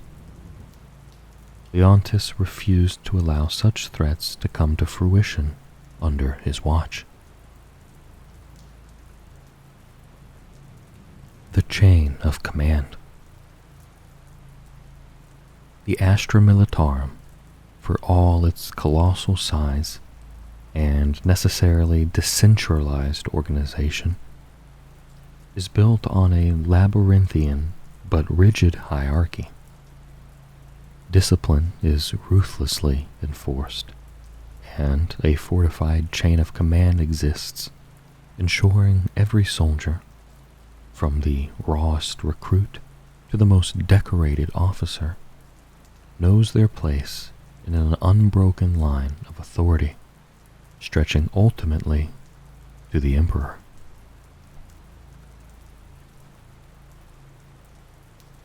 The titular head of the Departamento Munitorum is the Lord Commander Militant. This august individual represents the organization and the entire Astra Militarum before the Sage Imperialis, and hence, through that body's holy authority, before the Emperor himself. So great is the Lord Commander Militant's power and influence that they are often appointed one of the High Lords of Terra, but rarely leave the throne world. In theory, the Lord Commander of a segmentum gives orders to various sector officers and subsector commanders, who in turn relay orders to the individual militarum regimentos. In this way, the wishes of the High Lords of Terra are enacted by the Departamento Munitorum. In practice, the immense distances and delays in communication between worlds often make a mockery of such procedures, and the sheer scale of the Imperium prevents any meaningful central governance. Operational control of Astra Militarum forces in a given war zone is thereby assumed by a high-ranking Militarum Regimentum officer, carrying a title such as General, High Marshal, or Lord Hetman, who assumes responsibility for the completion of their given duties. This might be the initiation of a decades-long conflict to cleanse a star system of savage greenskins. Or it could involve the protection of cryptosite mines or promethium refineries from pirate raids. Just as common are military recolonizations of planets lost from the Imperium's fold. Whatever the task, the commander of the war zone's forces is responsible for the deployment and application of all resources at their disposal. Beneath a force's overall ground commander and their numerous attachés, advisors, and support staff are the individual regiments and their commanding officers. Each Militarum Regimentum comprises multiple regiments, all of which come from the same planet or system, because of the shared culture and fighting styles of regiments sourced from a single world. Soldiers, officers, and even officials of the Departamento Munitorum often interchange the term Militarum Regimentum and regiment, referring to all Imperium guardsmen from Cadia, as being from the Cadian Regiment, for example. On their homeworlds, the forces who serve to defend the planet may be split into cohorts, militia groups, genocorps, or a host of other formations known by a variety of local terms. But in the Astra Militarum, these are all considered different types of regiment. Regiments are usually divided into multiple companies, according to the tenets of the Tactica Imperium, each placed under the command of a senior officer. The number of companies depends upon the regiment's type and size, but may range from as few as 3 to several dozen. Companies are further divided into platoons or squadrons, and infantry platoons typically comprise an officer, their staff, and several squads of Imperial Guardsmen, each led by a sergeant. Combined arms regiments. Especially capable officers know that while the indiscriminate bludgeon of overwhelming force can eventually secure victory, sometimes more efficient measures must be taken. Combined arm regiments meld solid cores of infantry or armor with numerous supporting elements that can, together, grant victory over any foe. Except in rare circumstances, or within certain isolated sectors whose logistical strategies have deviated through necessity or laxity, true combined armed regiments are not normally raised within the Astra Militarum. Although there are many different classes of Imperial Guard regiment, each one is largely homogeneous in its composition. Infantry regiments, for example, are unlikely to contain much or any heavy artillery, while tank regiments contain little to no infantry. Success requires Astra Militarum regiments to work together. While this interdependence may at first seem like a weakness, it is a necessary precaution should a regiment rebel against the Emperor. The traitors will not have access to the supporting units needed to prosecute a full-scale war. Though a regiment may be equipped to function in a single role, battlefield reality often necessitates the interweaving of numerous tactical operations. Disastrous friendly fire tragedies by artillery or tank companies, or massacres of uncoordinated supporting infantry under the heavy treads of Allied armor, are usually seen as sufficiently wasteful to warrant cross-tactical training. Several Imperial worlds specialize in producing highly integrated formations of this kind, and such regiments are keenly sought by campaign commanders. What are commonly termed combined arms forces are usually formations comprising several separate regiments, or portions thereof. Typically, such forces are conceived in the Army's strategium well in advance of a given operation, and revolve around a core role.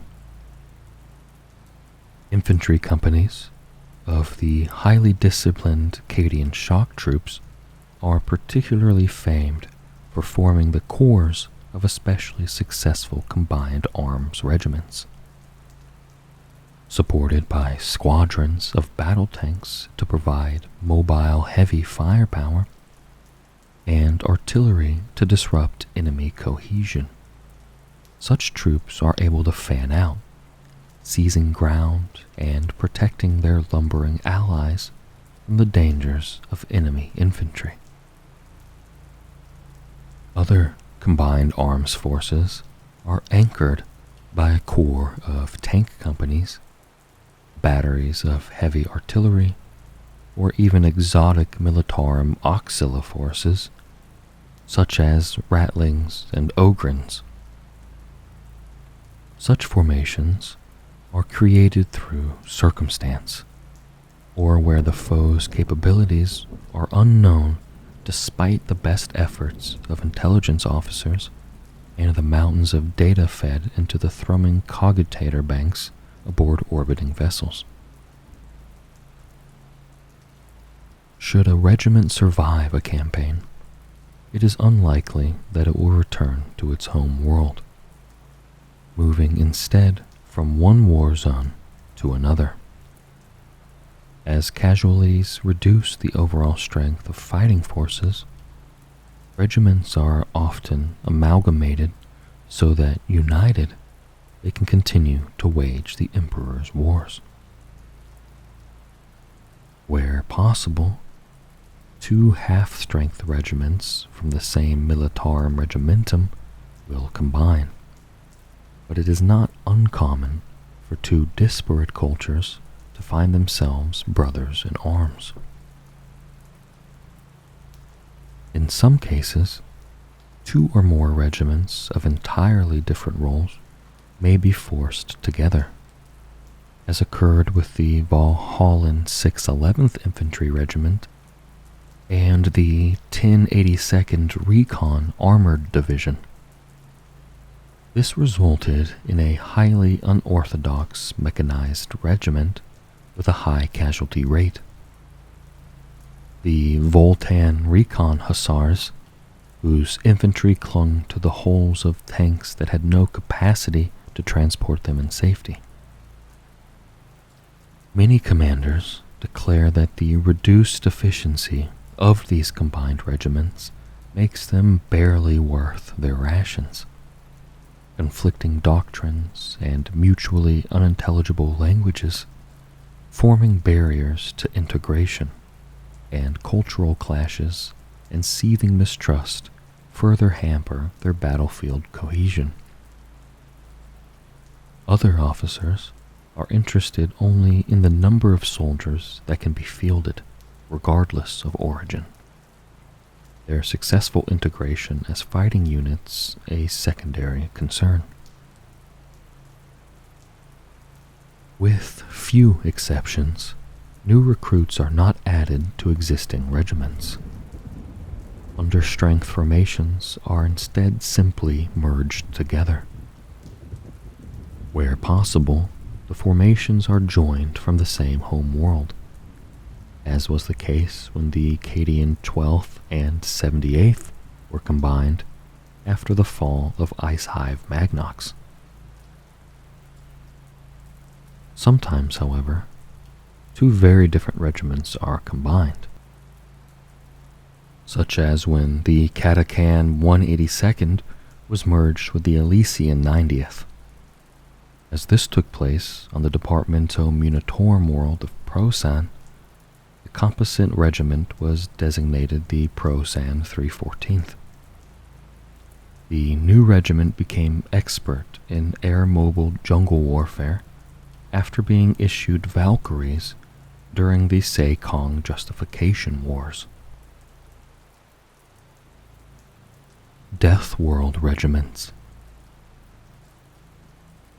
Amongst the worlds inhabited by Imperial citizens, there are many on which even basic existence is a battle fought every single day. Designated Death Worlds by the Administratum, these planets are ideal recruiting grounds for the Astra Militarum, as they forge populations hardened to lives of constant struggle, little different to the hardships of the Imperium's endless wars. Death Worlds are those that are theoretically capable of sustaining human life, but whose conditions represent an almost certain death sentence for those not accustomed to their rigors. In the case of some, it may be the climate or environment that is deadly.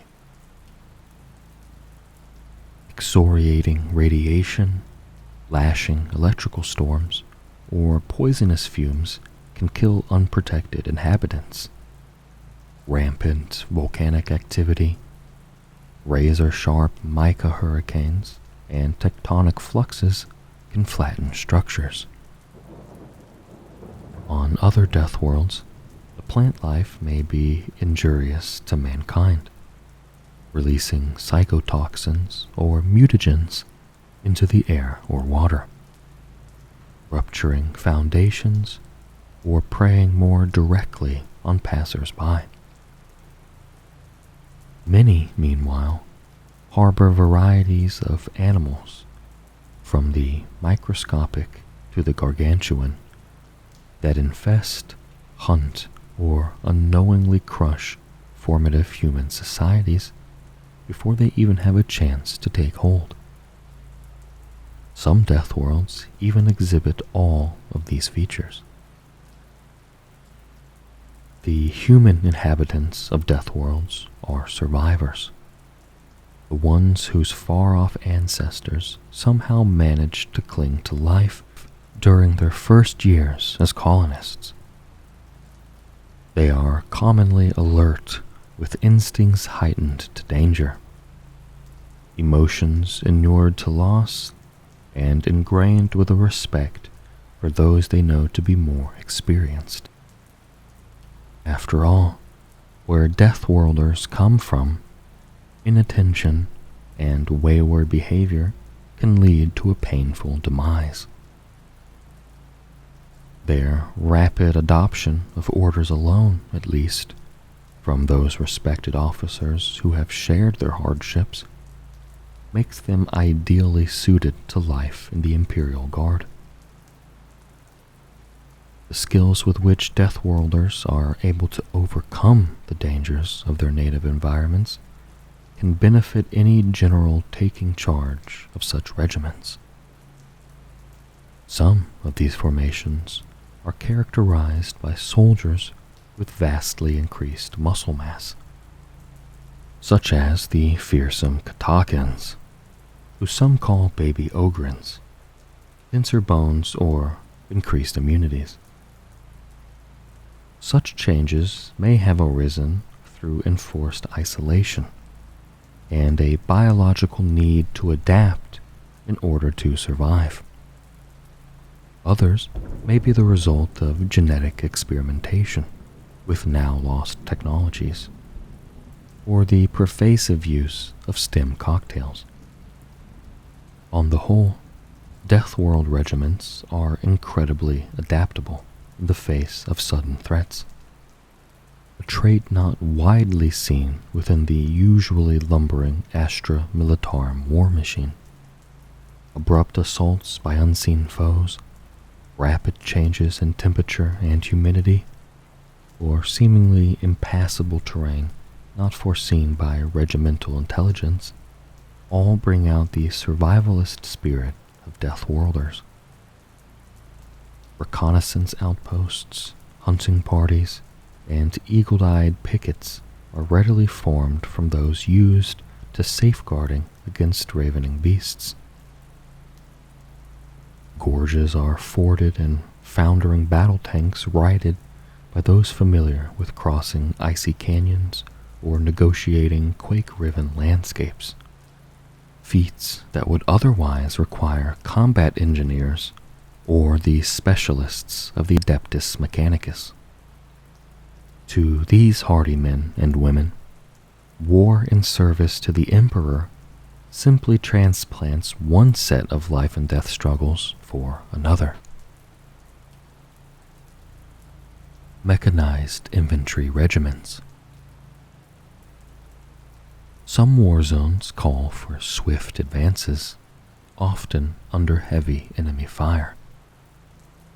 Conditions in which foot-slogging Imperial Guardsmen would soon perish without appreciable gains to show for their deaths. Whether redeploying infantry to new battlefields or carrying them into blitzkrieg assaults, mechanized regiments form a wall of steel that enables more troops to enter the fight. Fully equipped with transport tanks, mechanized infantry regiments are more mobile than almost any Astra Militarum formation. In addition to being deployed in their entirety, squads or companies may be detached and assigned to more unwieldy forces. In this way, They provide a rapid response capability to plug breaches in defensive lines or encircle more static foes to bring the Emperor's wrath from a different angle.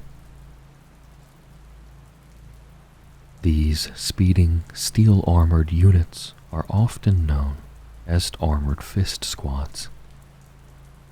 Entire mechanized infantry regiments are invaluable to commanders in war zones whose multiple smaller engagements are widespread, or where the enemy is too swift to be pinned down by more ponderous regiments. They are often used to forge ahead of the main advance to seize vital ground until the amassed ranks of infantry regiments arrive to garrison their gains, at which point the mechanized forces move on to fresh targets. Other tactics often utilized by such regiments include massed reconnaissance observation, breakthroughs into pockets to allow encircled Imperial Guard forces to escape, and, when fitted with heavy-duty dozer blades or advanced prospecting gear, brutally clearing paths through ruins, rubble, vegetation, and corpses to allow heavier battle tanks to follow in their wake. Mechanized infantry regiments are commonly much smaller than infantry regiments on foot. It is difficult for most planetary governors to obtain and maintain the vehicles needed for such formations, though larger forces of them have been known. The Chimera is the Imperial Guard's most commonly used armored troop carrier. These vehicles are extremely durable and practical, capable of mounting an array of support weapons. Over the millennia, the Chimera has been pressed into service in a variety of different forms, proving its reliability and worth time and again. These ubiquitous workhorses are versatile vehicles capable of operation in hostile environments. Their amphibious design allows them to negotiate dense swamps, marshes, and even rivers. Many an enemy army has been destroyed after thinking their flanks protected by such obstructions, only to find ranks of Imperial Guardsmen, supported by their Chimera's fearsome anti-personnel weaponry, disgorging into the very heart of their position. Employed almost as widely is the Taurox. This high-speed transport's rugged quad-track units afforded the ability to negotiate even the most tangled terrain with ease. Axial servo dampeners redistribute the weight of the vehicle across these tracks as it moves, allowing jagged outcrops and uneven piles of rubble to be traversed at full throttle. The variety in local manufacture, the patterns used by supplying forge worlds, and the assets available to a commander in a given war zone mean that a regiment's transport vehicles can vary considerably. There are numerous versions of the Chimera, as well as classified or unorthodox vehicles rumored to drill beneath the surface, all the way up to the super heavy behemoths. The Banehammer and Doomhammer super heavy tanks are hulking mobile fortresses, able to carry a large complement of troops into battle, while excelling at defensive anchors and close-range Titan killers, respectively. Both variants typically deploy their infantry to occupy the foe's own troops while the tank's primary weapons target bigger prey. The Stormlord, meanwhile, is a superlative assault vehicle.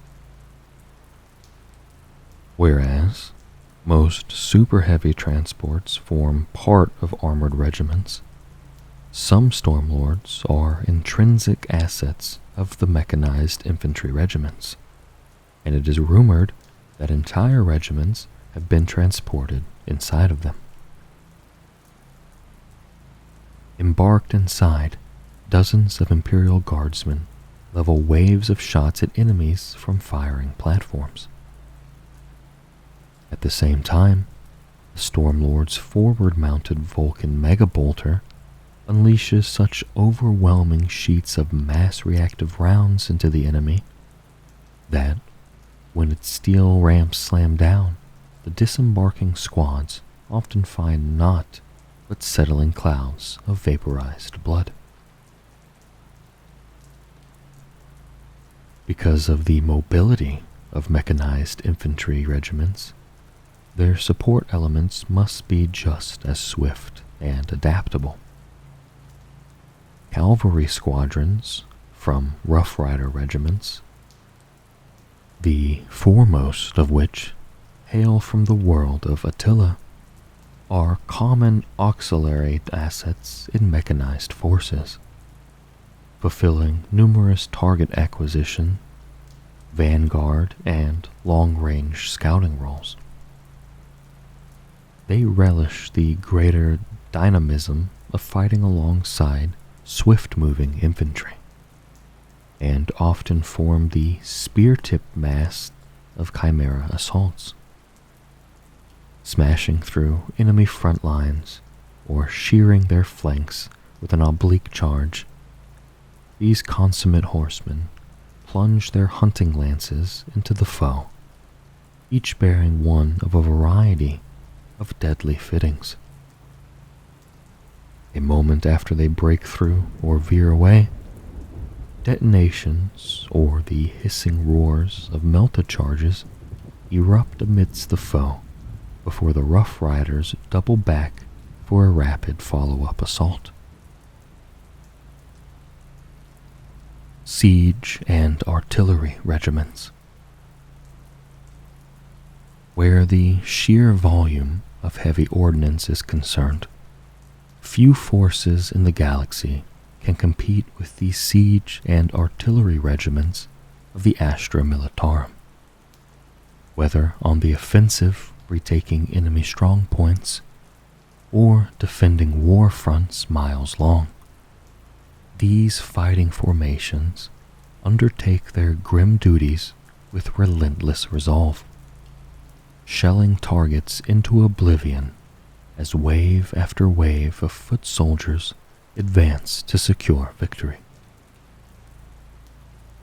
The term siege regiment is used by a number of officios and sub-bureau within the Departamento Munitorum to refer to formations specially drilled or equipped to undertake the most grueling of battles.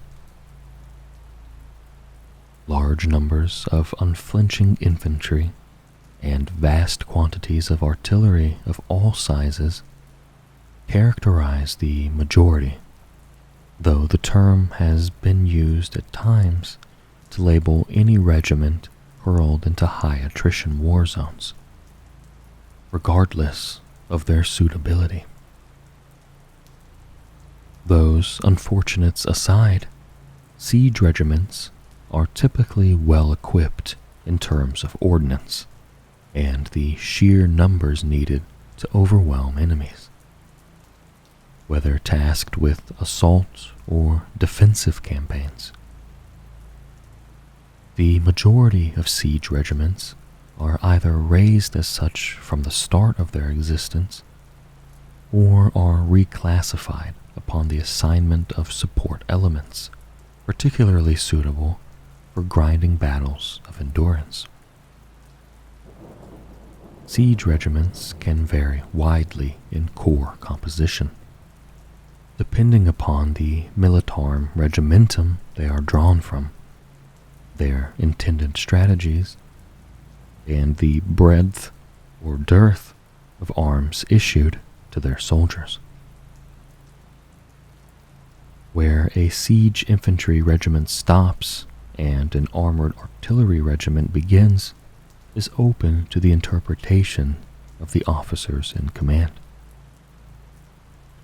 Many siege regiments rely on overwhelming numbers of foot soldiers and are organized in much the same way as any other infantry regiments, whereas artillery regiments can be comprised mostly or entirely of artillery tanks and ordnance batteries in a hierarchy more akin to an armored regiment.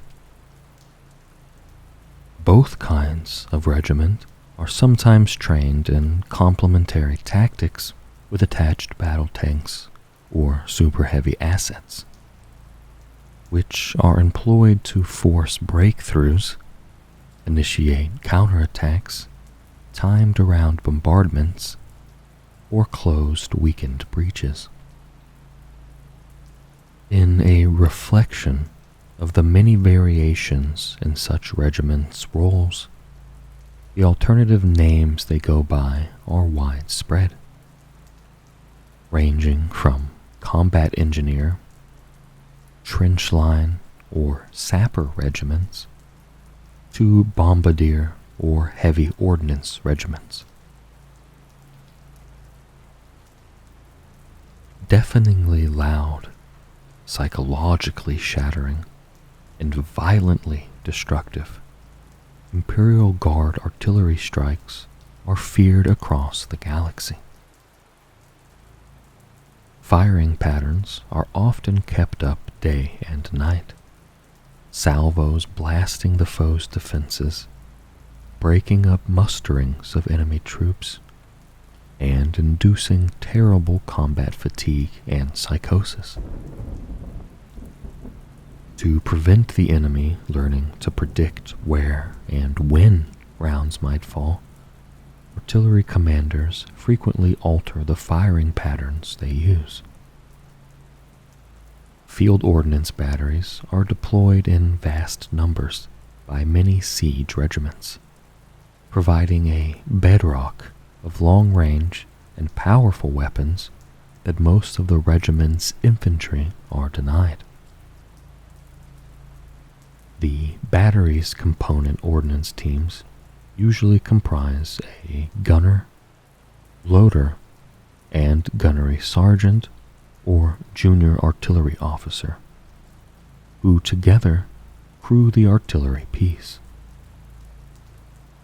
Such batteries may be seconded by other regiments as well.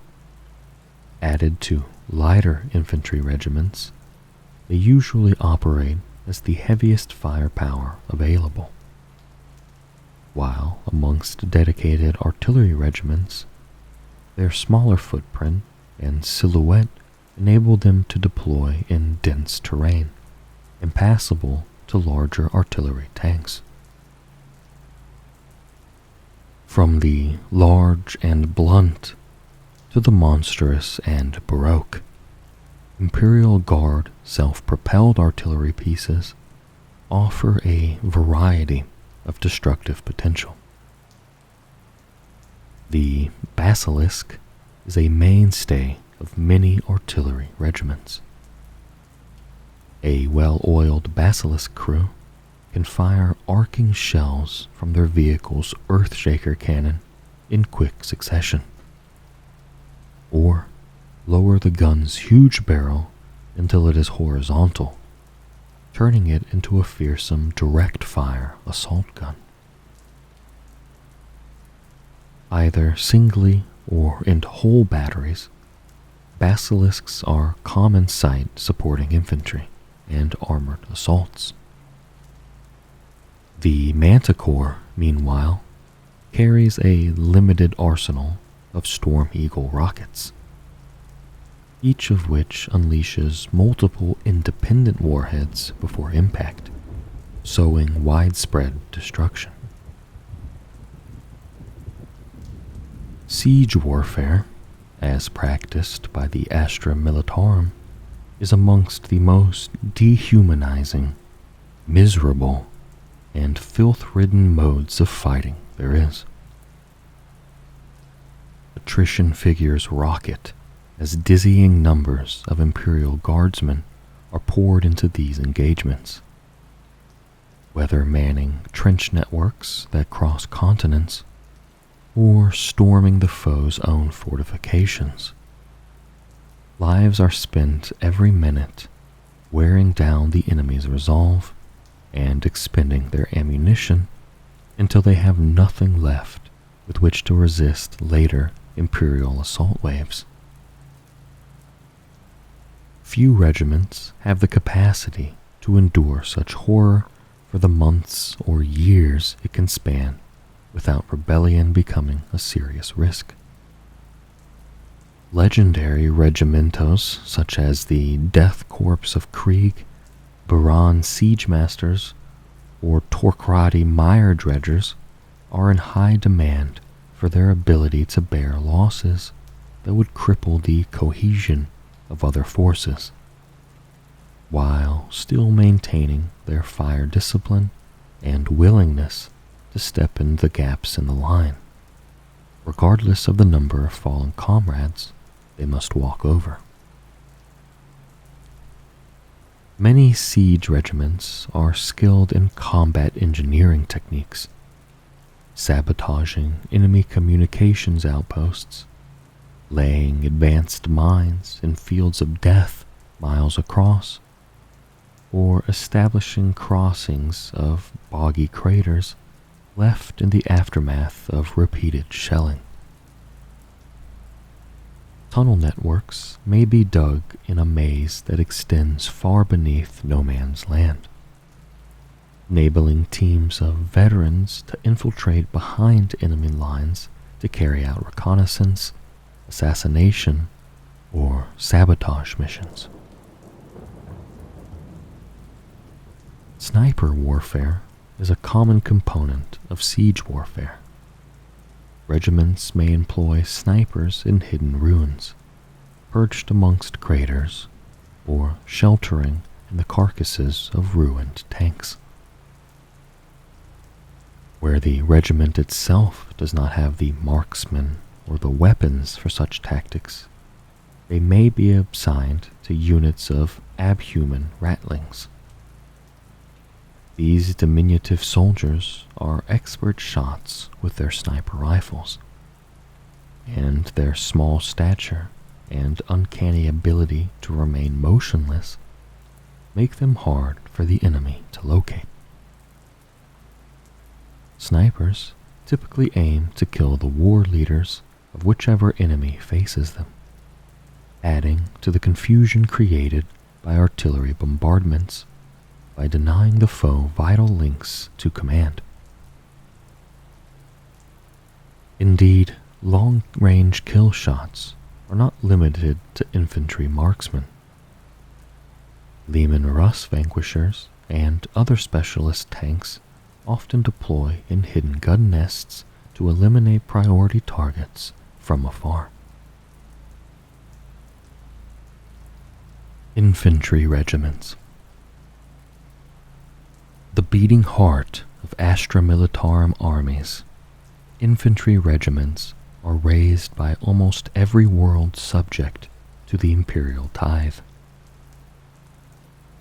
Differing markedly from one regimentum to the next in uniform, training, quality, and equipment, infantry regiment soldiers are instilled with the knowledge that though individuals may fall, there are 10 more at their back to avenge them. It is in the taking and holding of ground that Astra Militarum infantry regiments excel. Their primary strength is their huge and expendable mass of soldiers. Opponents attempting to clear out Imperial Guard positions must first survive a blazing hail of las fire backed up by more powerful weapons such as heavy bolters and mortars. A fusillade that can stem the tide of all but the most determined attacks. Attached to primarily armored assaults, meanwhile, infantry companies are vital to protect tanks from enemy saboteurs and to flush out snipers from the protection of cover. During artillery bombardments, supporting infantry engagements, platoons of soldiers guard the vulnerable logistics trains, feeding the artillery batteries, and man the Aegis defense lines that surround gun emplacements, forming halos of iron, plascrete, las guns, and bayonets. Some infantry regiments are categorized by more specialist roles, complemented by additional training, equipment, or the intrinsic skills of their homeworld. Heavy infantry regiments typically deploy in supportive blocks with overlapping fields of fire and are especially well armed. Their infantry squads are more likely to be granted exotic armaments such as a flamer or plasma gun, and a powerful support weapon such as the versatile missile launcher or rapid-firing autocannon, each crewed by 2 squad members.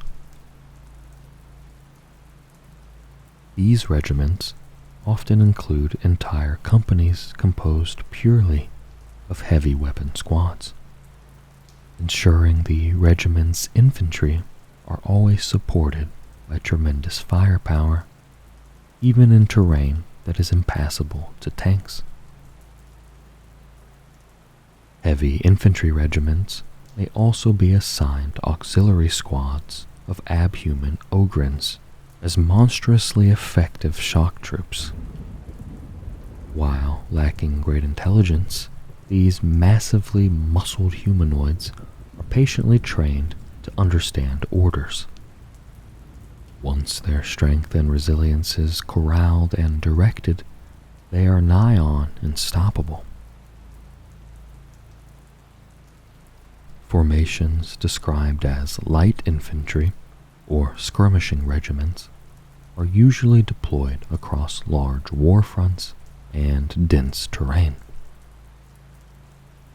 Many light infantry regiments specialize in stealth and scout tactics, reconnaissance missions, and unorthodox warfare, using the landscape to its best advantage.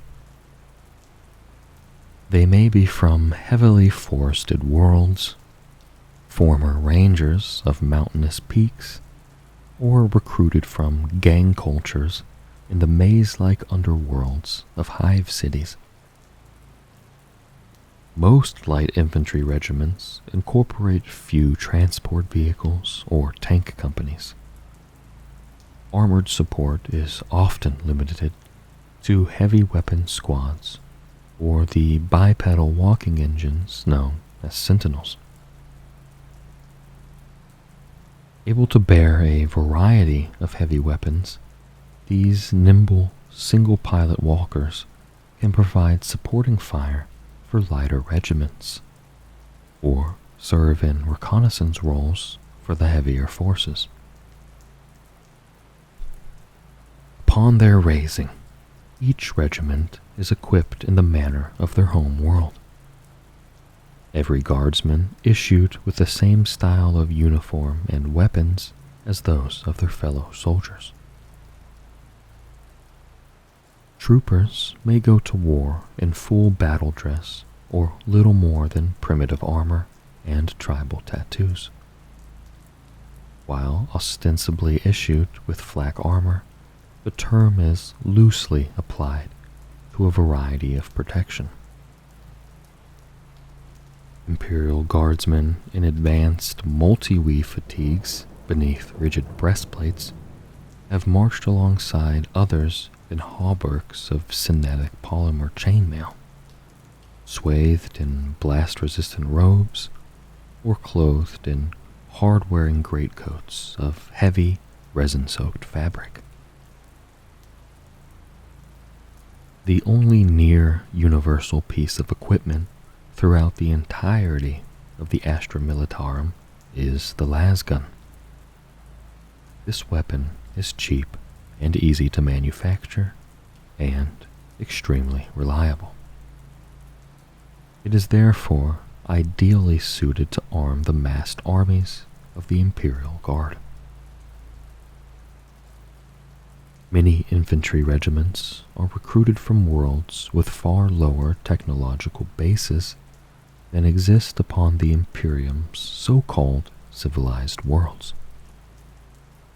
Others hail from systems where the spoken forms of Imperial Gothic diverge so far from that used by Imperial quartermasters that any complex instruction in the use of their new firearms would be all but unintelligible. The lasgun's ease of operation and simple maintenance rituals mean it can be thrust into the hands of factorum laborers, near-feral barbarians, and spire-born socialites alike, without fear its use is beyond any of them. All lasguns operate on the same basic principles, by emitting a beam of focused light. The beam's energy causes the target's immediate surface area to vaporize in a miniature explosion. Lethal against unarmored opposition, the beam's efficacy diminishes with range, and significant armor can shrug off the damage. Where the lasgun comes into its own is in the sheer numbers that the infantry regiments can bring them to bear. The most formidable foe, so maintains the Astra Militarum doctrine, will fall to enough shots. Though lacking the stopping power of physical ammunition, concentrated blizzards of lasfire can bring down rampaging orcs and tyrannid biohorrors, and, given a timely prayer to the God Emperor, an Imperial Guardsman's lucky shot can even find a weak point in Heretic Astartes' power armor. Their ubiquity means that lasguns can differ in appearance almost as much as their bearers' uniforms. Constructed on the regiment's homeworld, on a local industrial world, or even an Adeptus Mechanicus forge world, the huge variety in standard patterns, local sub-patterns, and choice of materials all influence the end product. Some are highly advanced automatic rifles forged from rare materials and housing self-calibrating machine spirits. Others may resemble antiques with stocks crafted from polished ironwood, while millions of cheaply made machine-stamped pieces are churned out daily with unfinished edges that can shred the firer's flesh. From shortened carbine-style derivatives to multi-barreled versions and the long-last variant favored by snipers thanks to its extended reach, lasguns have appeared in almost every permutation of small arms. Armored regiments. Obliterating the enemies of the Imperium with explosive shells, energy bolts, or hypervelocity munitions, armored regiments are a punishingly effective and sometimes excessive response to invasion and insurrection. In spearheads of plated behemoths, each a steel cathedral to the Emperor's wrath, they crush whatever stands against them beneath their armored tracks.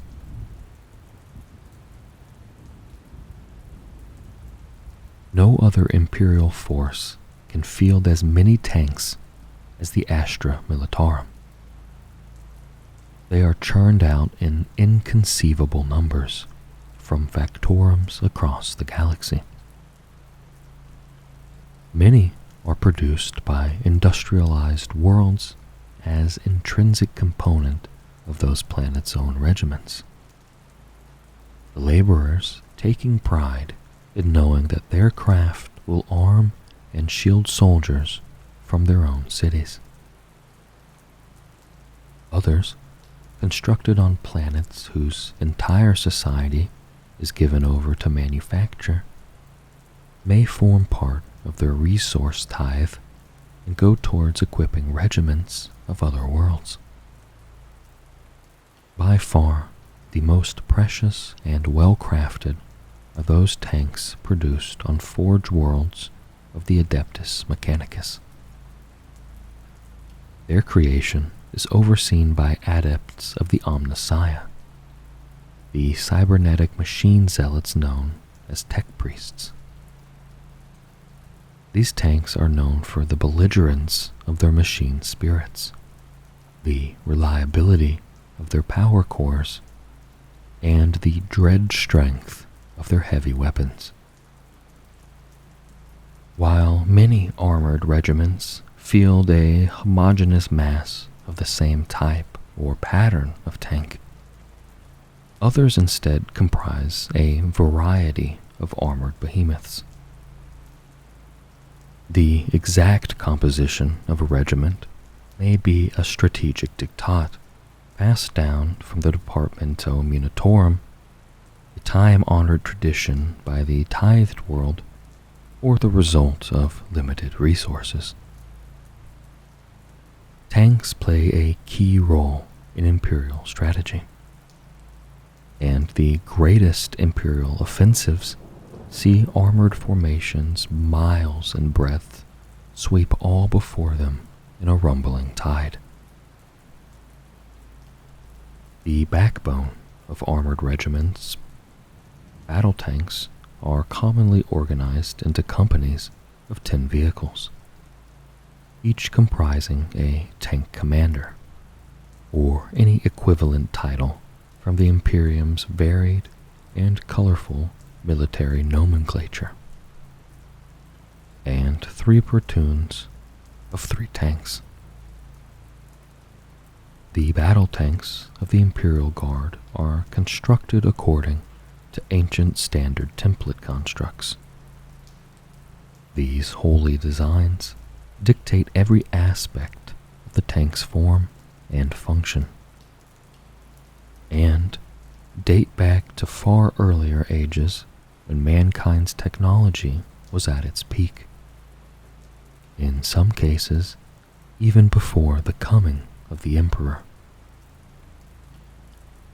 In archaic data slates with fading power cells, many of the same war engines that fought alongside humanity in the deep past can be recognized as virtually identical to those that fight the Emperor's enemies today.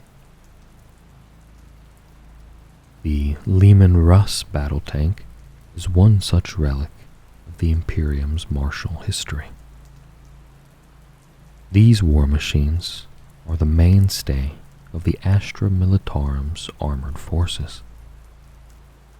Lumbering slabs of armor and intolerance whose inexorable advances crushes foes to bloody ruin. Fitted with a signature battle cannon, every single Lehman Russ is capable of facing down almost any battlefield target.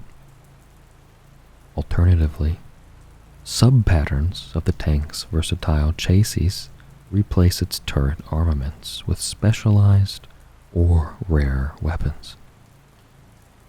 Exterminator autocannons, for example, perforate light armor and heavy infantry that dare break cover, while Eradicator Nova cannons unleash irradiated shockwaves that pound dug-in enemies to ash.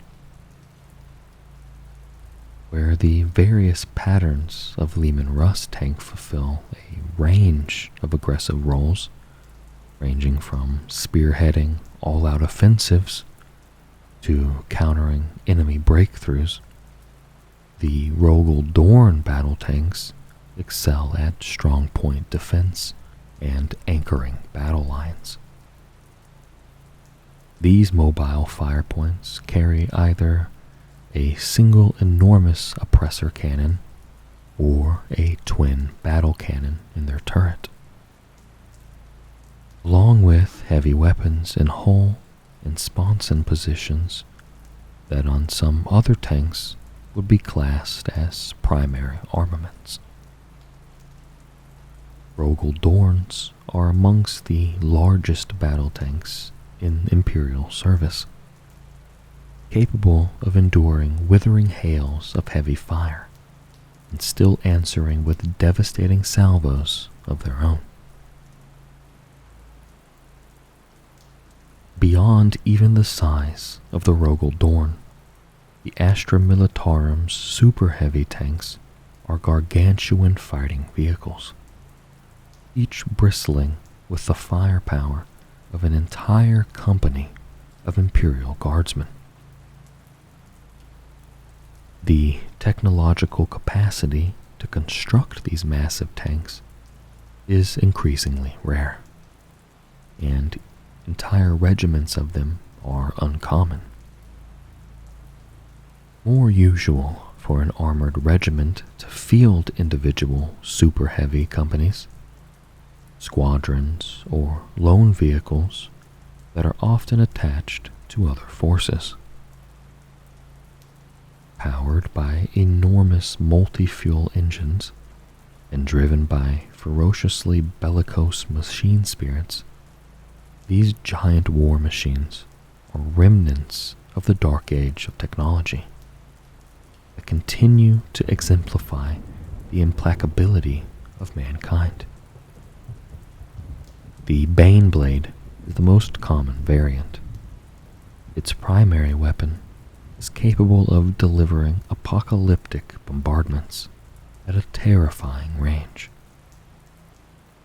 Other patterns grant super heavy tanks dominance in specific roles, from the trimmer shells of the Banehammer, whose rippling explosions can cripple highly mobile foes, to the Shadow Sword's volcano cannon, the ultimate Titan killer against which only the most powerful energy fields stand any chance. Scions of the Storm. The Tempestus Scions constitute the most elite shock assault corps of the Astra Militarum. Rather than forming a regimentum from a single world, these rigidly disciplined, pious, and professional killers comprise a semi-autonomous arm of the Imperial Guard, one molded by a remorseless recruitment process that forges them into an efficient and deadly whole. Tempestus Scions training is designed to break, homogenize, and rebuild the orphaned sons and daughters of the Imperial elite. It transforms them from frightened civilians into loyal warriors, ready to fight and die in the name of the Emperor. So conditioned, Tempestus Scions regularly undertake the most arduous and high-profile missions.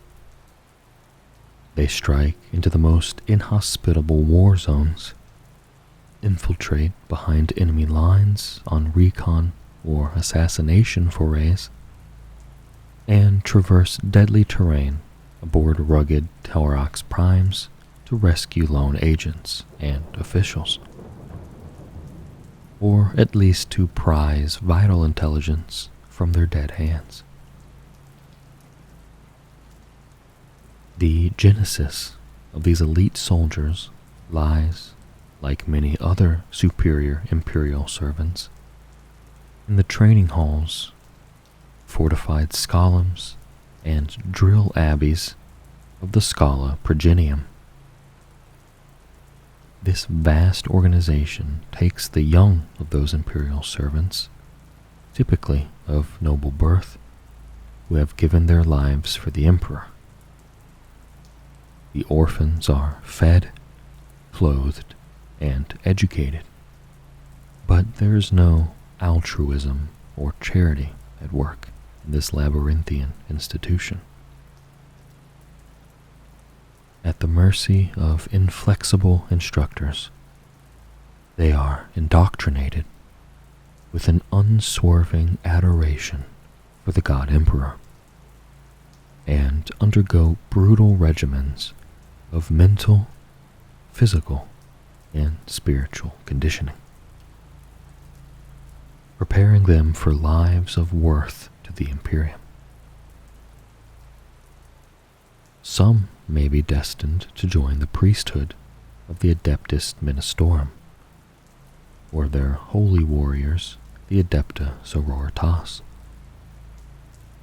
Some may be sponsored for high office within the administratum, or disappear alongside inquisitors, or into the black holds of unnamed and warded warships. Of those who survive the scourges of the Scala Progenium's ferocious drill abbots, many of the most physically superior and iron-willed cadets, known formally as progena, once they have graduated, are inducted into the regiments of the Militarum Tempestus. Loyal to the Emperor above all else, Tempestus scions provide Astra Militarum High Command with a corps of flexible and adaptable warriors, supremely confident in their superiority to orthodox troops. Tempestus scions are used to enact missions that the regular Imperial Guard cannot accomplish, and are therefore outfitted with some of the best weaponry and war gear available to the Astra Militarum. Each soldier is protected by rigid armoplas and reinforced ceramide plates, and though some regiments are known to deploy in parade berets strengthened with a dense flak weave, this full carapace armor typically incorporates all-enclosing omnishield helms fitted with resc mask arrays. Tempestus scions wield a sophisticated range of high-powered weapons that perfectly complement their shock assault role. The standard issue weapon is the hotshot lasgun, fitted with a potent external power cell that allows them to penetrate thicker armor than the mass-produced lasguns used by rank-and-file Imperial Guardsmen. When deployed against armored enemy infantry, Tempestus scions are often equipped with hotshot volley guns. With a more powerful blast and a copious rate of fire, these weapons are perfect for bringing down traitor space marines and large Xenos beasts. The potential of Tempestus scions is channeled through unwavering duty and obedience, regardless of how inhuman their orders may seem. They are trained to carry out commands with a merciless pragmatism. In many engagements, squads of Tempestus scions are attached as a near-autonomous asset to other forces. When larger numbers are required, however, the Militarum Tempestis' own command structure takes to the field to marshal their specialized soldiers. Tempestor Primes are officers who have worked their way up through the ranks of the elite regiment that they now lead. Supported by a command squad of veterans and specialists, and having committed to memory thousands of military doctrines, these hard-bitten officers are able to guide their squads on the ground, processing split-second decisions that can mean the difference between mission success and failure.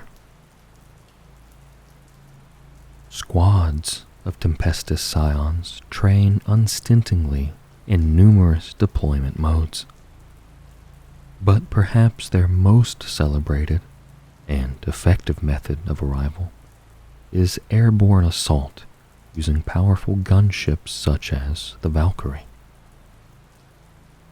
These atmospheric transports and their flight crews are not technically a part of the Astra Militarum, at least not permanently, though some long-standing relationships have granted some forces dispensation to repaint the aircraft in regimental liveries or camouflage schemes. Rather, they are detached from entire wings of such gunships operated by the Aeronautica Imperialis. This branch of the Imperial Navy fulfills all atmospheric combat duties, including air superiority, saturation bombing, tactical ordnance, and orbital transfer. Missions that are often coordinated via an officer of the fleet. Valkyries are ideal for both insertion of soldiers into fire-swept landing zones and last-ditch evacuations of valued command assets. These aircraft are ruggedly engineered to designs that have endured for uncounted years. They have to be, for they must survive dedicated anti-air firepower on their approach, and heavy munitions from ground troops when they use their directional thrusters to slow suddenly, sweeping in as low and graceful as an anti-grav vehicle. Though seen by some generals and Tempestor Primes as purely a means of swift and secure transport, Valkyries are very heavily armed even by the standards of Astra Militarum personnel carriers. A fuselage-mounted las cannon, or rapid-firing multi-laser, gives the aircraft deadly stopping power against other aerial dangers, and fortified defenses at the landing zone. This is often supplemented by wing-mounted Hellstrike missiles or multi-shot rocket pods, while additional crew can fire heavy bolters from side hatches. Entering landing zones that are surrounded by enemies is a dangerous tactic, but one often necessary in order to disembark Imperial Guard squads who have not trained for such aerial deployments. Regiments of the Militarum Tempestis, however, are seasoned specialists in high-altitude disembarkation, hurling themselves from a Valkyrie's open ramps in mid-air, and employing grav chutes to slow their descent. These troops can perform silent infiltrations of mountaintop fastness, daredevil drops into icy or desertified plains, or rapid strikes into dense vegetation or urban sprawl that defies landing. Tempestus Scions have even been known to perform shocking mid-battle insertions in maneuvers that would kill soldiers any less skilled.